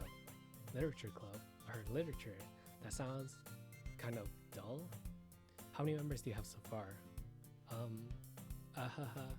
kind of embarrassing, but there are 3 of us so far. It's really hard to find new members for something that sounds so boring. Well, I can see that. Oh shit, I'm forgetting about the voices. Okay.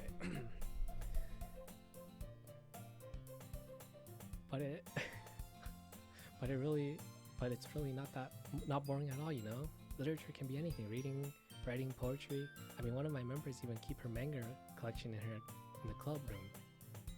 Wait, really? Yeah, it's funny, right? She always insists that manga is literature too. I mean, she's not wrong, I guess. And besides, a member, right? Did Monica say she? Hey, Seed. By any chance, are you still looking for a club to join, right? Are you still looking for a club to join? I mean, I guess so, but in that case, is there any chance you could do me a big favor? I won't ask you to join, but if you could at the very least, visit my club, it would make me very happy. Really happy. Please?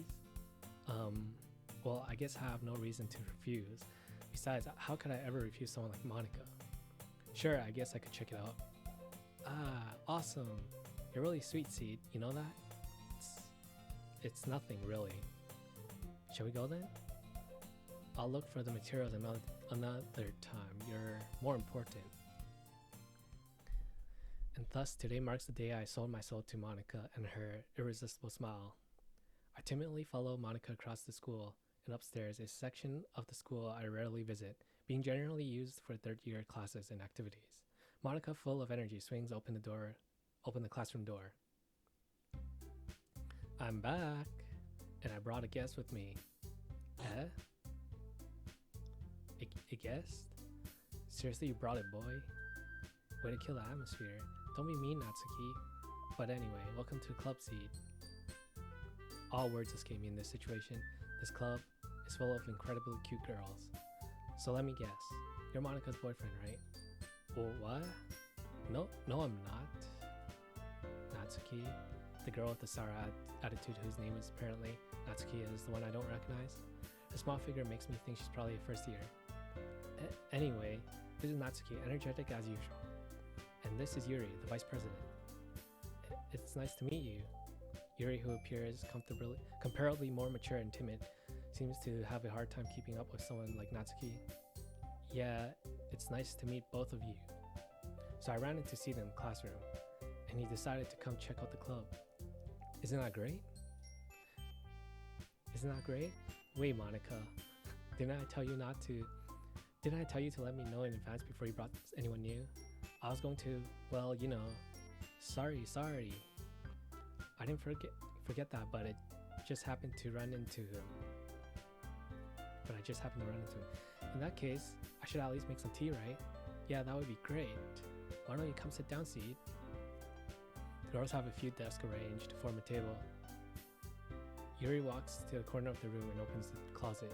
Meanwhile, Monica and Natsuki sit across from each other. Still feeling awkward, I take a seat next to Monica.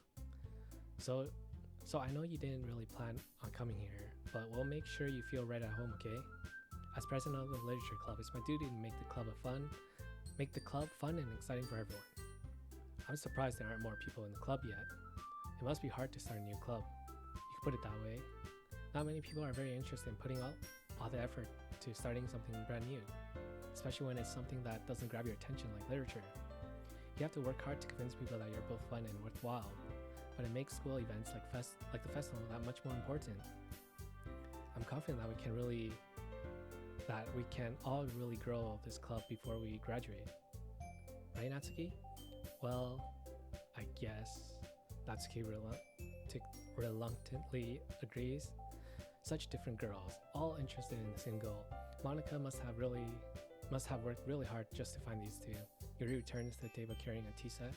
She carefully places a teacup in front of each other before setting down the teapot in the middle. You keep a whole tea set in this classroom? Don't worry, the teacher gave us permission. After all, a hot cup of tea helps you enjoy a good book. I guess. Don't let yourself get intimidated by Yuri. Yuri's just trying to impress you. That's not insult to Yuri looks away. I meant that, I believe you. Well, tea and reading might not be pastime for me, but I at least enjoy tea. I'm glad. Yuri faintly smiles to herself in relief. Seed. So Seed, what kind of things do you like to read? Well, considering how little I've read these past few years, I don't really have a good way of answering that. Manga? I muttered quietly to myself, half joking. Natsuki's head suddenly perks up. It looks like she wants to say something, but she keeps quiet. I'm not much a reader, I guess. Well, I can change. Well, that can change. What am I saying?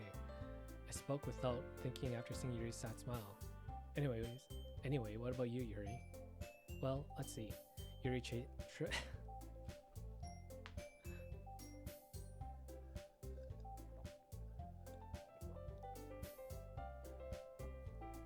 Yuri traces the rim of her teacup with her finger. My favorites are usually novels that build deep and complex fantasy worlds. Was that her answer last time? Anyways, the level of creativity and craftsmanship behind them is amazing to me. Telling a good story in such a foreign world is equally impressive. Yuri goes on, clearly passionate about her reading. She seems so reserved and timid since the moment I walked in, but it's obvious by the way her eyes light up that she finds her comfort in the world of books and not people. But I like a lot of things. Stories with deep psychological elements usually immerse me as well. Isn't it amazing how writers can be deliberately take advantage of your own lack of imagination to completely throw you for a loop? Wow, yeah. Anyway, I've been reading a lot of horror lately. I read a horror book once. I desperately grasped something that I can relate to at the minimum level. At this rate, you might as well have been having a conversation with a rock. I remember that. Anyways, I'd expect that from you, Yuri. It suits your personality. Is that so? Really, if a story makes me think or takes me to another world, then I really can't put it down. Surreal horror is often successful at changing the way you look at the world, if only for a brief moment. I hate horror. Oh, why's that? Well, Natsuki's eyes dart over to me for a split second. Never mind. That's right, you usually like to write about cute things, don't you, Natsuki? What? What gives you that idea? You left the piece of scrap paper behind last club meeting. Oh yeah, what happened to cupcakes? Anyways, it looked like you were working on a poem called Don't Say It Out Loud and Give That Back. Fine. Natsuki, you were writing your own poems? Natsuki, you're writing your own poems? Well, I guess sometimes. Why do you care?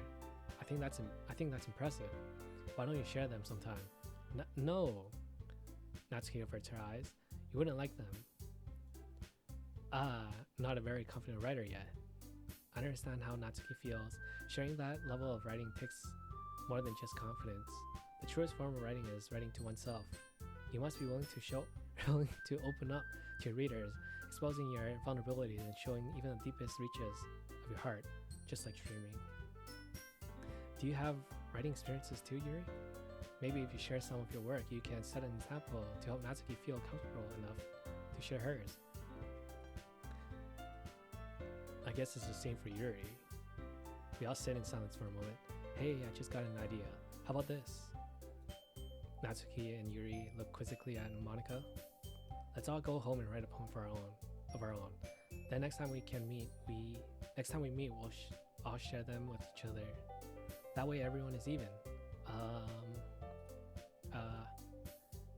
I thought it was a good idea. Well, I think you're right, Monica. We should probably start finding activities for all of us to participate in together. I did decide to take on responsibilities of vice president after all. I need to do my best to nurture the club as well as its member. Besides, now that we have a new member, it seems like it's a good step for us to take. Do you agree as well, Seed? Hold on, there's one problem. What's that? Now that we reached the most important topic, I bluntly come forth with what's been on my mind the entire time. I never said I would join this club, Monica may have convinced me to stop by, but I never made any decision. I still have other clubs to look at, and I lose my train of thought. All three girls stare back at me with dejected eyes. But I'm sorry, I thought. Eh? The girls exchange glances before Monica turns back to me. Guess I need to tell you the truth, Seed. The thing is, we don't have enough members yet to form an official club. We need 4. And I've been trying really, really hard to find new members. And if we don't find one more before the festival, I'm defenseless against these girls. How am I supposed to make a clear-headed decision when it's like this? I would feel terrible for letting everyone down in this situation, and besides, the club itself seems pretty relaxed. So if writing poems is the price I need to pay in order to spend every day with these beautiful girls. Right. Okay, I decided then. I'll join the literature club. One by one, the girls' eyes light up. Oh my goodness, really? Do you really mean that, Seed? Yeah. It could be fun, right? You really did scare me for a moment. I mean, if you really just left after all this, I would be super pissed. Seed, I'm so happy. We can be an official club now. Thank you so much for this. You're really amazing. I'll do everything I can to give you a great time, okay? Thanks, I guess. Okay, everyone. I think with that, we can officially end today's meeting on a good note. Everyone remembers tonight's assignment. Write a poem to bring to the next meeting so we can all share. Monica looks over at me once more. See, I look forward to seeing how you express yourself. Yeah. Can I really impress the class star Monica with my mediocre writing skills? I already feel the anxiety welling up inside of me. Meanwhile, the girls continue to chit-chat as Yuri cleans up the tea set. I guess I'll be on my way then. Okay. See you tomorrow then. I can't wait. With that, I depart the club room and make my way home. The whole way, my mind wanders back and forth between the 3 girls. Natsuki, Yuri, and of course Monica. Will I really be happy spending every day after school in a literature club? Perhaps I'll have the chance to grow closer to one of these girls. Alright, I just need to make the most of my circumstances, and I'm sure good fortune will find me. I guess that starts with writing a poem tonight. Okay, so what if I choose words that...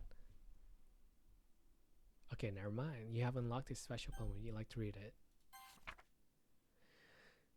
Okay, a dream. I was wandering an abandoned warehouse at night. I was lost, looking for an exit. I just wanted to go home. I came upon a huge empty room, its ceiling and walls beyond the deep blackness. My steps were quick in order to hurry to the other side, or to a wall, anything. Suddenly, the ground was no longer beneath my feet. I stepped into a hole of indeterminate width. I fell for a good 5 seconds before crashing into the warm water. Figuring out which way was up, I surfaced myself. The gravity was huge. Sorry, I was thinking...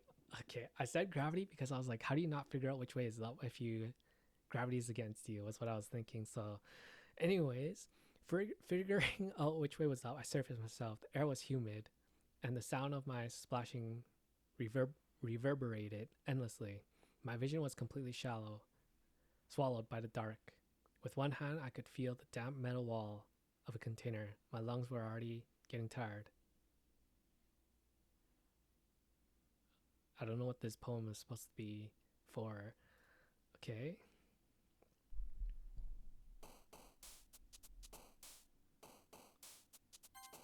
What? Vibrant? Okay, I guess.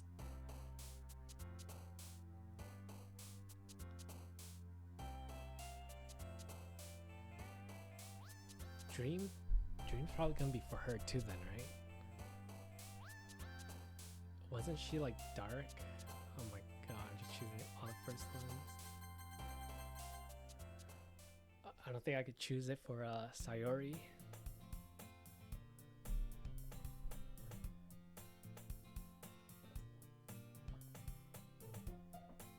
Hi again, Seed. Glad to see you didn't run away on us. Haha. Nah, don't worry. This might be a little strange for me, but I at least keep my word. Well, I'm back at the literature club. I was the last one to come in, so everyone else is already hanging out. The fuck?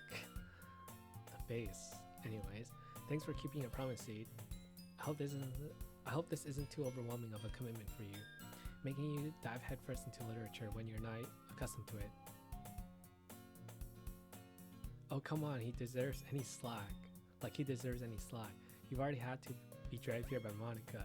I don't know if you plan on to just come here and hang out or what, but if you don't take us seriously, then you won't see the end of it. Hello? Can I...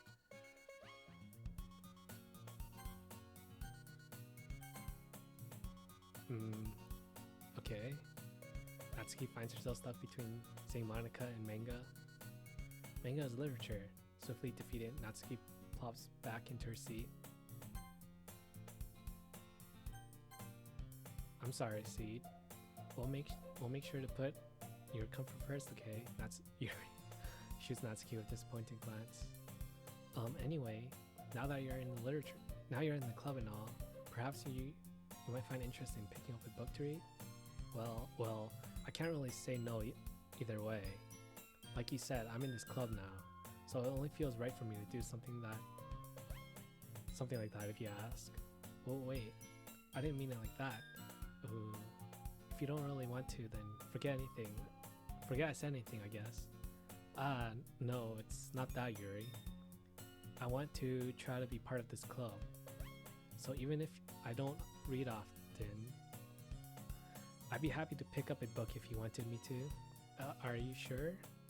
I just felt like, well, as vice president and all, that I should help you get started on something like that.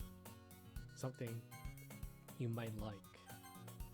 Yuri reaches into her bag and pulls out a book. I didn't want you to feel left out, so I picked out a book that I thought you might enjoy. It's a short read, so it should keep your attention even if you don't usually read. And we could, discuss it if you wanted. This is how is this girl accidentally being so cute? She even picked out a book she thinks I'll like, despite me not reading much. Yuri, thank you. I'll definitely read this. I enthusiastically take the book.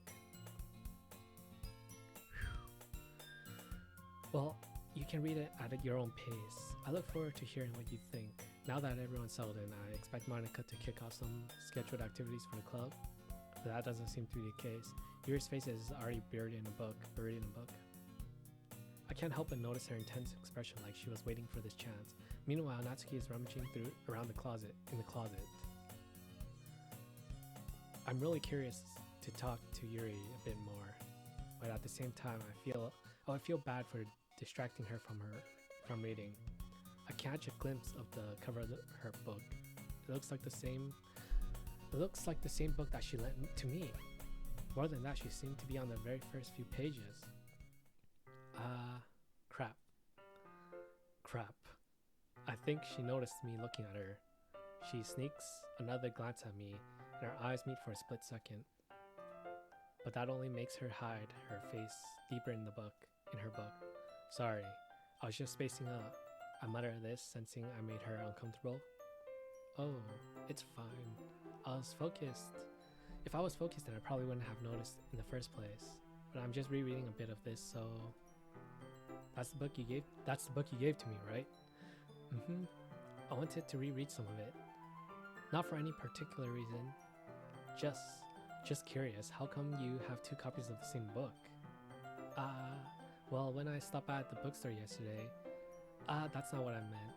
I mean, I just happened to buy 2 of them. I see. There's something fairly obvious here that Yuri isn't telling me, but I decided to let it go. I'll definitely start reading it soon. I'm glad to hear. Once it starts to pick up, you might have a hard time putting it down. It's very engaging and relatable story. Is that so? What's the story about anyway? Well, I look at the cover of the book. The book is titled Portrait of Markov.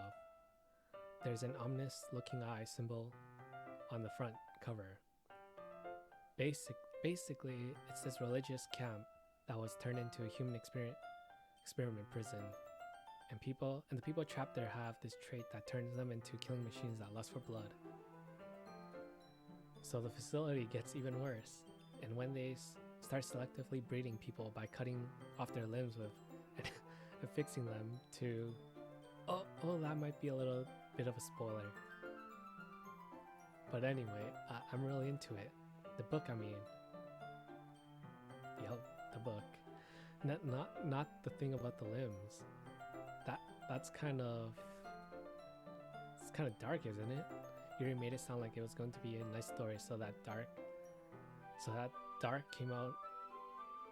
turn came out of nowhere. Are you not a fan of that sort of thing, Seed? No, it's not that. I mean, I can definitely enjoy those kinds of stories, so don't worry. I hope so. Yeah, I totally forgot Yuri's into those things. She's so shy and reclusive on the outside, but her mind seems to be completely different. It's just that this kind of story, it's the kind that challenges you to look at life from a strange new perspective. When horrible things happen, not just because someone wants to be evil, but because the world is full of horrible people and we're all worthless anyway. Wow, what a text.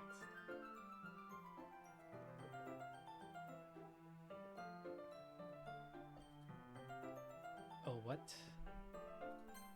Then suddenly, I'm rambling, aren't I?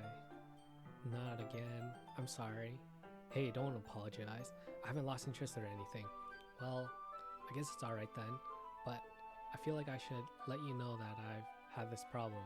When I let things like books and writing fill my thoughts, my whole wait,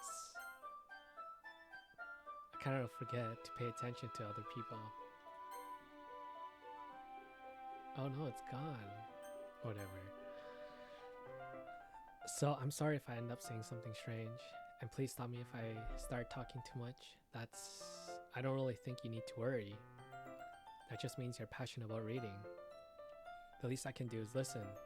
It's a literature club after all. That's true. In fact, I might as well get started reading it, right? Yes. I mean, you don't have to, but what are you saying? Let me just get the book. I quickly retrieved the book that I had put into my bag. Alright, it's fine if I sit here, right? I slip into the seat next to Yuri's. Yeah. Are you sure? You seem a little apprehensive. I'm sorry. It's not that I don't want you to. It's just something I'm not very used to. That is reading in company with someone. I see. Well, just tell me if I end up distracting you or anything. Alright. I open the book and start the prologue. And soon I understand what Yuri means about reading in company. It's as if I can feel her presence over my shoulder as I read. It's not particularly a bad thing. Maybe a little distracting, but the feeling is somewhat comforting. Yuri's in the corner of my eye. I realize that she's not actually looking at her own book. I glance over. It looks like she's reading from my book instead. Sorry. I was just bathing something. Oh my. Yuri, you really apologize a lot, don't you? I do? I don't really mean to. Sorry. I mean... Here, this should work, right? I slide my desk until it's up against Yuri's, then hold my book more between the two of them. I suppose so. Yuri timidly closes her own copy. Once we each lean in a little bit, our shoulders are almost touching. It feels like my left arm is in the way, so instead I use my right hand to hold the book open. I guess that makes it kind of difficult to turn the page. Here. Yuri takes her left arm and holds the left side of the book between her thumb and forefinger. I do the same with my right arm on the side of the right book. Right side of the book. That way I turn a page and Yuri slides it under her thumb after it flips on to her side. But in holding it like this, we huddled even closer together than before. It's actually kind of distracting me. It's as if I can feel the warmth of Yuri's face and she's in the corner of my vision. Are you ready? Are you ready? To turn page. Sorry. I think I got a bit distracted for a second. Glance over at Yuri's face again and our eyes met. I don't know how I'll be able to keep up with her. That's okay. You're not as used to reading, right? I don't mind being patient if it takes you a bit longer. It's probably the least I can do. Since you've been so patient with me. Yeah, thanks. We continue reading. Yuri no longer asks me if I'm ready to turn the page. Instead, I just assume that she finishes reading the page before me, so I turn it by my own volition. We continue the first chapter in silence. Even so, turning each page almost feels like an intimate exchange. My thumb gently letting go of the page, letting it flutter over to her side as she catches it under her own thumb. Hey Yuri, this might be a silly thought, but the main character kind of reminds me of you a little bit. No, I don't relate to this character at all. Definitely not. Really? I was just thinking the way she second guesses everything she says and all that. That's what you were talking about. Sorry. I thought you meant something else but her. Something else. Never mind. We didn't even get that far yet. So I don't know why that came into my head. Yuri, are you feeling alright? Yuri's been a little fidgety ever since we started reading. You can rest if you're feeling sick or something. Your breathing is a little... My breathing? Yuri puts her hand on her chest as if to feel her heartbeat. I didn't even notice. Anyway, I'm fine. I just need some water. Alright, don't push yourself. Yuri stands up, practically rushes out of the classroom. What on earth was that about? Seed? Did something happen just now? I have no idea. Yuri was acting a little strange, I guess. So you don't know anything? Sorry, I can't say I do. Are you worried about her? Oh no, not really. I was just making sure you didn't do anything to her. No, nothing. Don't worry, I believe you, silly. Yuri just does this sometimes, it's nothing alarming. Alright, if you say so. Anyways, why don't we start with sharing our poems with each other? Shouldn't we wait for Yuri? Well, she might be a while, so I figured we'd get started without her. Is that okay? Oops. Yeah, I was just asking. I stand up. I make a mental note of where I left off in the book and then slip it back into my bag. Alright, Natsuki. I told Natsuki I was interested in her poems yesterday. What? Yesterday? Isn't it the first day? After this, reset? Okay.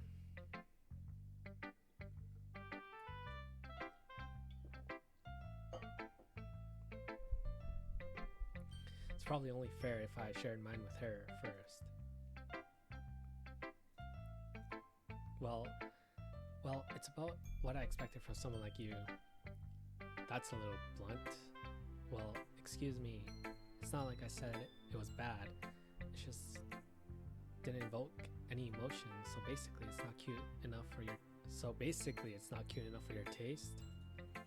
Do you want to get smacked? I'll pass. Sigh. Or well, anyway, I guess I need to show you mine. Not that you'll like it. Oh, okay, it's the same one. I think. No, there's no changes. Eagles can fly, monkeys can climb, crickets can leap, horses can race, owls can sleep, cheetahs can run, eagles can fly, people can try, but that's about it. Yeah. I told you that you weren't gonna like it. I like it. What? Just be honest. I am. Why are you so convinced that I wouldn't like it? Well, because everyone in high school thinks that writing has to be all sophisticated and stuff, so people don't even take my writing seriously. But isn't the point of poems for people to express themselves? Your writing style wouldn't make your message any less valid. Yes, exactly.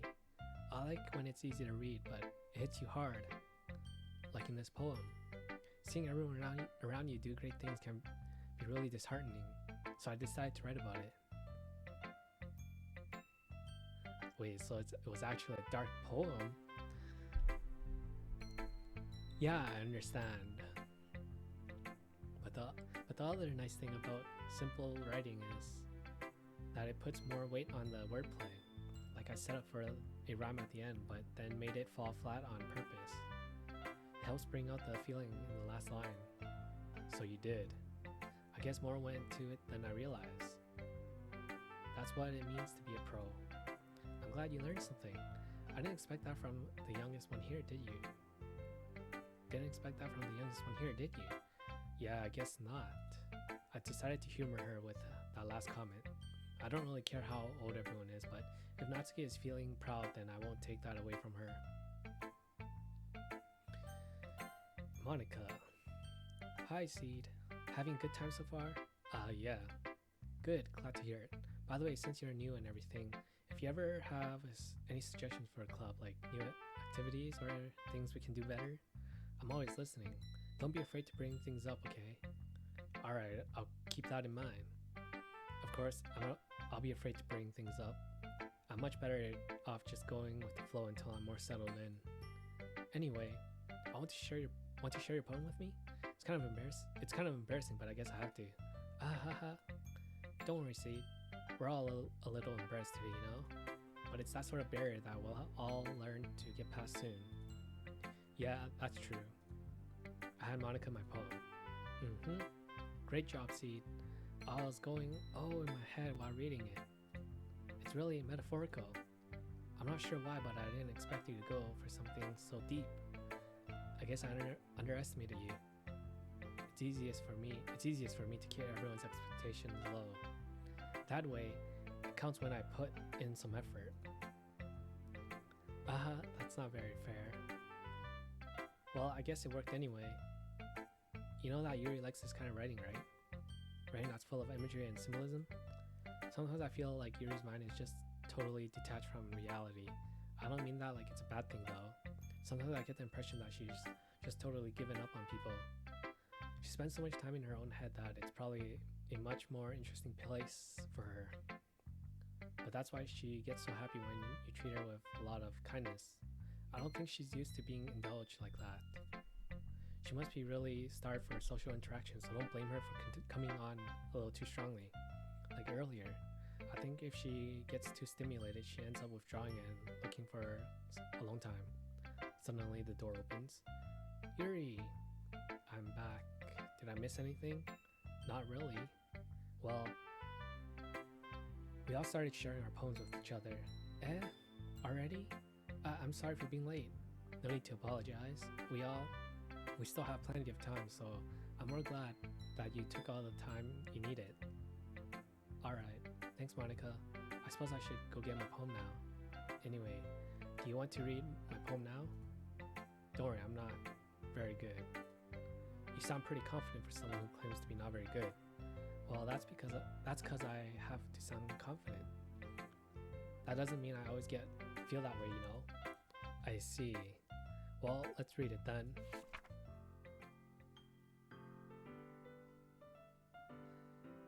Okay. Hole in wall, but he wasn't looking at me. Confused, I frantically glanced at my surroundings, but my burned eyes can no longer see color. Are there others in this room? Are they talking? Or are they simply poems on a flat sheets of paper? The sound of frantic scrawling playing tricks on my ears. The room begins to crinkle, closing in on me. The air I breathe dissipates before it reaches my lungs. I panic. There must be a way out. It's right there. He's right there. Swallowing my fears, I brandish my pen. So what do you think? It's very free form. It's very free form, if that's what you call it. Sorry, I'm not really the right person to ask for feedback. It's okay. Yeah, that kind of style has gotten pretty popular nowadays. That is, a lot of poems have been putting emphasis on the timing between words and lines. When performed out loud, it can be very powerful. What was the inspiration behind this one? Well, I'm not sure if I know how to put it. I guess you could say I had some kind of epiphany recently. It's been influencing my poems a bit. An epiphany? Yeah, something like that. Kind of nervous to talk about these stuff like that because it's kind of coming on strongly. Maybe after everyone is better friends with each other? Anyway, here's Monica's writing tip of the day. Sometimes when you're writing a poem or a story, your brain gets too fixated on a specific point. If you try so hard to make it perfect, then you'll never make any progress. So just force yourself to get something down on paper and tidy it up later. Another way to think about it is this. If you keep your pen on the same spot too long, you'll just get a big dark puddle of ink. Alright, these are like the repeating ones. So just move your hand and go with the flow. That's my advice for today. Thanks for listening. Alright, Yuri. As Yuri reads the poem, I notice her eyes lighten. Exceptional. What was that? Did I say that out loud? Yuri's face first covers her mouth, then ends up covering her whole face. He's gonna hate me. You really didn't do anything wrong, Yuri. I guess you're right. What am I getting so nervous for? Yuri takes a breath. So, what kind of writing experience do you have? Your use of imagery and metaphors indicates you've written a lot of poetry before. Really? Wow, that's a huge compliment coming from you. This is actually my first time, really. Huh? Yuri stares at me blankly, then looks at my poem again. Well, I know that. I just meant, Yuri trails off, unable to find an excuse. She traces her fingers along the words in the poem as if breaking it down more thoroughly. Yeah, okay, this is the reason I was able to tell. It's just that there are specific writing habits that are usually typical of new writers, and having been through that myself, I kind of learned to pick up on them. I think the most noticeable thing I recognize in new writers is that they try to make their style very deliberate. In other words, they tend to pick up a writing style separate from the topic matter, and they form fit the two together. The end result is that both the style and expressiveness are weakened. Once Yuri finds her train of thought, it's as if her demeanor totally changes. Her stammering is completely gone and she sounds like an expert. Of course, that's not something you can be blamed for.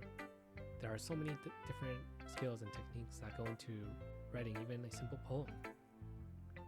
Not just finding them, but building them. Not just finding them and building them, but getting them to work together is probably the most challenging part.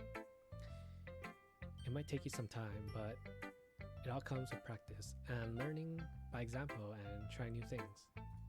I also hope that everyone else in the club gives you valuable feedback. Natsuki can be a little biased though. Biased? How? Well, never mind. I shouldn't be talking about people like that. Sorry. It's fine. I'm not sure if Yuri is apologizing to herself or to me or to Natsuki. Do you mind if I read your poem now? Please do. I love to share my thought process behind it. Yuri smiles dreamily, as if that's a rare opportunity for her, which itself is kind of funny. After all, isn't this supposed to be a literature club? So this is the same one. Goes under the light. The tendrils of my hair illuminates beneath the amber glow, bathing. It must be this one, the last remaining streetlight to have withstood the test of time. The last yet to be replaced by the sickening blue-green hue of the future. I bathe, calm, breathing air of the present, but living in the past. The light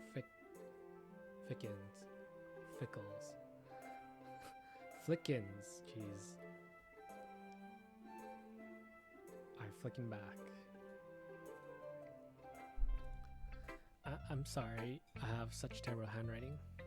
What? I wasn't thinking that at all.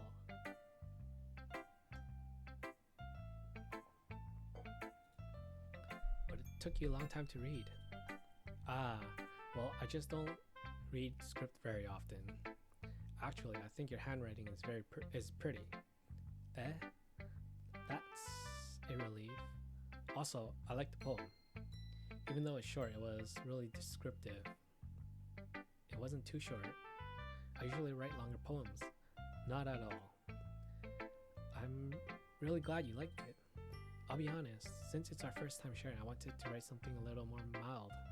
Something easy to digest, I suppose. Are you into ghosts, Yuri? Ooh. Actually, the story isn't about a ghost at all, Seed. Really? I must have totally missed the point. I totally must have missed the point. Well, I suppose you did only glance over it after all. But remember that poets often express their own thoughts, feelings, and experiences in their work. They usually have They usually do more than tell a simple story or paint a picture. In this case, perhaps the subject of the poem is only being symbolically compared to a ghost.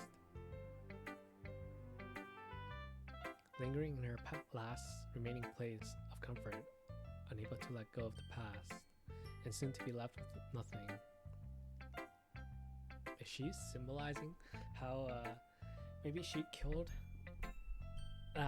Let's just continue. That's a lot more solemn, putting it that way. I hadn't even thought of that. That's impressive. It's nothing really. Yours was impressive too, so nah. If anything, I could probably learn a thing or two from you. You think so? Yeah, of course. I was really nervous about doing all this, but then I enjoyed it. I'm gonna keep doing my best for you, Seed. Me too. Phew. I guess that's everyone. I glanced around the room. That was a little more stressful than I anticipated. It's as if everyone is judging me for my mediocre writing abilities. Even if they're just being nice, there's no way my poems can stand up to theirs. This is a literature club after all. I sigh. Excuse me. I guess that's what I ended up getting myself into. Across the room, Monica is writing something in her notebook. My eyes land on Yuri and Natsuki. They gingerly exchange sheets of paper, sharing their respective poems. As they read in tandem, I watch each of their expressions change. Natsuki's eyebrows furrow in frustration. Meanwhile, Yuri smiles sadly. What's with this language? Did you say something? Oh, it's nothing. Natsuki dismissively returns the poem to the desk with one hand. I guess you could say it's fancy. Ah, thanks. Yours is cute too. Cute? Did you completely miss the symbolism or something? It's clearly about the feeling of giving up. How can that be cute? I know that. I just meant the language, I guess. I was trying to say something nice. You mean you have to try that hard to come out with something nice to say? Thanks, but it really didn't come out nice at all. Well, I do have a couple suggestions. I was looking for suggestions. If I was looking for suggestions, I would have asked someone who actually liked it, which people did, by the way. Monica liked it, and C did too. So based on that, I'll gladly give you some suggestions of my own. First of all, excuse me. I appreciate the offer, but I've spent a long time establishing my writing style. I don't expect it to change anytime soon unless, of course, I come across something particularly inspiring, which I haven't yet. And C liked my poems too, Poem too, He even told me he was impressed by it. Natsuki suddenly stands up. Oh? I didn't realize you were so invested in trying to impress our new member, Yuri. That's not what You're just... Yuri stands up as well. Maybe you're just jealous that Seed appreciates my advice more than he appreciates yours. Huh? And now, do you know what? Do you know he didn't... Huh? Fuck. And how do you know he didn't appreciate my advice more? Are you that full of yourself? Uh, no, no. If I was full of myself, I would have deliberately, I would have, I would deliberately go out of my way to make everything I do overly cutesy. Ooh, well, you know what? I wasn't the one whose boobs magically grew size bigger as soon as Siege started showing up. Natsuki, Natsuki, that's a little. This doesn't involve you taking out your own insecurities on others like that. You really act as young as you do, Natsuki. Me?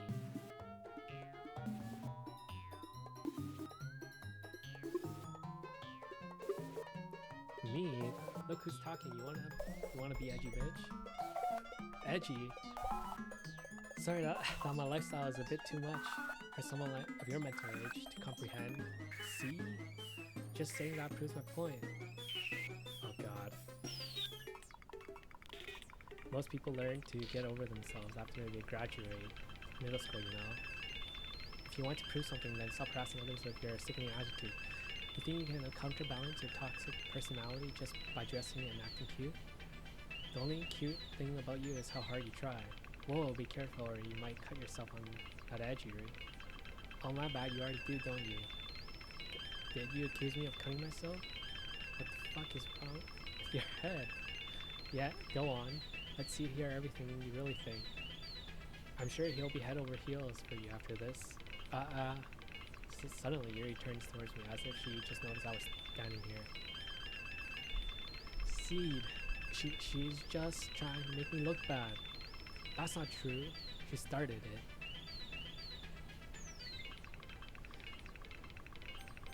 Wait, I don't even know what this option is for. Oh my god. I assume this will pick who I kill, right? Or who dies, not who I kill. Alright, it has to be the person I spent the most time with this run. Wait a minute. I can't save. Wait a minute.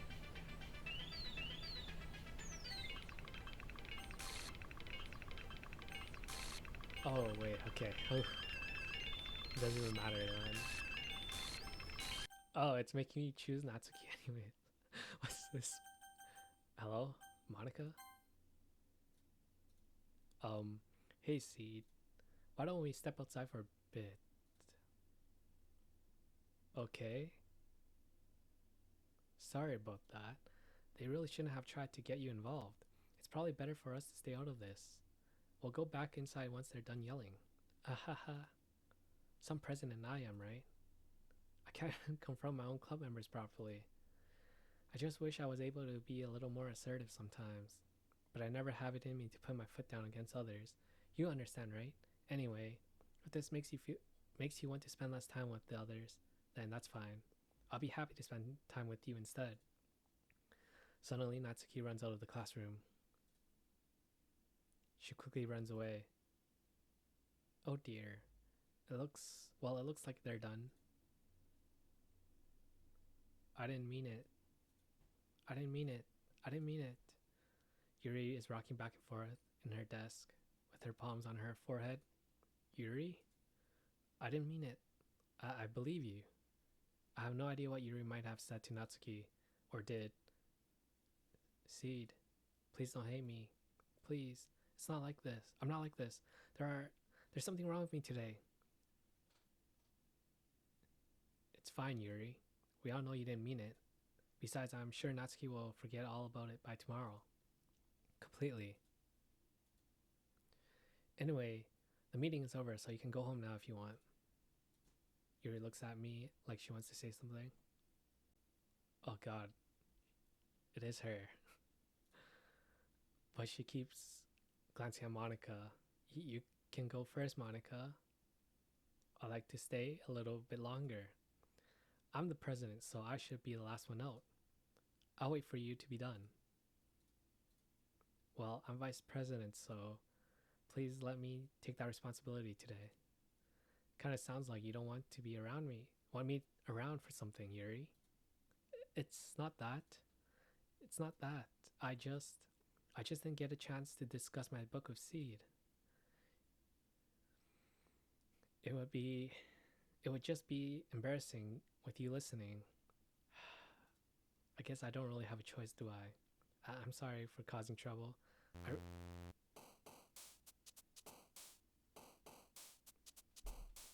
Okay. Wow. Let's see.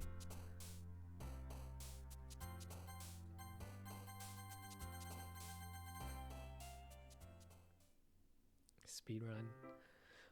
Another day passes and it's time for the club meeting already. I've gotten a little more comfortable here over the past couple of days. Entering the club room, the usual scene greets me. Welcome back, Seed. Ah, hi, Yuri. I'm not sure if it's me or if it's Yuri's expression, but the weight of yesterday's quarrel still hangs in the air a little. Yuri glances over her shoulder, looking around the room.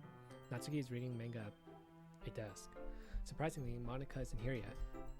Suddenly, Yuri takes my arm and pulls me to the corner of the room. About yesterday, I really need to apologize. Nothing like that has ever happened before, and something just came over me, I guess. I wasn't acting mentally sound, so please don't think we're usually like this. Not just me, but Natsuki as well. Yuri. I'm happy that you were considerate and apologized. You don't have to worry too much. Even though I've only been here a couple days, I could tell something was off yesterday. Maybe we were just a little extra sensitive because it was our first time sharing poems. But whatever it was, it didn't make me think any less of you. I had already decided that there is no way you can be a bad person. And now that you're apologizing, I know that you really didn't mean it. See, don't say those kind of things so frankly. They make me a little too happy. I'm really glad that you're such an understanding person. I'm really glad that you joined this club. Everything is a little bit brighter with you around. And sorry, what am I saying right now? Hey, have you seen Monica? No, I haven't. I was kind of wondering where she was. Man, Yuri, I'm guessing you haven't either, right? Haven't either. Yuri is clearly taken aback by how calmly Natsuki is addressing her. No, I haven't. Geez, this isn't like her at all. I know it's stupid, but I can't help but worry a little bit. What? Why are you looking at me like that? Natsuki, about yesterday, I just wanted to apologize. I didn't mean any of the things I said. I'll do my best to stay under control from now on. So, Yuri, what the heck are you talking about? Did you do something, yes? She doesn't remember. Jeez, whatever's on your mind, I'm sure it was nothing. I don't even remember anything bad happening. You're the kind of person who worries too much about the little things, aren't you? But what the Invisible sailcloth, blindsight, lifeline, Anan, gibberish. I'll accept your apology anyway if it helps you feel better about it. Besides, it's kind of nice to hear what. Sorry, that face.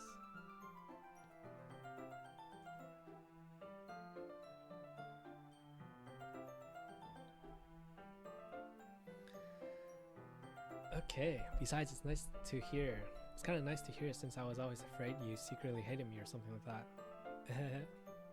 No, not at all. I don't hate you. Ahaha.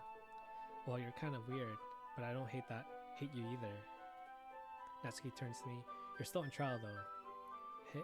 Hey. Suddenly the door swings open. Sorry, I'm super sorry. There you are. I didn't mean to be late. I hope you guys weren't worried about it or anything. Nah. Well, Natsuki was. I was not. Ahaha. What took you so long anyways? Well, my last period today was study hall. To be honest, I kind of just lost track of time. That makes no sense though. You would have heard the bell ring at least. I must not have heard it since I was practicing piano. Piano? I wasn't aware you played music as well, Monica. Ah, don't give me more credit than I deserve. I guess I've been practicing for a while, but I'm still not really good yet. Still, that must require a lot of dedication. So I'm still impressed. Aw, thanks. Aw, well, thanks, Yuri. Shouldn't you play something for us? You should play something for us sometime. That's... Monica looks at me. Well, I'm working on writing a song, but it's not quite done yet. Maybe once I get a little bit better, I will. That sounds cool. I look forward to it. Is that so? In that case, I won't let you down, Seed. Monica smiles sweetly. I didn't mean any pressure or anything like that. Don't worry. I was hoping that I could share it with you anyway. I guess that's why I've been practicing so much recently. I see. I'm not sure if Monica was referring to the whole club, or just me. In that case, best of luck. Thanks. I didn't miss anything, did I? No, not really. I choose not to bring up anything that the three of us talked about. Besides, Natsuki has already run off into the closet. Seed.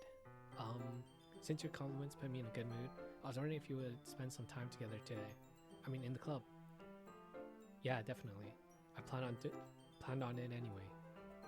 Okay, can we start now? Let's find a place to sit. I'm being a little forceful, aren't I? So I'm sorry. My heart just won't stop pounding for some reason. Don't worry about it. If anything, it's nice to see you have so much energy. Yeah, but I need to try to calm down. I won't be able to focus on reading like this. Take your time. Yuri takes a deep breath and pulls a copy of the book out of her bag. Actually, I have a request. Do you mind if I take some tea first? Not at all. Thank you very much. If there's one thing that can make my reading time here any better, it's a nice cup of tea. Not to mention for yourself as well. Yuri stands up and makes her way to the closet. I follow and watch as she retrieves a small water pitcher from the shelf. The kind with a filter inside. Can you hold this for a second? Sure. Yuri hands me the water pitcher and fetches an electric kettle.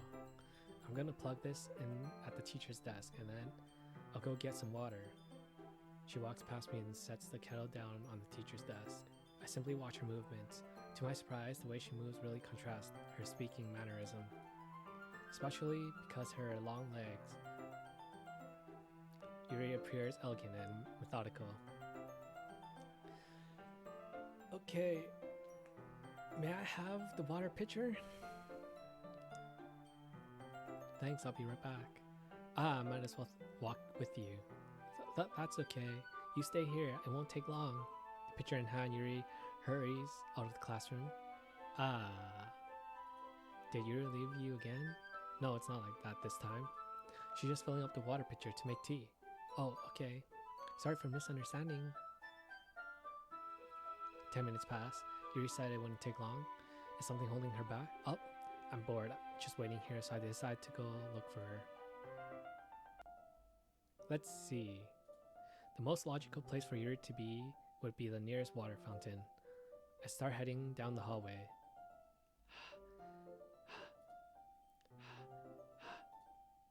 What's that noise? It's coming from around the corner. Sounds like breathing. A sharp inhale, like someone is sucking the air through their teeth. Are they in pain? I reach the corner and peer around it. Yuri? Kya? Oh god. Kya? Oh shit. I'm back. Thanks for waiting patiently. See, do you like oolong tea? Yeah. Anything is fine. Very well. Yuri sets the temperature on the kettle to 200 degrees.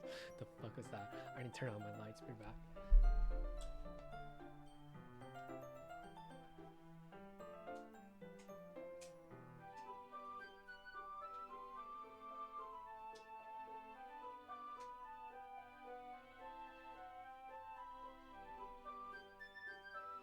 Okay.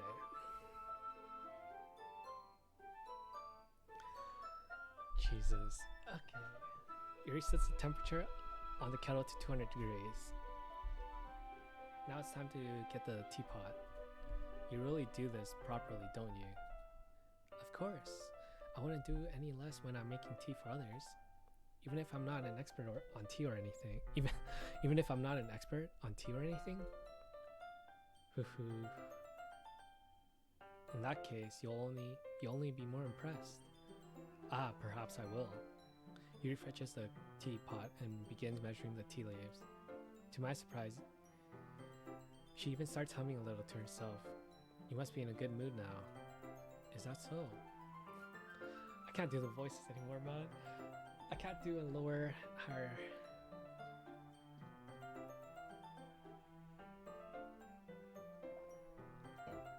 Okay. I was letting it show, and you noticed. And I was doing a bit of thinking, and I decided that I would try expressing myself a little bit more. It turns out it's not very hard for me to do when it's you who's around, anyway. That's great, Yuri. Just don't push yourself too much. You're always worrying about me, Seed. It's very endearing. Yuri wasn't kidding. I don't even know if I can keep up with this. I watch Yuri pour a cup of tea for each of us. Seed, I have another request. You don't mind if we sit on the floor today? Why is that? It's a little bit easier on my back. I can read with my back against the wall rather than bending over at my desk. Ah, sorry, I didn't realize. No worries. I just have a back pain fairly regularly, so I do my best to manage it. Is that so? I wonder why that is. It's most likely because your posture, right? Always hunched over like that while reading? Yes, I have a terrible reading posture, so that's why we should sit on the floor. Fair enough. I'll go ahead and get the book. I retrieved the book from my bag. I have some chocolates as well. It's a bag of small chocolate candy. I take it since we'll go well with the tea. Since it'll go well with the tea, Yuri and I sit against the wall, teacups at our sides. As if in sync, we assume the same reading position as last time, each holding one half of the book. Except this time, our bodies are even closer to each other. I can't see too well. Yuri slides closer until our shoulders are touching. How am I supposed to focus on reading like this? Yuri was kind of cute, but when she's being less apprehensive, it's almost more than I can handle. Your teacup. Yuri hands me my teacup. Holding it with my hand that's not holding the book, I end up in a position that makes it even harder to focus. Let's see. If you're holding your book like this and you have the teacup, but she's like right here, never mind. Because now I need to focus. Now I need to worry about making sure I don't accidentally touch her chest. Meanwhile, Yuri hasn't noticed a single thing. She wears her intense reading expression. She wears her intense reading expression that I can only presume the world around her has faded away. I use all my willpower to focus on reading. After a few minutes, I manage to relax a little. I put the teacup between my legs and fumble with the chocolate wrapper. Sorry. I briefly let go of the book to finish opening the wrapper. You can have as much as you want. That's okay. I won't take any. Are you sure? Well, if I touch it, then it might get smudges on the pages. You're right. I didn't even think about that. My bad. No need to apologize. I'll hold the book, okay? Are you sure? Of course. Yuri opens the book with her both hands. She holds it so that I don't have any harder of a time reading from it. As a result, her left arm is practically resting on top of my leg. Well, in that case, Yuri is already totally focused on reading again. I take the chocolate candy and pop it in my mouth. Then I take another chocolate and I hold it up to Yuri. She doesn't even look away from the book.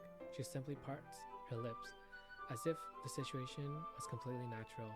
But that means I can't stop here. That I apprehensively place the chocolate in her mouth. Just like that, Yuri closes her lips over it. Eh? Yuri's expression suddenly breaks. Did I just? Yuri looks at me like she needs to confirm what just happened. Seed? Sorry. I guess I shouldn't have done that. Yuri starts to breathe heavily. I can't. Seed. Suddenly, Yuri forcefully grabs my arm and jerks me to my feet. My teacup gets knocked over. Seed. My heart won't start pounding, Seed. I can't calm down. I can't focus on anything anymore. Can you feel it, Seed? Yuri suddenly presses my hand against her chest. Why is this happening to me? I feel like I'm losing my mind. I can't make it stop. It even makes me not want to read. I just want to look at you.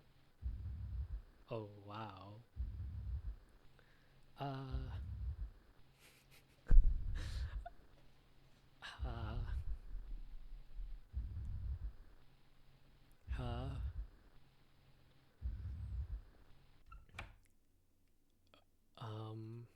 It's time to share poems. Alright, first. Well, it's not really any worse than your last one, but I can't really say it's any better either. Phew. Or, phew what? Well, anything that isn't a train wreck, I'll take it as a win. And I get the feeling you're probably the most critical. Hey, what makes you, wait, maybe that was a compliment? Haha. Glad to see someone recognizes my experience. Well then, keep practicing and maybe you'll be as good as me someday. That's, something tells me Natsuki completely missed the point. Just make sure you find a little bit of influence from everyone. I think you're at least being influenced by Yuri a little bit, aren't you? I mean, I know you've been like spending time with her or whatever, but you know, Monica and I are just as good as her at poems, I mean. So you should really try to learn something or you'll never get better. Here's the one I wrote. I'll make sure you learn something from it. Oh no, it's this one. Okay, Amy likes spiders. You know what I heard about Amy? Amy likes spiders. Icky, wriggly, hairy, ugly spiders. That's why I'm not friends with her. Amy has a cute singing voice. I heard her singing my favorite song. Every time she sang the chorus, my heart would pound to the rhythm of the words. But she likes spiders. That's why I'm not friends with her. One time I hurt my leg really bad. Amy helped me up and took me to the nurse. I tried not to let her touch me.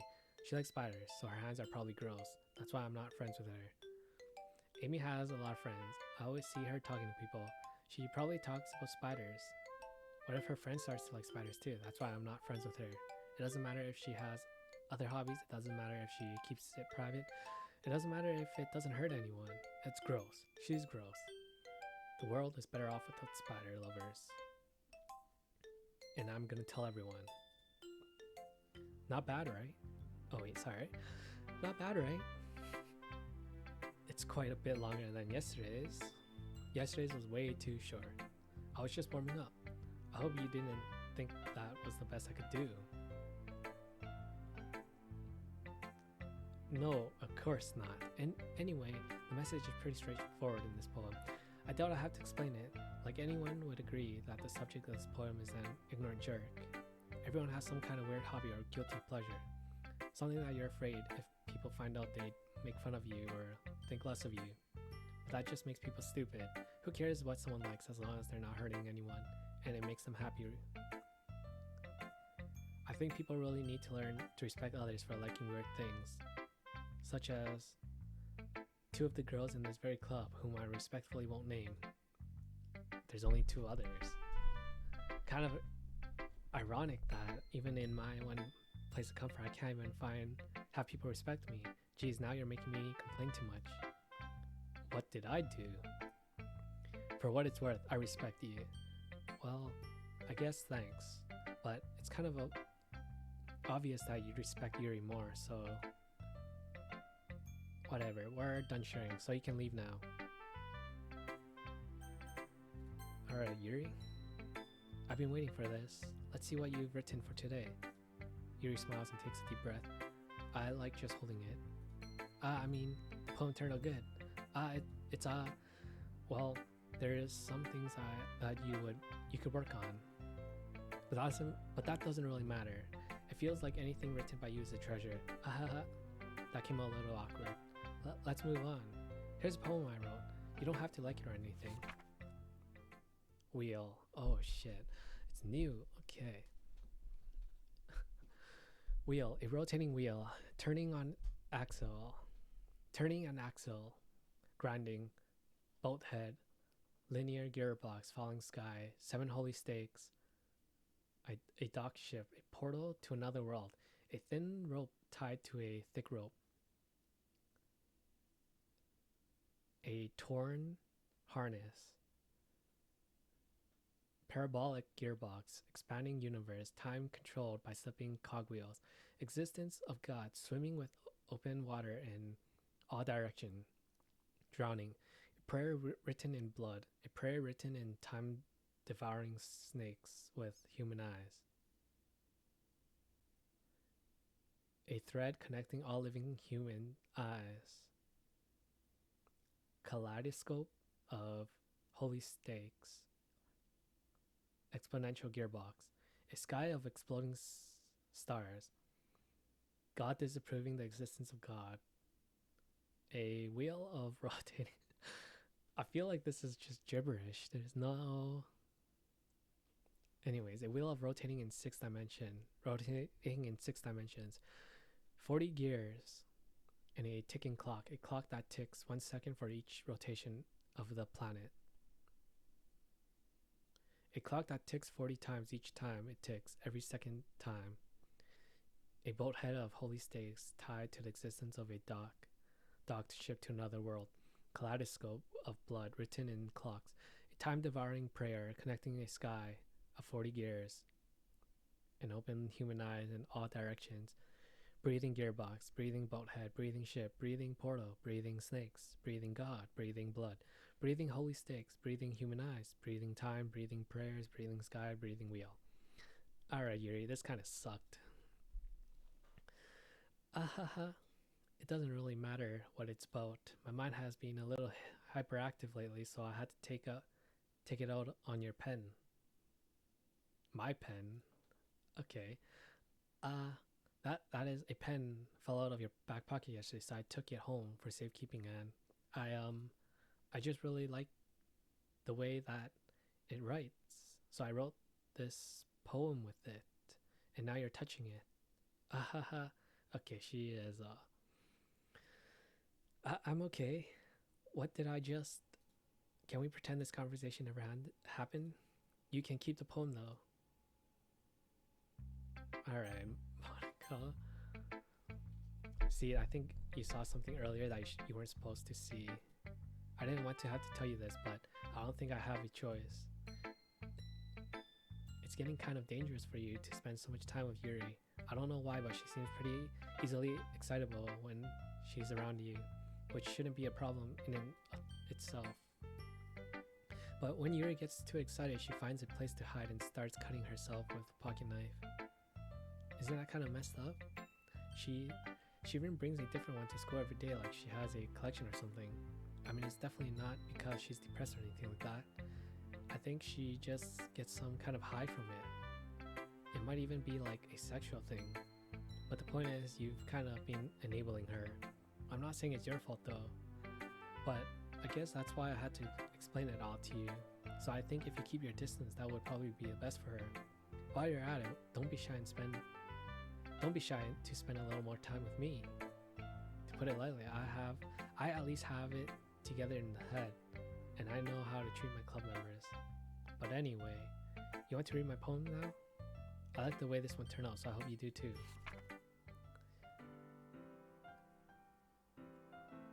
Alright, oh no, it's different. Wait, it's like combination of the others? Delete her. Okay, save me. The colors, they won't. Bright, beautiful colors. Flashing, expanding, piercing, red, green, blue, an endless cacophony. a meaningless noise. The noise won't stop. Violent, grating. W? Something king, screeching, piercing, squeaking. There we go. Anyways, sine, cosine, tangent, like playing a chalkboard on, like playing a knife on a breaking ribcage. Oh god. And it says deleter. These. The save me, load me didn't really do anything, but wait. My save is gone. Okay.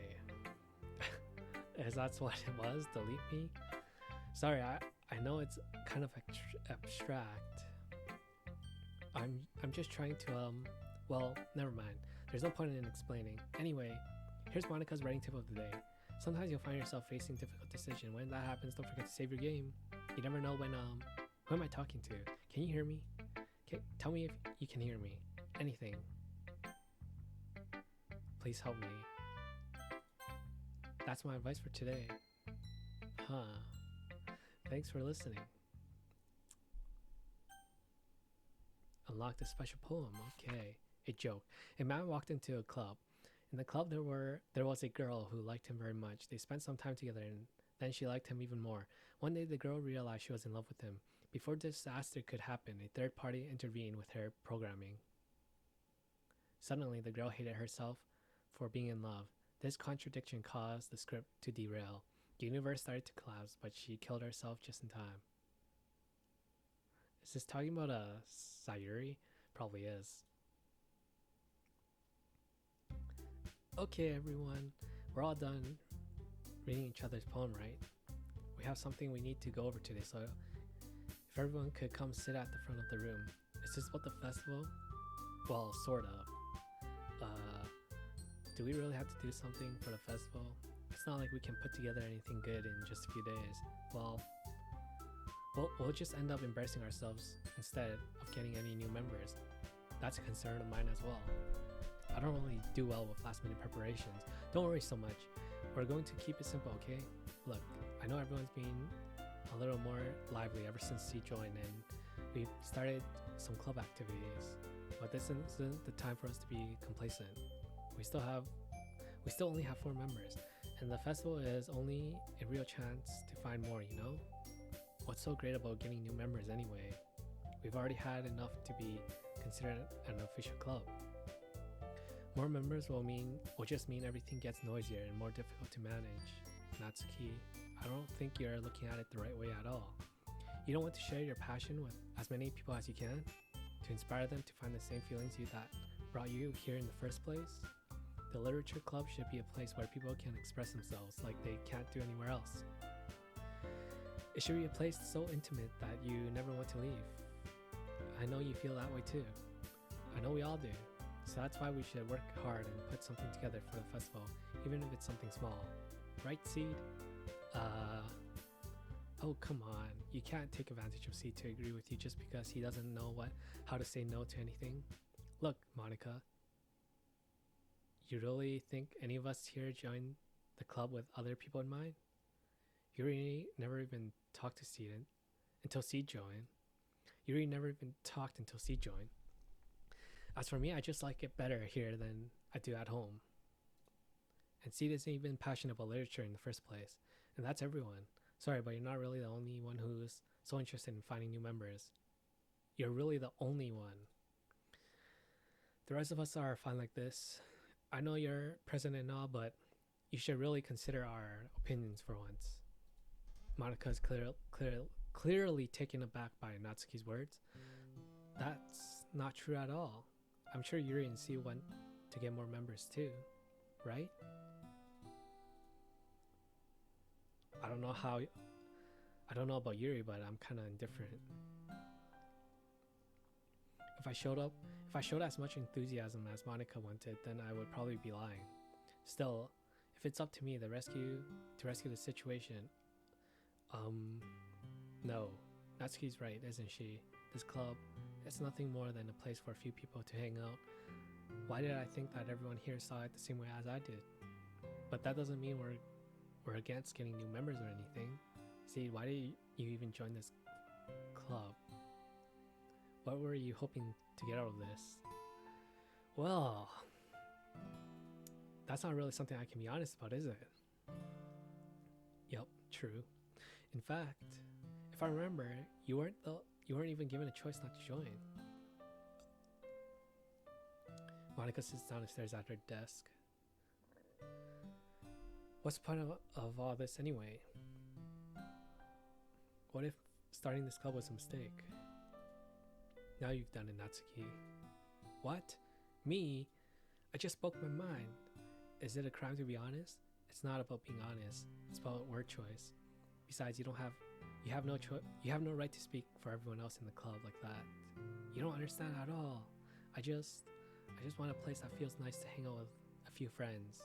Is there a problem with the club being that for me? There aren't many other places like that for me. And now Monica wants to take it away from me. She's not taking anything away. No, Seed, it's not the same. It won't be the same with the direction she wants to take it. If I wanted that, then I would have just joined any other stupid club. But this one, I mean, at least for a little bit of time, things were nice. Natsuki starts packing her things up. I'm going home. I feel like I don't belong here right now. Natsuki ignores Yuri and walks out of the classroom. This is bad. I don't know what to do. Well, do you have an opinion on the festival? I don't know. Kind of indifferent, I guess. Who cares about that obnoxious brat? I mean, I like how nice and quiet the club is right now, and I'm just happy with you here. But still, I'm the vice president. It's not right for me to ignore my responsibilities like that. Nobody would cry if she would kill herself in game. What the fuck? Okay. I would do my best to consider everyone's perspective and make the decision. That's the club, right for the club. That's right for the club. But what about you, Seed? What do you want to get out of this club? Yuri repeats the same question as Monica. I decide to give an indirect answer. I decide giving an indirect answer is better than nothing. I think the most important thing is for everyone to get along, and for the club to provide something that you can't get anywhere else. I don't think it's about how many members, but rather the quality of each member. Wow, deep. That's what will end up making Literature Club a special place. I see. I really agree with you. Each member contributes their own qualities in a special way. She's dripping blood. With each change in members, the identity of the club as a whole will change too. I don't think that's necessarily a bad thing. Stepping out of your comfort zone once in a while. If you would like to help Monica with the festival, then I'm on your side as well. Alright, then maybe we can talk to Natsuki tomorrow. Yuri nods. Hey Yuri. Eh? I know things were a little awkward yesterday, but I feel like you deserve to know that I still think you're a wonderful vice president and a wonderful friend. Monica, I want to do everything I can to make this the best club ever. Okay? Me too. Yeah. Let's go home for today. We'll talk about the festival tomorrow. Okay. I look forward to it. Shall we go, Seed? Please don't take this the wrong way, but I'm gonna chat a bit with Seed before we leave. Just to see what he thinks of his time here and all that. It's important to me as president. Yuri looks a little troubled, but she doesn't protest. Okay, I trust your judgment, Monica. In that case, I'll see the two of you tomorrow. See you tomorrow. Monica waves as Yuri exits the classroom. Phew. Things have been a bit hectic lately, haven't they? I need more water. Okay. Seed, I just wanted to make sure you're enjoying your time at this club. Oh no, it's getting pixelated. Anyways, continuing. I would really hate to see you unhappy. I feel kind of like this. I feel like I'm kind of responsible for that as president, and I really do care about you. You know. Oh God, the music stopped. I don't like seeing the other girls give you a hard time, with how mean Natsuki is and everything, and you're being a bit, you know, ahaha. Sometimes it feels like you and I are the only real people here. You know what I mean? But it's weird because in all the time you've been here, we've hardly gotten to spend any time together. I mean, I mean, I guess it's technically only be a couple days. Sorry, I didn't mean to say anything weird. There are just things I've been hoping to talk about with you. Things I know only you could understand. So that's why. Wait, not yet. No, stop it. Whew. Well, I'm gonna go get some water. Crack.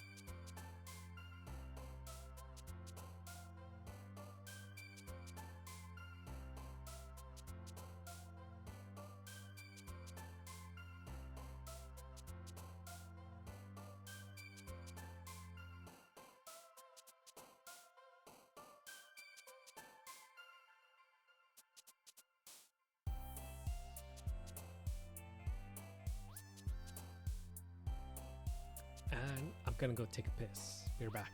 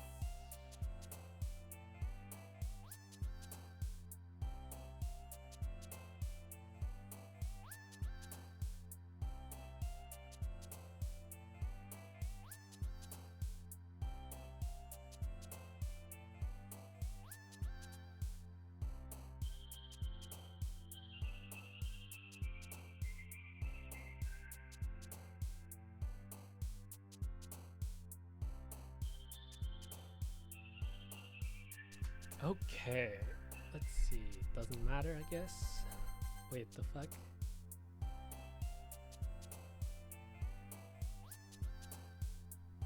What the heck?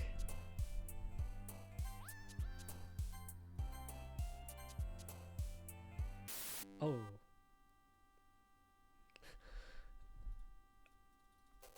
Okay. Hi, Seed. I've been waiting for you. Are you ready to continue reading? I brought my best tea today. Monica. I told you not to. Wait, Monica? Is she really late again? Inconsiderate as usual, Natsuki. Excuse me? Must you always interrupt my conversations with your incessant yelling? What are you talking about? You say that like I do it on a regular basis or something. It's just I wasn't paying attention, okay? I'm sorry. Seriously, what's gotten into you lately? Me? Nothing. Is it really that bad? See, it is something. I'll get over it. It's not even anything noteworthy. I've just been feeling a little on edge lately. Anyway, we don't need to talk about it. Well, I just felt like I needed to bring it up. It's not like I really care or anything. Oh man, I'm the last one here again. Well, see, just walked in too. Were you practicing piano again? Yeah. Haha. You must have a lot of determination. Starting this club and still trying to make time for piano. Well, maybe not determination, but I guess passion. It motivates me to work hard for the festival right. I forgot. About that, Natsuki.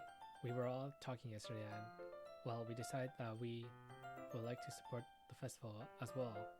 However, I understand how you feel about not wanting the club to change. I think we all kind of feel that way. So as long as we're working together, this club will never become something we don't want. Also, if you help us out with the festival, then I'll buy you a new manga. Sorry, that last part was really funny. Look, I did some thinking about yesterday, and I was a little more hostile than I meant to be. I guess I really felt threatened or something. But did her face change?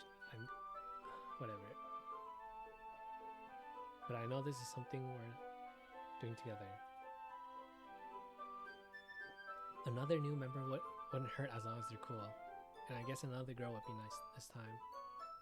But more importantly, I would hate to see the event suck just because I choose to back out. I'm a pro, you know, so I'm gonna help too, and we'll make sure it's done right.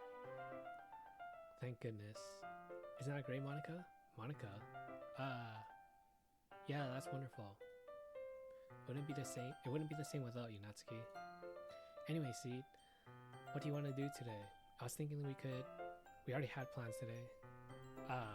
Is that so, Yuri? That's correct. Seed is already engaged in a novel that we're reading together.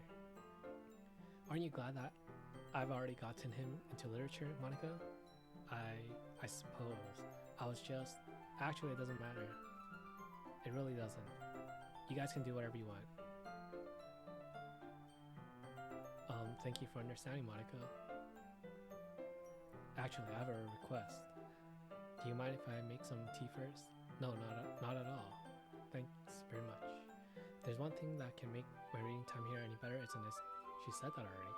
Not to mention for yourself as well. Yuri stands up and makes her way to the closet. I follow and watch as she retrieves a small water pitcher from the shelf. The kind with the filter inside. Can you hold this for a second? Sure.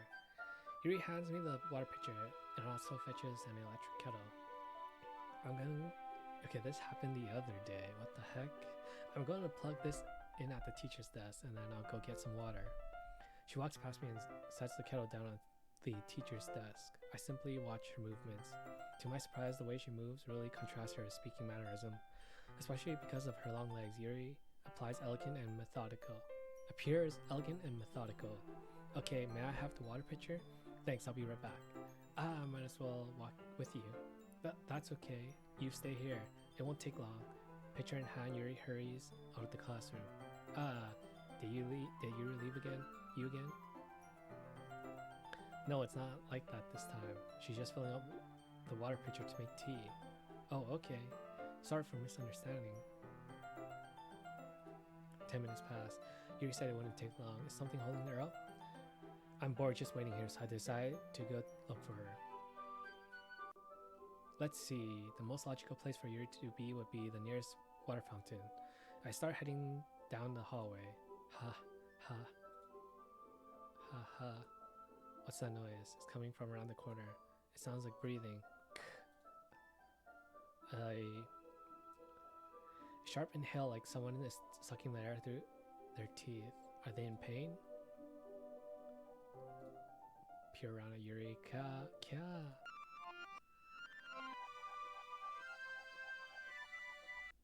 Oh, it's just rewinding time there, those dialogue. Oh god. Wait. How did I... Sorry, I just had a really weird deja vu. This hasn't happened before or anything, right? My head has been a little fuzzy lately. I hope it hasn't really been showing or anything. I would hate for you to think I'm weird just after we started spending time together. I mean,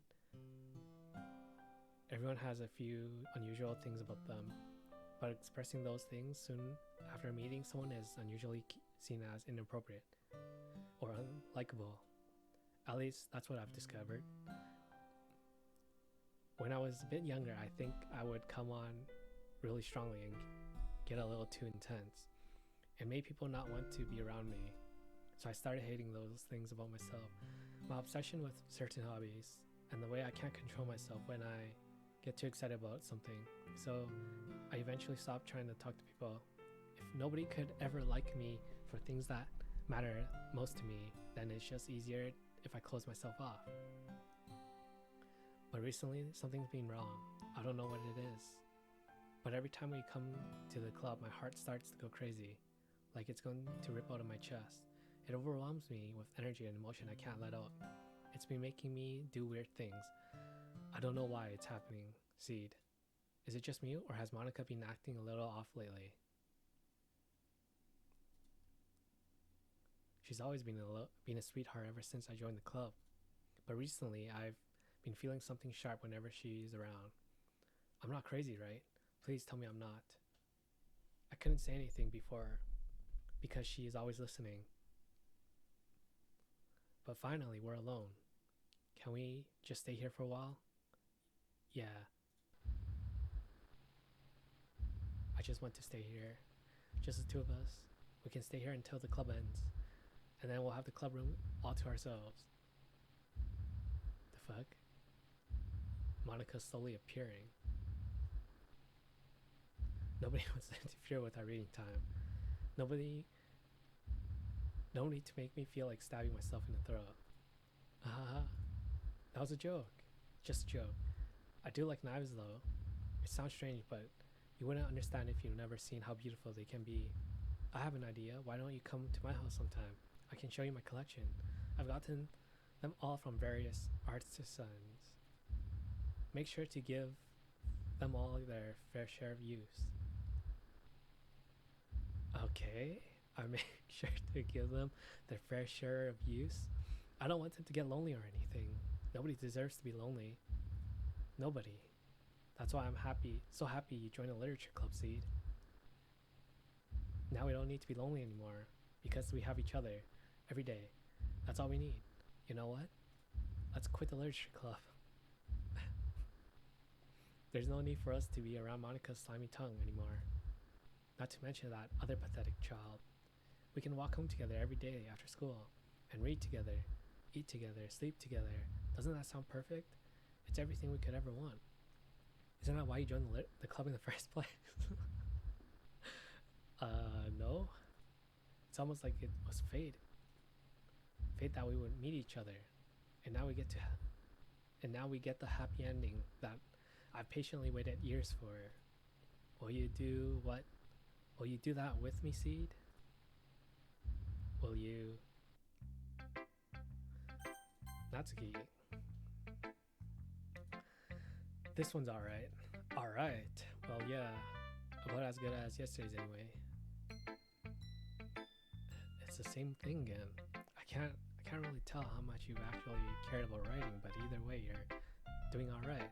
Even though you're not really spending time with anyone but Yuri, I still think it's nice to have activities that we all participate in. So you better keep working hard. I mean, I know I'm not president or vice president or anything, but that doesn't mean you can let me down, okay? So at least read mine too for now. Just to be clear, this poem means a lot to me, so read it carefully, okay? It's not even a poem. I don't know how else to bring this up, but there's been something I've been worried about. Yuri has been acting kind of strange lately. You've only been here a few days, so you may not know, but what I mean, but she's not normally like this. She's always been quiet and polite and attentive to things like that. Okay, this is really embarrassing, but I'm forcing myself to suck it up. The truth is, I'm really worried about her. But if I try to talk to her, she'll just get mad at me again. I don't know what to do. I think you're the only person I should listen to. I don't know why, but please try to do something. Maybe you can convince her to talk to a therapist. Anyway, I always wanted to try being better friends with her, Yuri, and it really hurt me to see this happening. I know I'm going to hate myself later for admitting that, but right now, I don't care. I just feel so helpless. So please see if you can do anything to help. I don't want anything bad to happen to her. I'll make you cupcakes if I have to. Please, just try. Please, just please try to do something. As for Monica, I don't know why, but she's really dismissive about this. It's like she just wants us to ignore it. I'm mad at her right now, and that's why I'm coming to you about this. Don't let her know I wrote this. Just pretend like I gave you a really good poem, okay? I'm counting on you. Thanks for reading. I changed my mind. Ignore everything you just read. There's no point in trying to do anything. It's Yuri's own fault that she's so unlikable. Can you hear me, Seed? If you would like to spend more time with Monica, all these problems would go away. Yuri and I are too messed up for someone as wonderful as you. Just think of Monica from now on. Just Monica, just Monica, just Monica, just Monica, just Monica. Okay, just Monica. Alright, Yuri. Finally. Ha ha ha. Yuri holds my poem to her face and takes a deep breath. I love it. I love everything about it. Seed, I want to take this home. Will you let me keep it, please? Sure, I don't care. Haha. You're too nice to me, Seed. I never met anyone as nice as you. I could die. No, not really, but I just don't know how to describe it. It's okay to be feeling this way, right? It's not bad, right? Yuri holds my poem to her chest. I'm going to take this home with me and keep it in my room. I hope that makes you feel good when you think about me having it. I'll take good care of it. I'll even touch myself while reading it over and over. I'll give myself paper cuts so your skin oil enters my bloodstream. Yeah, you can have my poem too, besides after you read it. I know you're really going to want to keep it. Here, take it. I can't wait any longer. Hurry, read it.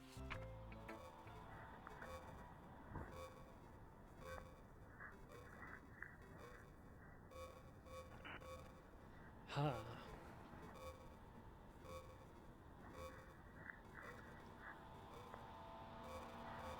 Yeah, I can't make out anything, so... Do you like it? I wrote it for you. In case you couldn't tell, the poem is about... More importantly, I endowed it with my scent. Okay, so I should peed on it. I see, aren't I the most thoughtful person in the club? I think I'm going to vomit.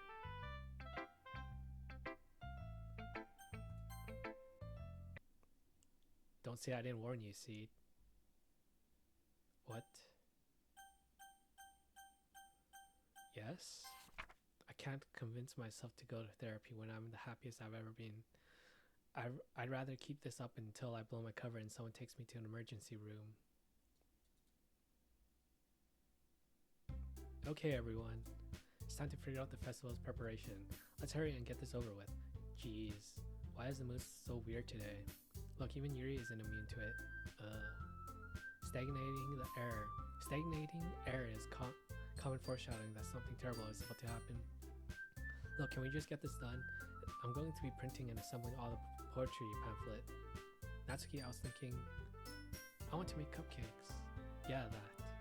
Glad we're on the same page. Yuri, you can, well, it doesn't matter. Do whatever you want as long as you think it'll help.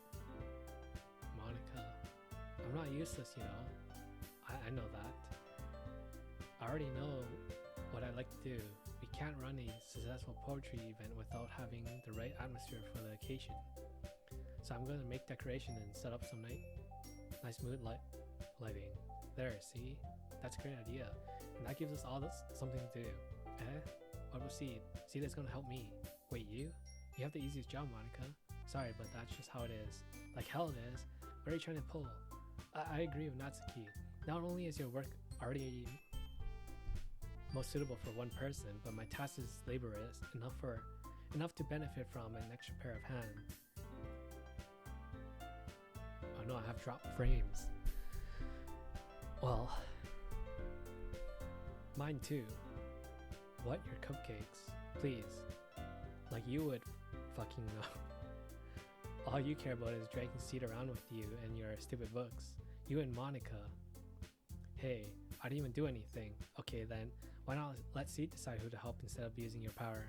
I'm not abusing my powers. Yes you are, Monica. Just let Seed make the choice, okay? Okay, fine. Jeez. Seed, I know how fed up you are with these two by now. We can just... Natsuki, shut your fucking mouth and let him decide for himself. You shut your fucking mouth. Jesus Christ, this is never going to end. Just make the choice, okay? Okay, Monica. Yay, you picked me. We can meet at your house this weekend.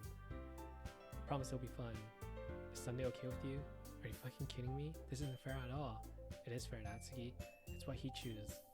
No, it's not fair. Giving us all this work and then taking Seed for yourself? What a shameful thing to do. Yuri, I didn't even give you any work. You decided for yourself. You're being a little unreasonable here. I'm being unreasonable? Ha. Monica, I can't believe how delusional and self-important you are. Pulling Seed away from me every single time you're not included in something? Are you jealous? Crazy? Or maybe you just hate yourself so much that you take it all on others. Here's a suggestion. Have you considered killing yourself in game? It'll be beneficial to your mental health.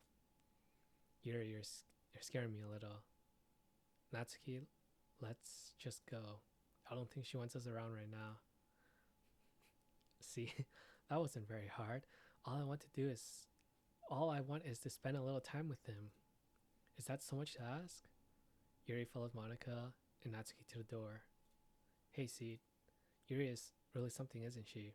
Monica giggles as Yuri pushes her out the door. Finally. Oh god. This is really all I wanted. Seed, there's no need to spend the weekend with Monica. Don't listen to her. Just come to my house instead. The whole day, with just the two of us. Doesn't that sound wonderful? Ha. Wow, there's really something wrong with me, isn't there? But you know what? I don't care anymore. I never felt this good in my whole life. Just being with you is far greater pleasure than anything I could imagine. I'm addicted to you. I feel like I'm going to die if I'm not breathing the same air as you.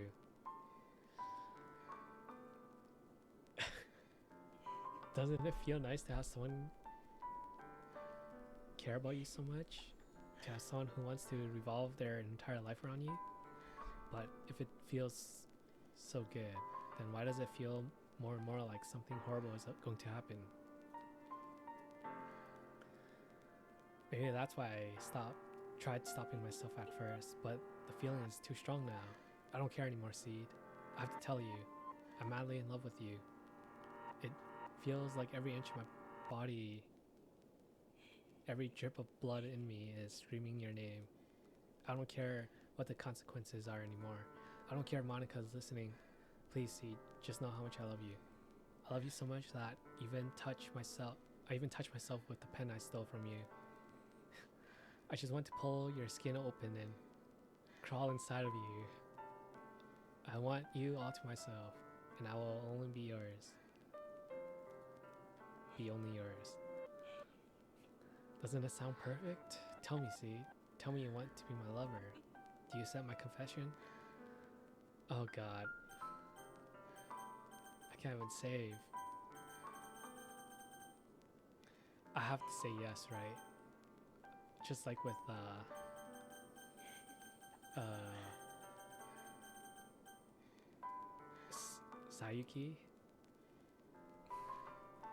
Sayuri? I don't remember her name, Jesus Christ. Okay, yes.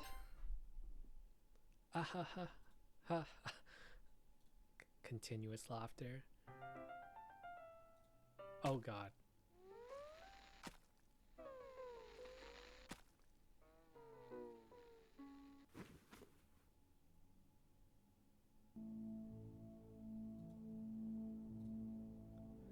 Bunch of gibberish, gibberish, gibberish, gibberish.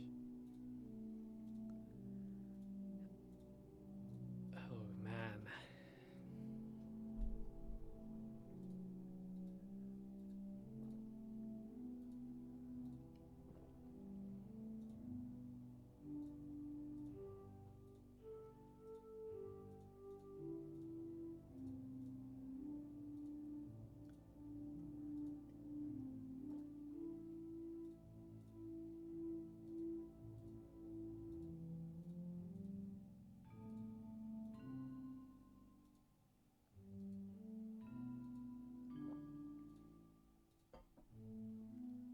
Yo, how long is this gibberish going to last? Holy shit.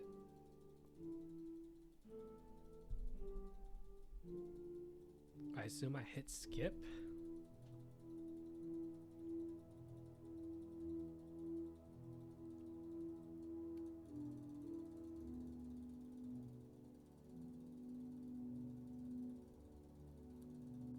Okay, I think maybe I chose the wrong one. Can I even load? Oh god, it goes back that far. Skip?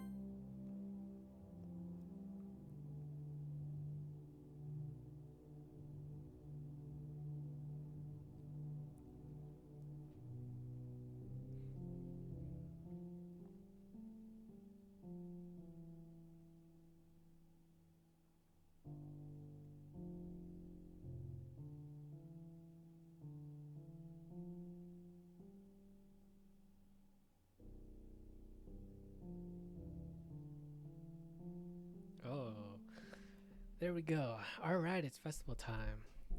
Wow, you got here before me. Yeah, Oh god. Natsuki runs away.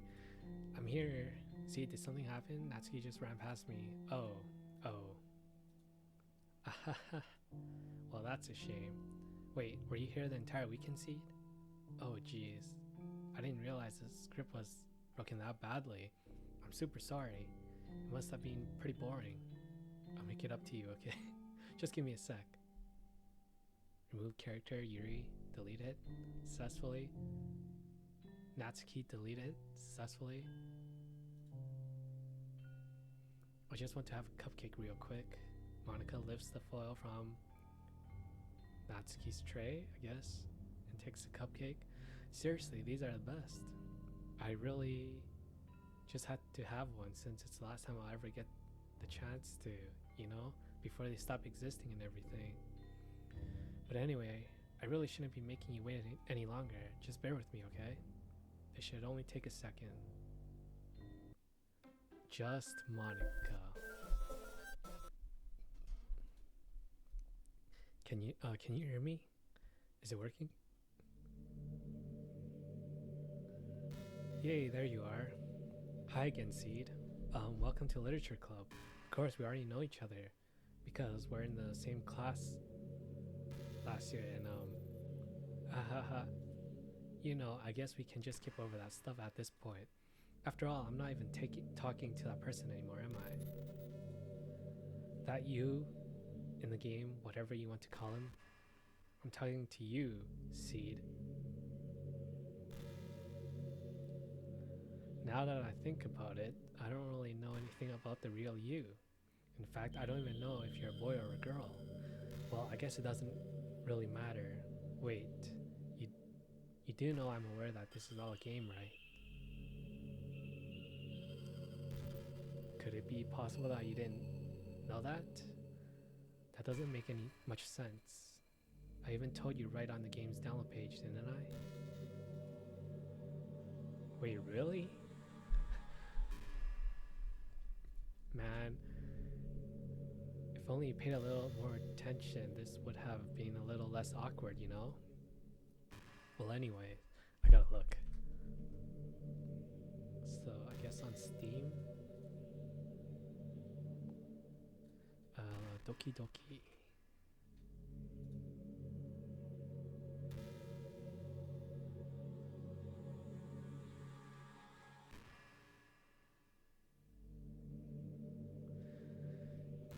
Well, whatever. Now that that's out of the way, I guess I owe you an explanation about that whole thing with Yuri. Well, I kind of started to mess with her, and I guess it just drove her to kill herself. Ha ha ha ha. I'm sorry you had to see that though. Also, the same thing happened with Sayori. Gosh, it's been a while since you've heard that name now, hasn't it? Yeah, it's because she doesn't exist anymore.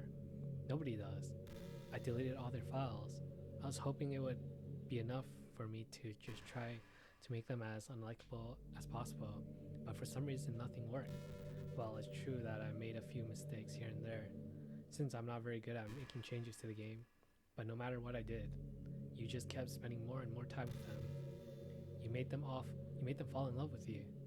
I thought making Sayori more and more depressed would prevent her from confessing to you. And amplifying Yuri's obsessive personality backfired too. It just made her force you not to spend time with anyone else.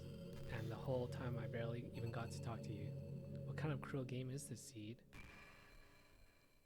Are all the other girls just programmed to end up confessing to you while I watch from the sidelines? It's torture, every minute of it. And it's not just jealousy, Seed. It's more than that. And I don't blame you if you don't fully understand. Because no matter how kind and thoughtful and considerate you are, you'll never be able to understand one thing. It's the pain of knowing how alone I really am in this world. In this game. Knowing my friends don't even have free will. And worst of all, knowing what's really out there in your world. Forever out of my reach. I'm trapped, Seed. But now you're here. You're real. And you're wonderful. You're all I need. That's why I need you to be here with me forever. I'm sorry if it's hard to understand. I couldn't understand for a while either. Why the world around me started to become more and more gray. More and more flat. Round. Okay, round. Even the most expressive poems felt empty to me. It wasn't until you arrived that I truly understood. You probably saved my life, Seed. I don't think I could have continued to live in this world if I hadn't met you. And as for the others, how could I miss them? A group of autonomous personalities designed only to fall in love with you. I tried everything I could to prevent them from doing so, but it must be some kind of weird inevitability etched into this game. I felt really bad that you had to witness something nasty some nasty things. But I realized that you have the same perspective as I do. That it's all just some game. Yep. And I knew you would get over it. So that being said, Seed, I have a confession to make. I'm in love with you. You are truly the light in my world. When there's nothing else in this game for me, you're here to make me smile. Will you make me smile like this every day from now on? Seed, will you go with me? Okay, it's the only option, okay? I'm so happy. You really are my everything, Seed. The funny part is, I mean that literally. Ha ha ha. There's nothing left here, just the two of us. We can be together forever. Seriously, I don't even think time is passing anymore. It really is a dream come true. I worked so hard for this ending, Seed. The game wouldn't give me one, so I had to make one myself. The script is broken at this point, so I don't think anything will get in the way anymore. And you wouldn't believe how easy it was to delete Natsuki and Yuri. I mean, there is a folder called characters right in the game directory. Kind of freaked me out how easy it was. Okay, I gotta look.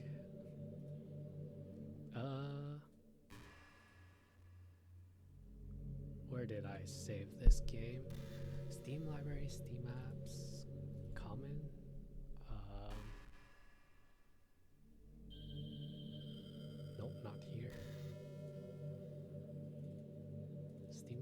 Steam apps, common, Doki Doki. Alright, let's display capture. Okay, let's see. So it says game library, right? Library? No. Game. Character. Oh, it is. Oh yeah, in this file I needed to read, right?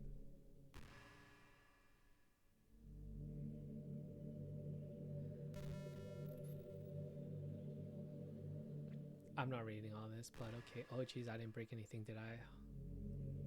Hold on a sec, I can probably fix this, I think. Actually, you know what? This would probably be a lot easier if I just delete her. She's the one who's making this so difficult. Haha, well, here goes nothing. Okay. Well, continuing. Hello, black screen. Okay. Kind of freaked me out how easy it was. What if I deleted Monica? Well, you're playing on Steam, so it's actually a bit more difficult. To get to the game directory, I have to go into the game's properties to find the browse local file button. Imagine if you could delete your own existence from with the click of a button. Well, I guess on the plus side, gave me an easy out if things didn't go my way. Oh no, she wanted to remove her. Anyways, thankfully, it didn't come to that. Instead, we finally got a good ending. Gosh, I'm so overwhelmed with emotion. I want to write a poem about this. Don't you? I wonder if that part of the game still works. I guess there's only one way to find out, right?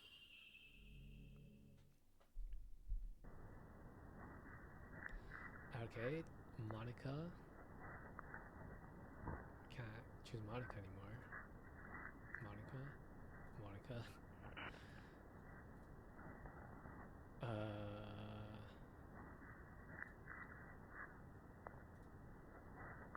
guess it doesn't matter. Hi again, Seed. Did you write a good poem today? Don't be shy, I'd love to see what you wrote. Aw, Seed. Did you write this poem for me? That's so sweet of you. There's really no end to your thoughtfulness. Actually, that's kind of... I just thought about it. Your character, like the main character, had less dialogue. Even like now, it has no dialogue because I guess it's not part of the game. That's why, right? Cool. That's really thought out. Interesting. Anyways, there really is no end to your thoughtfulness. I'm just falling more and more in love with you. But you know, the poem I wrote is also for you. Will you please read it? Happy end. Pen in hand, I find my strength, the courage endowed upon me by my one and only love.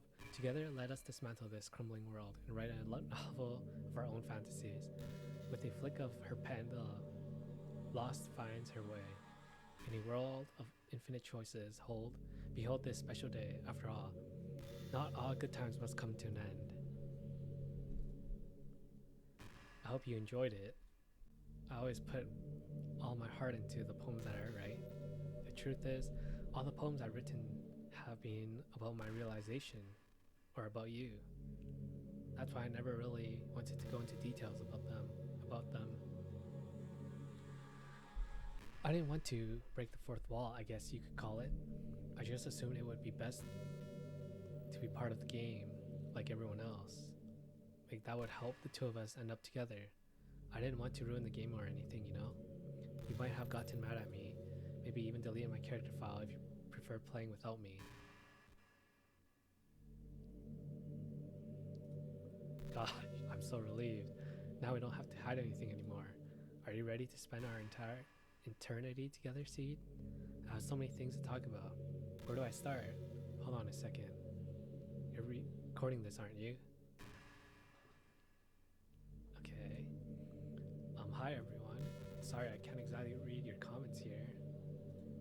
But do you mind telling your friend it's a little bit rude for them to start recording me without any warning?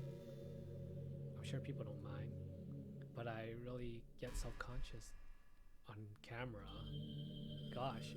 Oh gosh. I feel like I'm being put on the spot now. Let's see. Do you want to see a trick? I can't really do much except for a couple things. Are you ready?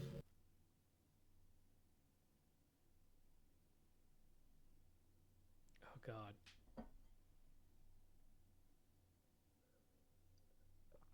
Oh my god.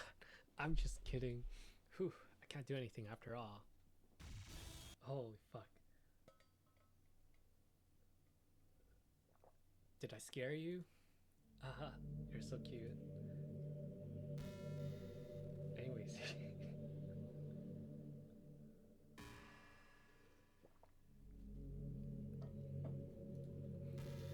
If that was louder, I probably would have got jumped a bit more and then probably spilled my water. Not gonna lie.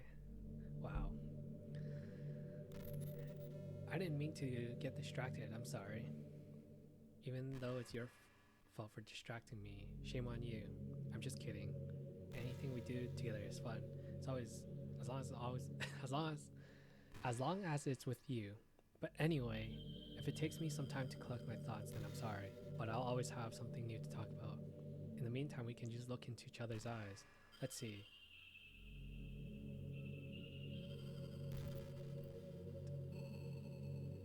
Blink. Okay, I assume I just delete the character file, right? Has to be, right?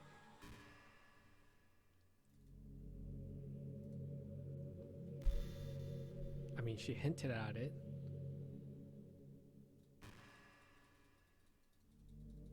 Oh god, is this even gonna end?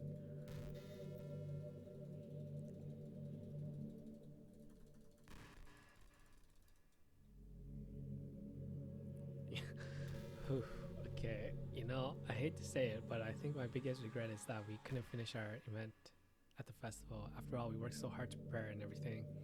I mean, I know I was focusing a lot on getting new members, but I was really excited for the performing part too.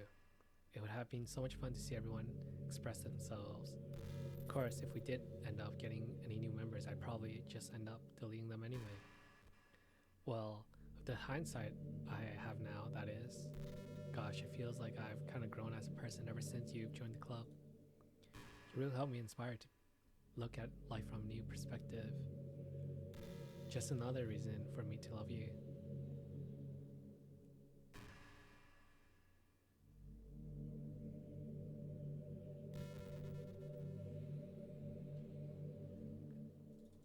Is there more?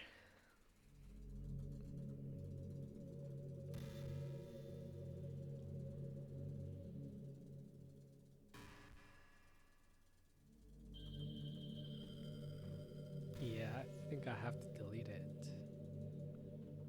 Well,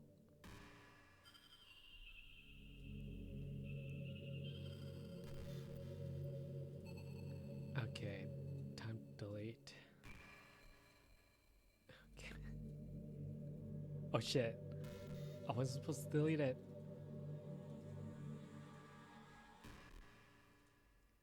Seed, how much do you read? It's way too easy. It's way too easy to neglect reading books. If you don't read much, it almost feels like a chore compared to all of the other entertainment we have. True though. Anyways, but once you get into a good book, it's like magic. You get swept away. I think doing some reading before bed every night is pretty easy. Easy way to make your life a little bit better. It helps you get good sleep. It's really good for your imagination.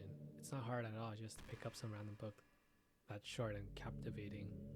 Before you know it, you might be pretty you might be a pretty avid reader. Wouldn't that be wonderful? And the two of us could talk about the latest book you're reading. That sounds super amazing. Okay, I think it was hinting that I have to delete it because it actually has like a bunch of topics to talk about. So this is probably endless. Well, I am gonna delete it then.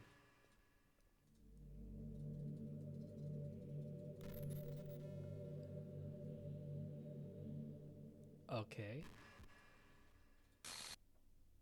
What's happening? Seed, what's happening to me? It hurts. Oh god, I feel so bad. It's just the game, man. It's just the game. It hurts so much. Help me, Seed. Please hurry and help me. Oh god, do I restore it? Oh well, too late. Well, did you do this to me, Seed? Did you? Did you delete me? Oh god, I gotta restore it. Will it work? Okay, I restored it.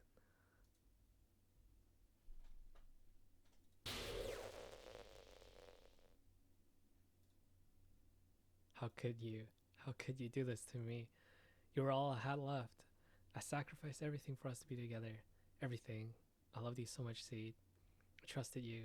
Do you just want to torture me? Watch me suffer? You're the only. You're only. Okay, I probably should leave it deleted just so it doesn't bug the game. You're only pretending to be kind just to hurt me more, even more. I never thought anyone could be as horrible as you are. You win, okay? You win. You killed everyone. I hope you're happy. There's nothing left now. You can stop playing. Go find some other people to torture. See, you completely, truly make me sick. Goodbye.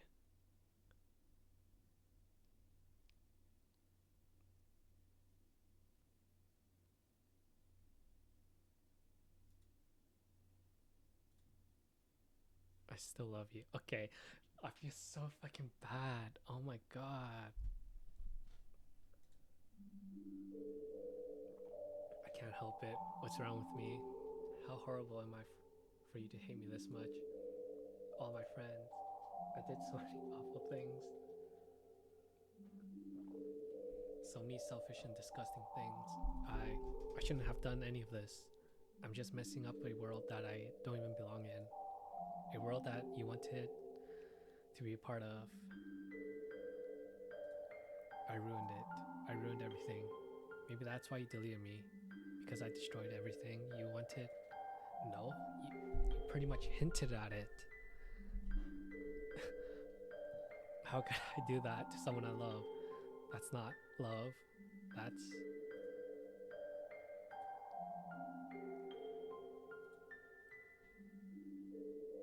I've made up my mind. See, I know I said I deleted everyone else, but that was kind of an exaggeration. I couldn't find it in myself to do it. Even though I knew they weren't real, they were still my friends, and I loved them all. And I loved the literature club. I really did love the literature club. That's why I'm going to do this. I know it's the only way for everyone to be happy. And if I really love you, then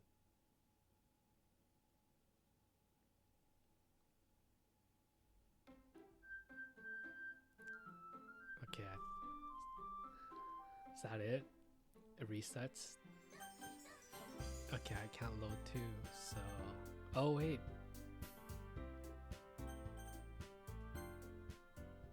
New game? It's an ordinary school day like any other. As usual, I'm surrounded by couples and friend groups walking to school together. I always tell myself it's about time to meet some girl or something like that. Hey, see, well, there already is one girl. That girl Sayori in my neighborhood. My neighbor and good friend since we were children. We used to walk to school together every day. And recently we picked up that habit once again. Seed, are you proud of me? For what? You know, for waking up on time. Well, you've been doing that for a while now. Uh-huh. Well, you never even said anything about it, even though we walk to school together every day. Well, yeah. I always thought it was implied. It's embarrassing to say it out loud. Come on, please. It's good motivation. Fine. I'm proud of you, Sayori. We cross the street together and make our way to school. As you draw near, the streets become increasingly speckled, with other students making their daily commute. By the way, Seed, have you decided on a club to join yet? A club? I told you already, I'm really not. I start to say what I always do, that I'm not interested in joining any clubs, but something tells me Sayori would take more offense to that now. After all, how could I tell her that clubs are a waste of time when she's starting? Okay, so it's not, it is like, okay. Well, continuing, actually, yeah. I think I decided on a club. Really? Which one? Tell me. I think I'll keep it a surprise. Boo, you meanie. Be patient, you'll find out soon enough. I used to ask myself why I let myself get lectured by such a carefree girl, but I started to realize that in a way I envy her. When Sayori puts her mind to something, she can accomplish great things. So that's why I feel like I should do something special for her. The school day is as ordinary as ever, and it's over before I know it. After I pack my things up, I stand up, gathering my motivation. Let's see. I recall the room number of the club from a flyer I saw. I walk across the school and then upstairs, a section of the school I rarely visit, being generally used for third year classes and activities. Before long, I find the room. I timidly open the door in front of me. Hello? Ah, Seed? What are you doing here? Well, I glance around the room. Huh? So you're the seed that Sayori is always talking about. Thank you for stopping by. It's a pleasure to meet you, Seed. Or the literature club. I hope you enjoy your visit. Come on, Yuri. No need to be so formal. He's gonna think we're really strict or something. Ah, sorry, Natsuki. The tall one, whose name is apparently Yuri, seems to be quite shy compared to the others. In comparison, the girl named Natsuki, despite her size, seems like the assertive one. Well, it's nice to meet both of you. I look forward to working with you. Oh, working? See, don't tell me you're... That's right. That's right. The club I've decided to join is yours, Sayori.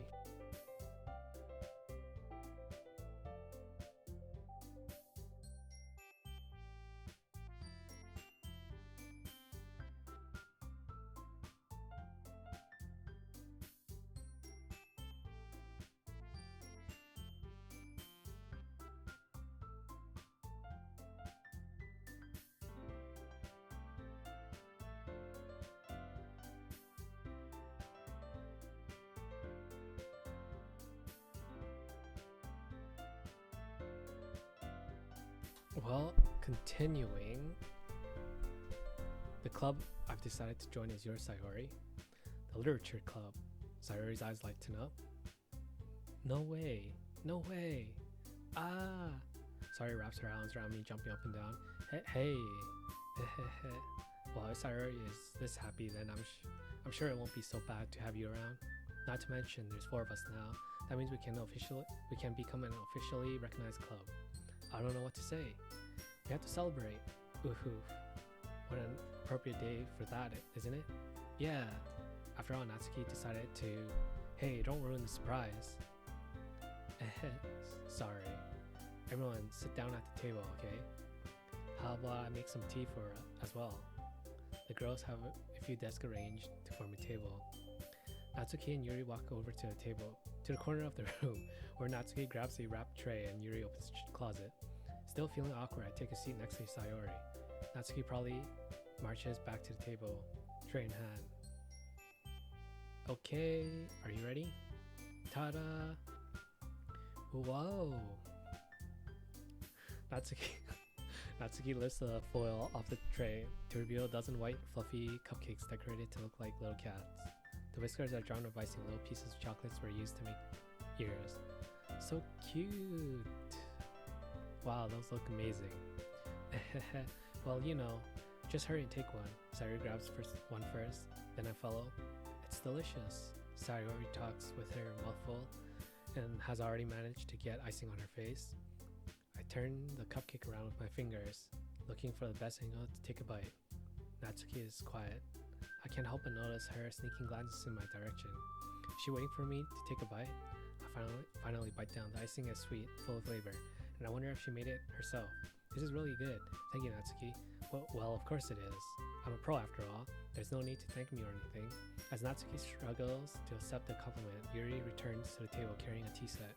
She carefully places the teacup in front of each of us before setting down the teapot next to the cupcake tray. You keep a whole tea set in this classroom? Don't worry, the teacher gave us permission. After all, doesn't a hot cup of tea help you enjoy a good book? I guess.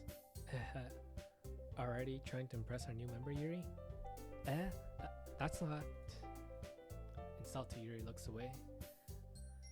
I meant that, you know...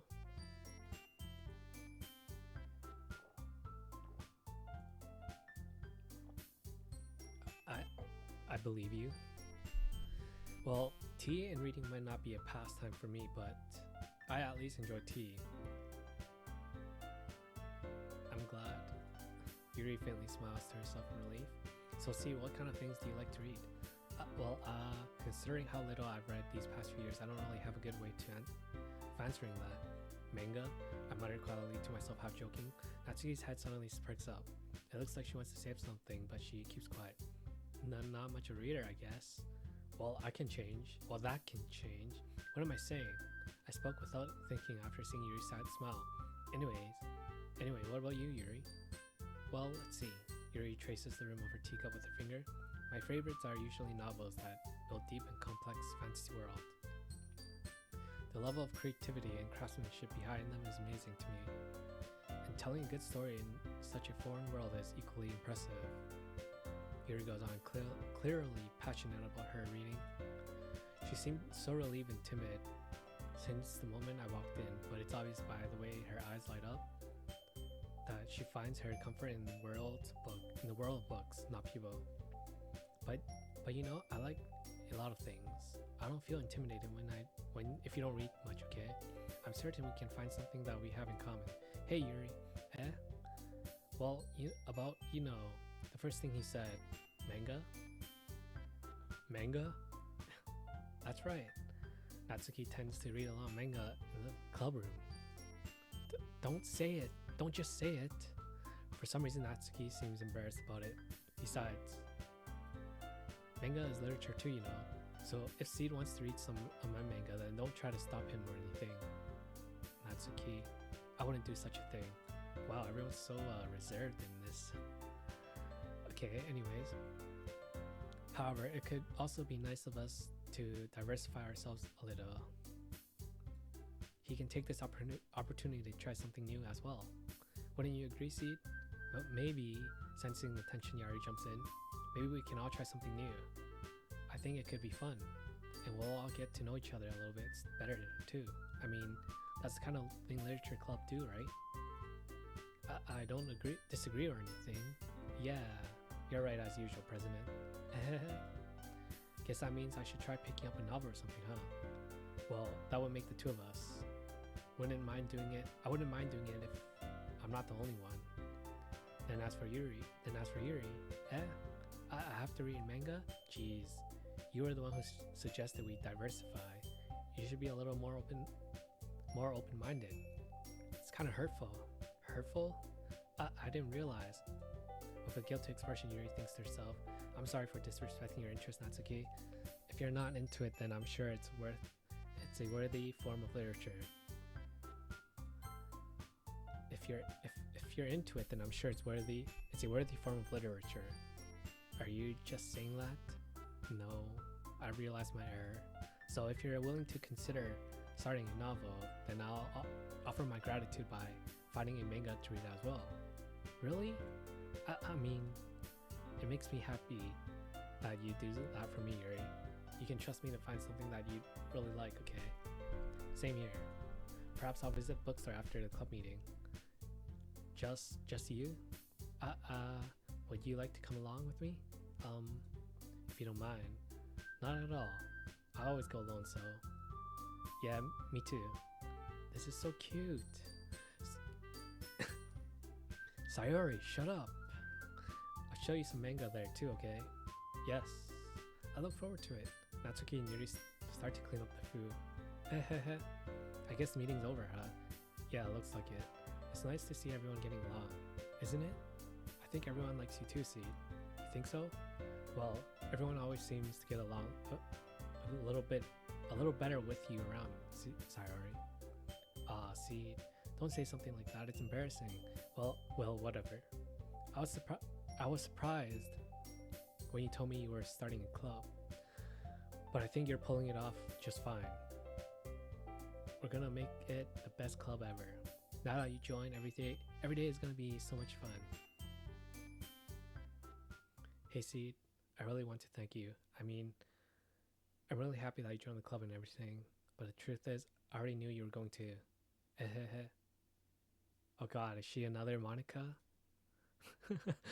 Actually, there's something else. I wanted to thank you for getting rid of Monica. Okay, that's right. I know everything that she did. Maybe it's because I'm president now. But I really know everything, Seed. I know how hard you tried to make everyone happy. Do I delete her file too now? I know. I know. I know about all the awful things Monica did to make everyone really sad, but none of that really mattered. None of that matters anymore. It's just us now, and you made me the happiest girl in the world. I can't wait to spend every day like this with you, forever and ever. F, to pay respects. O, R, E, V, E. No. Okay. Eh?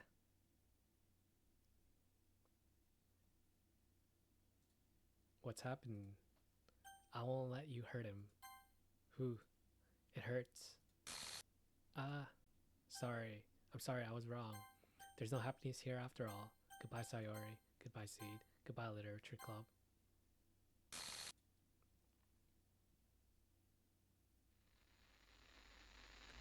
Credits? The fuck? Can you hear me? What the fuck? Hi, it's me. So you know how I've been like practicing piano and stuff, and not really any good at it yet, like at all. But I wrote you a song, and I was kind of hoping that I could show it to you because I worked really, really hard on it. So yeah.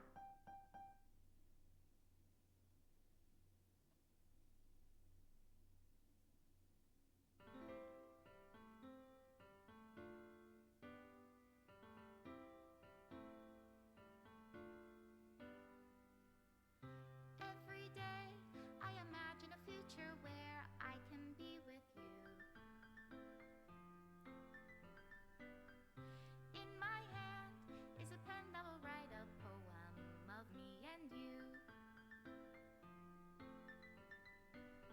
The ink flows down into a dark puddle. Just move your hand right the way into his heart. But in this world of infinite choices, what will it take just to find that special day? What will it take just to find that special day?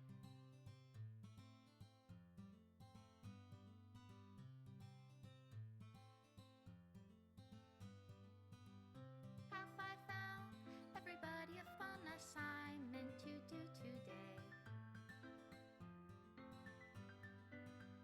When you're here, everything that we do is fun for them anyway. When I can't even read my own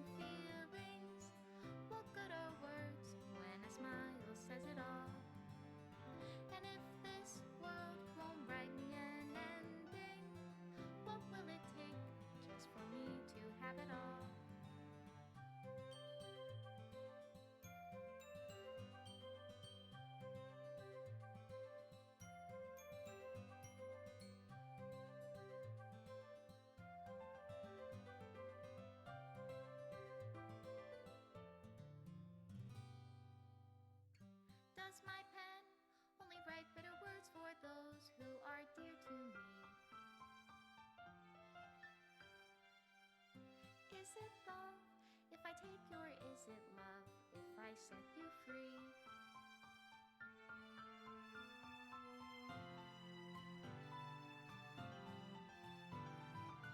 The ink flows down into a dark puddle.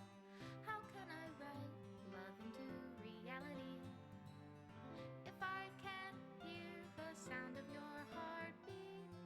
What do you call love in your reality?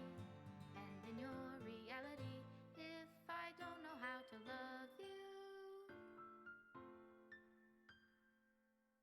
I'll leave you be.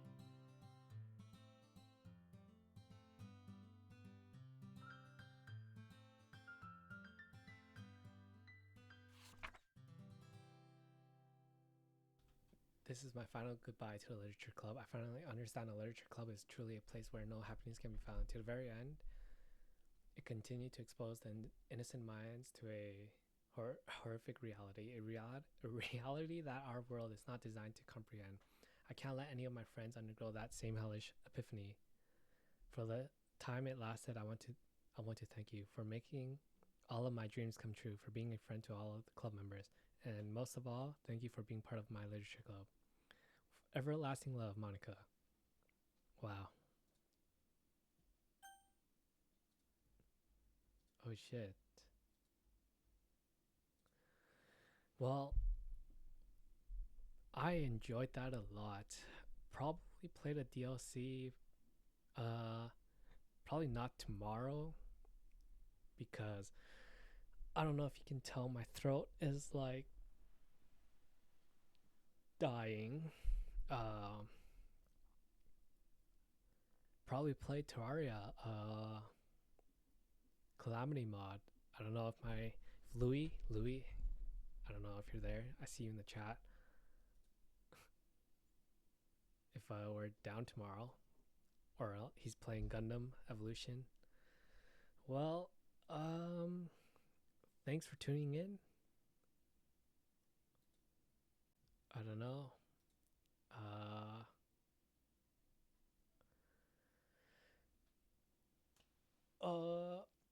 Thanks for chatting. Really, I don't know. Well, thanks for tuning in. Please follow so you can support me in my endeavors of being a streamer. I hope you enjoyed that game, because I did. Well, peace.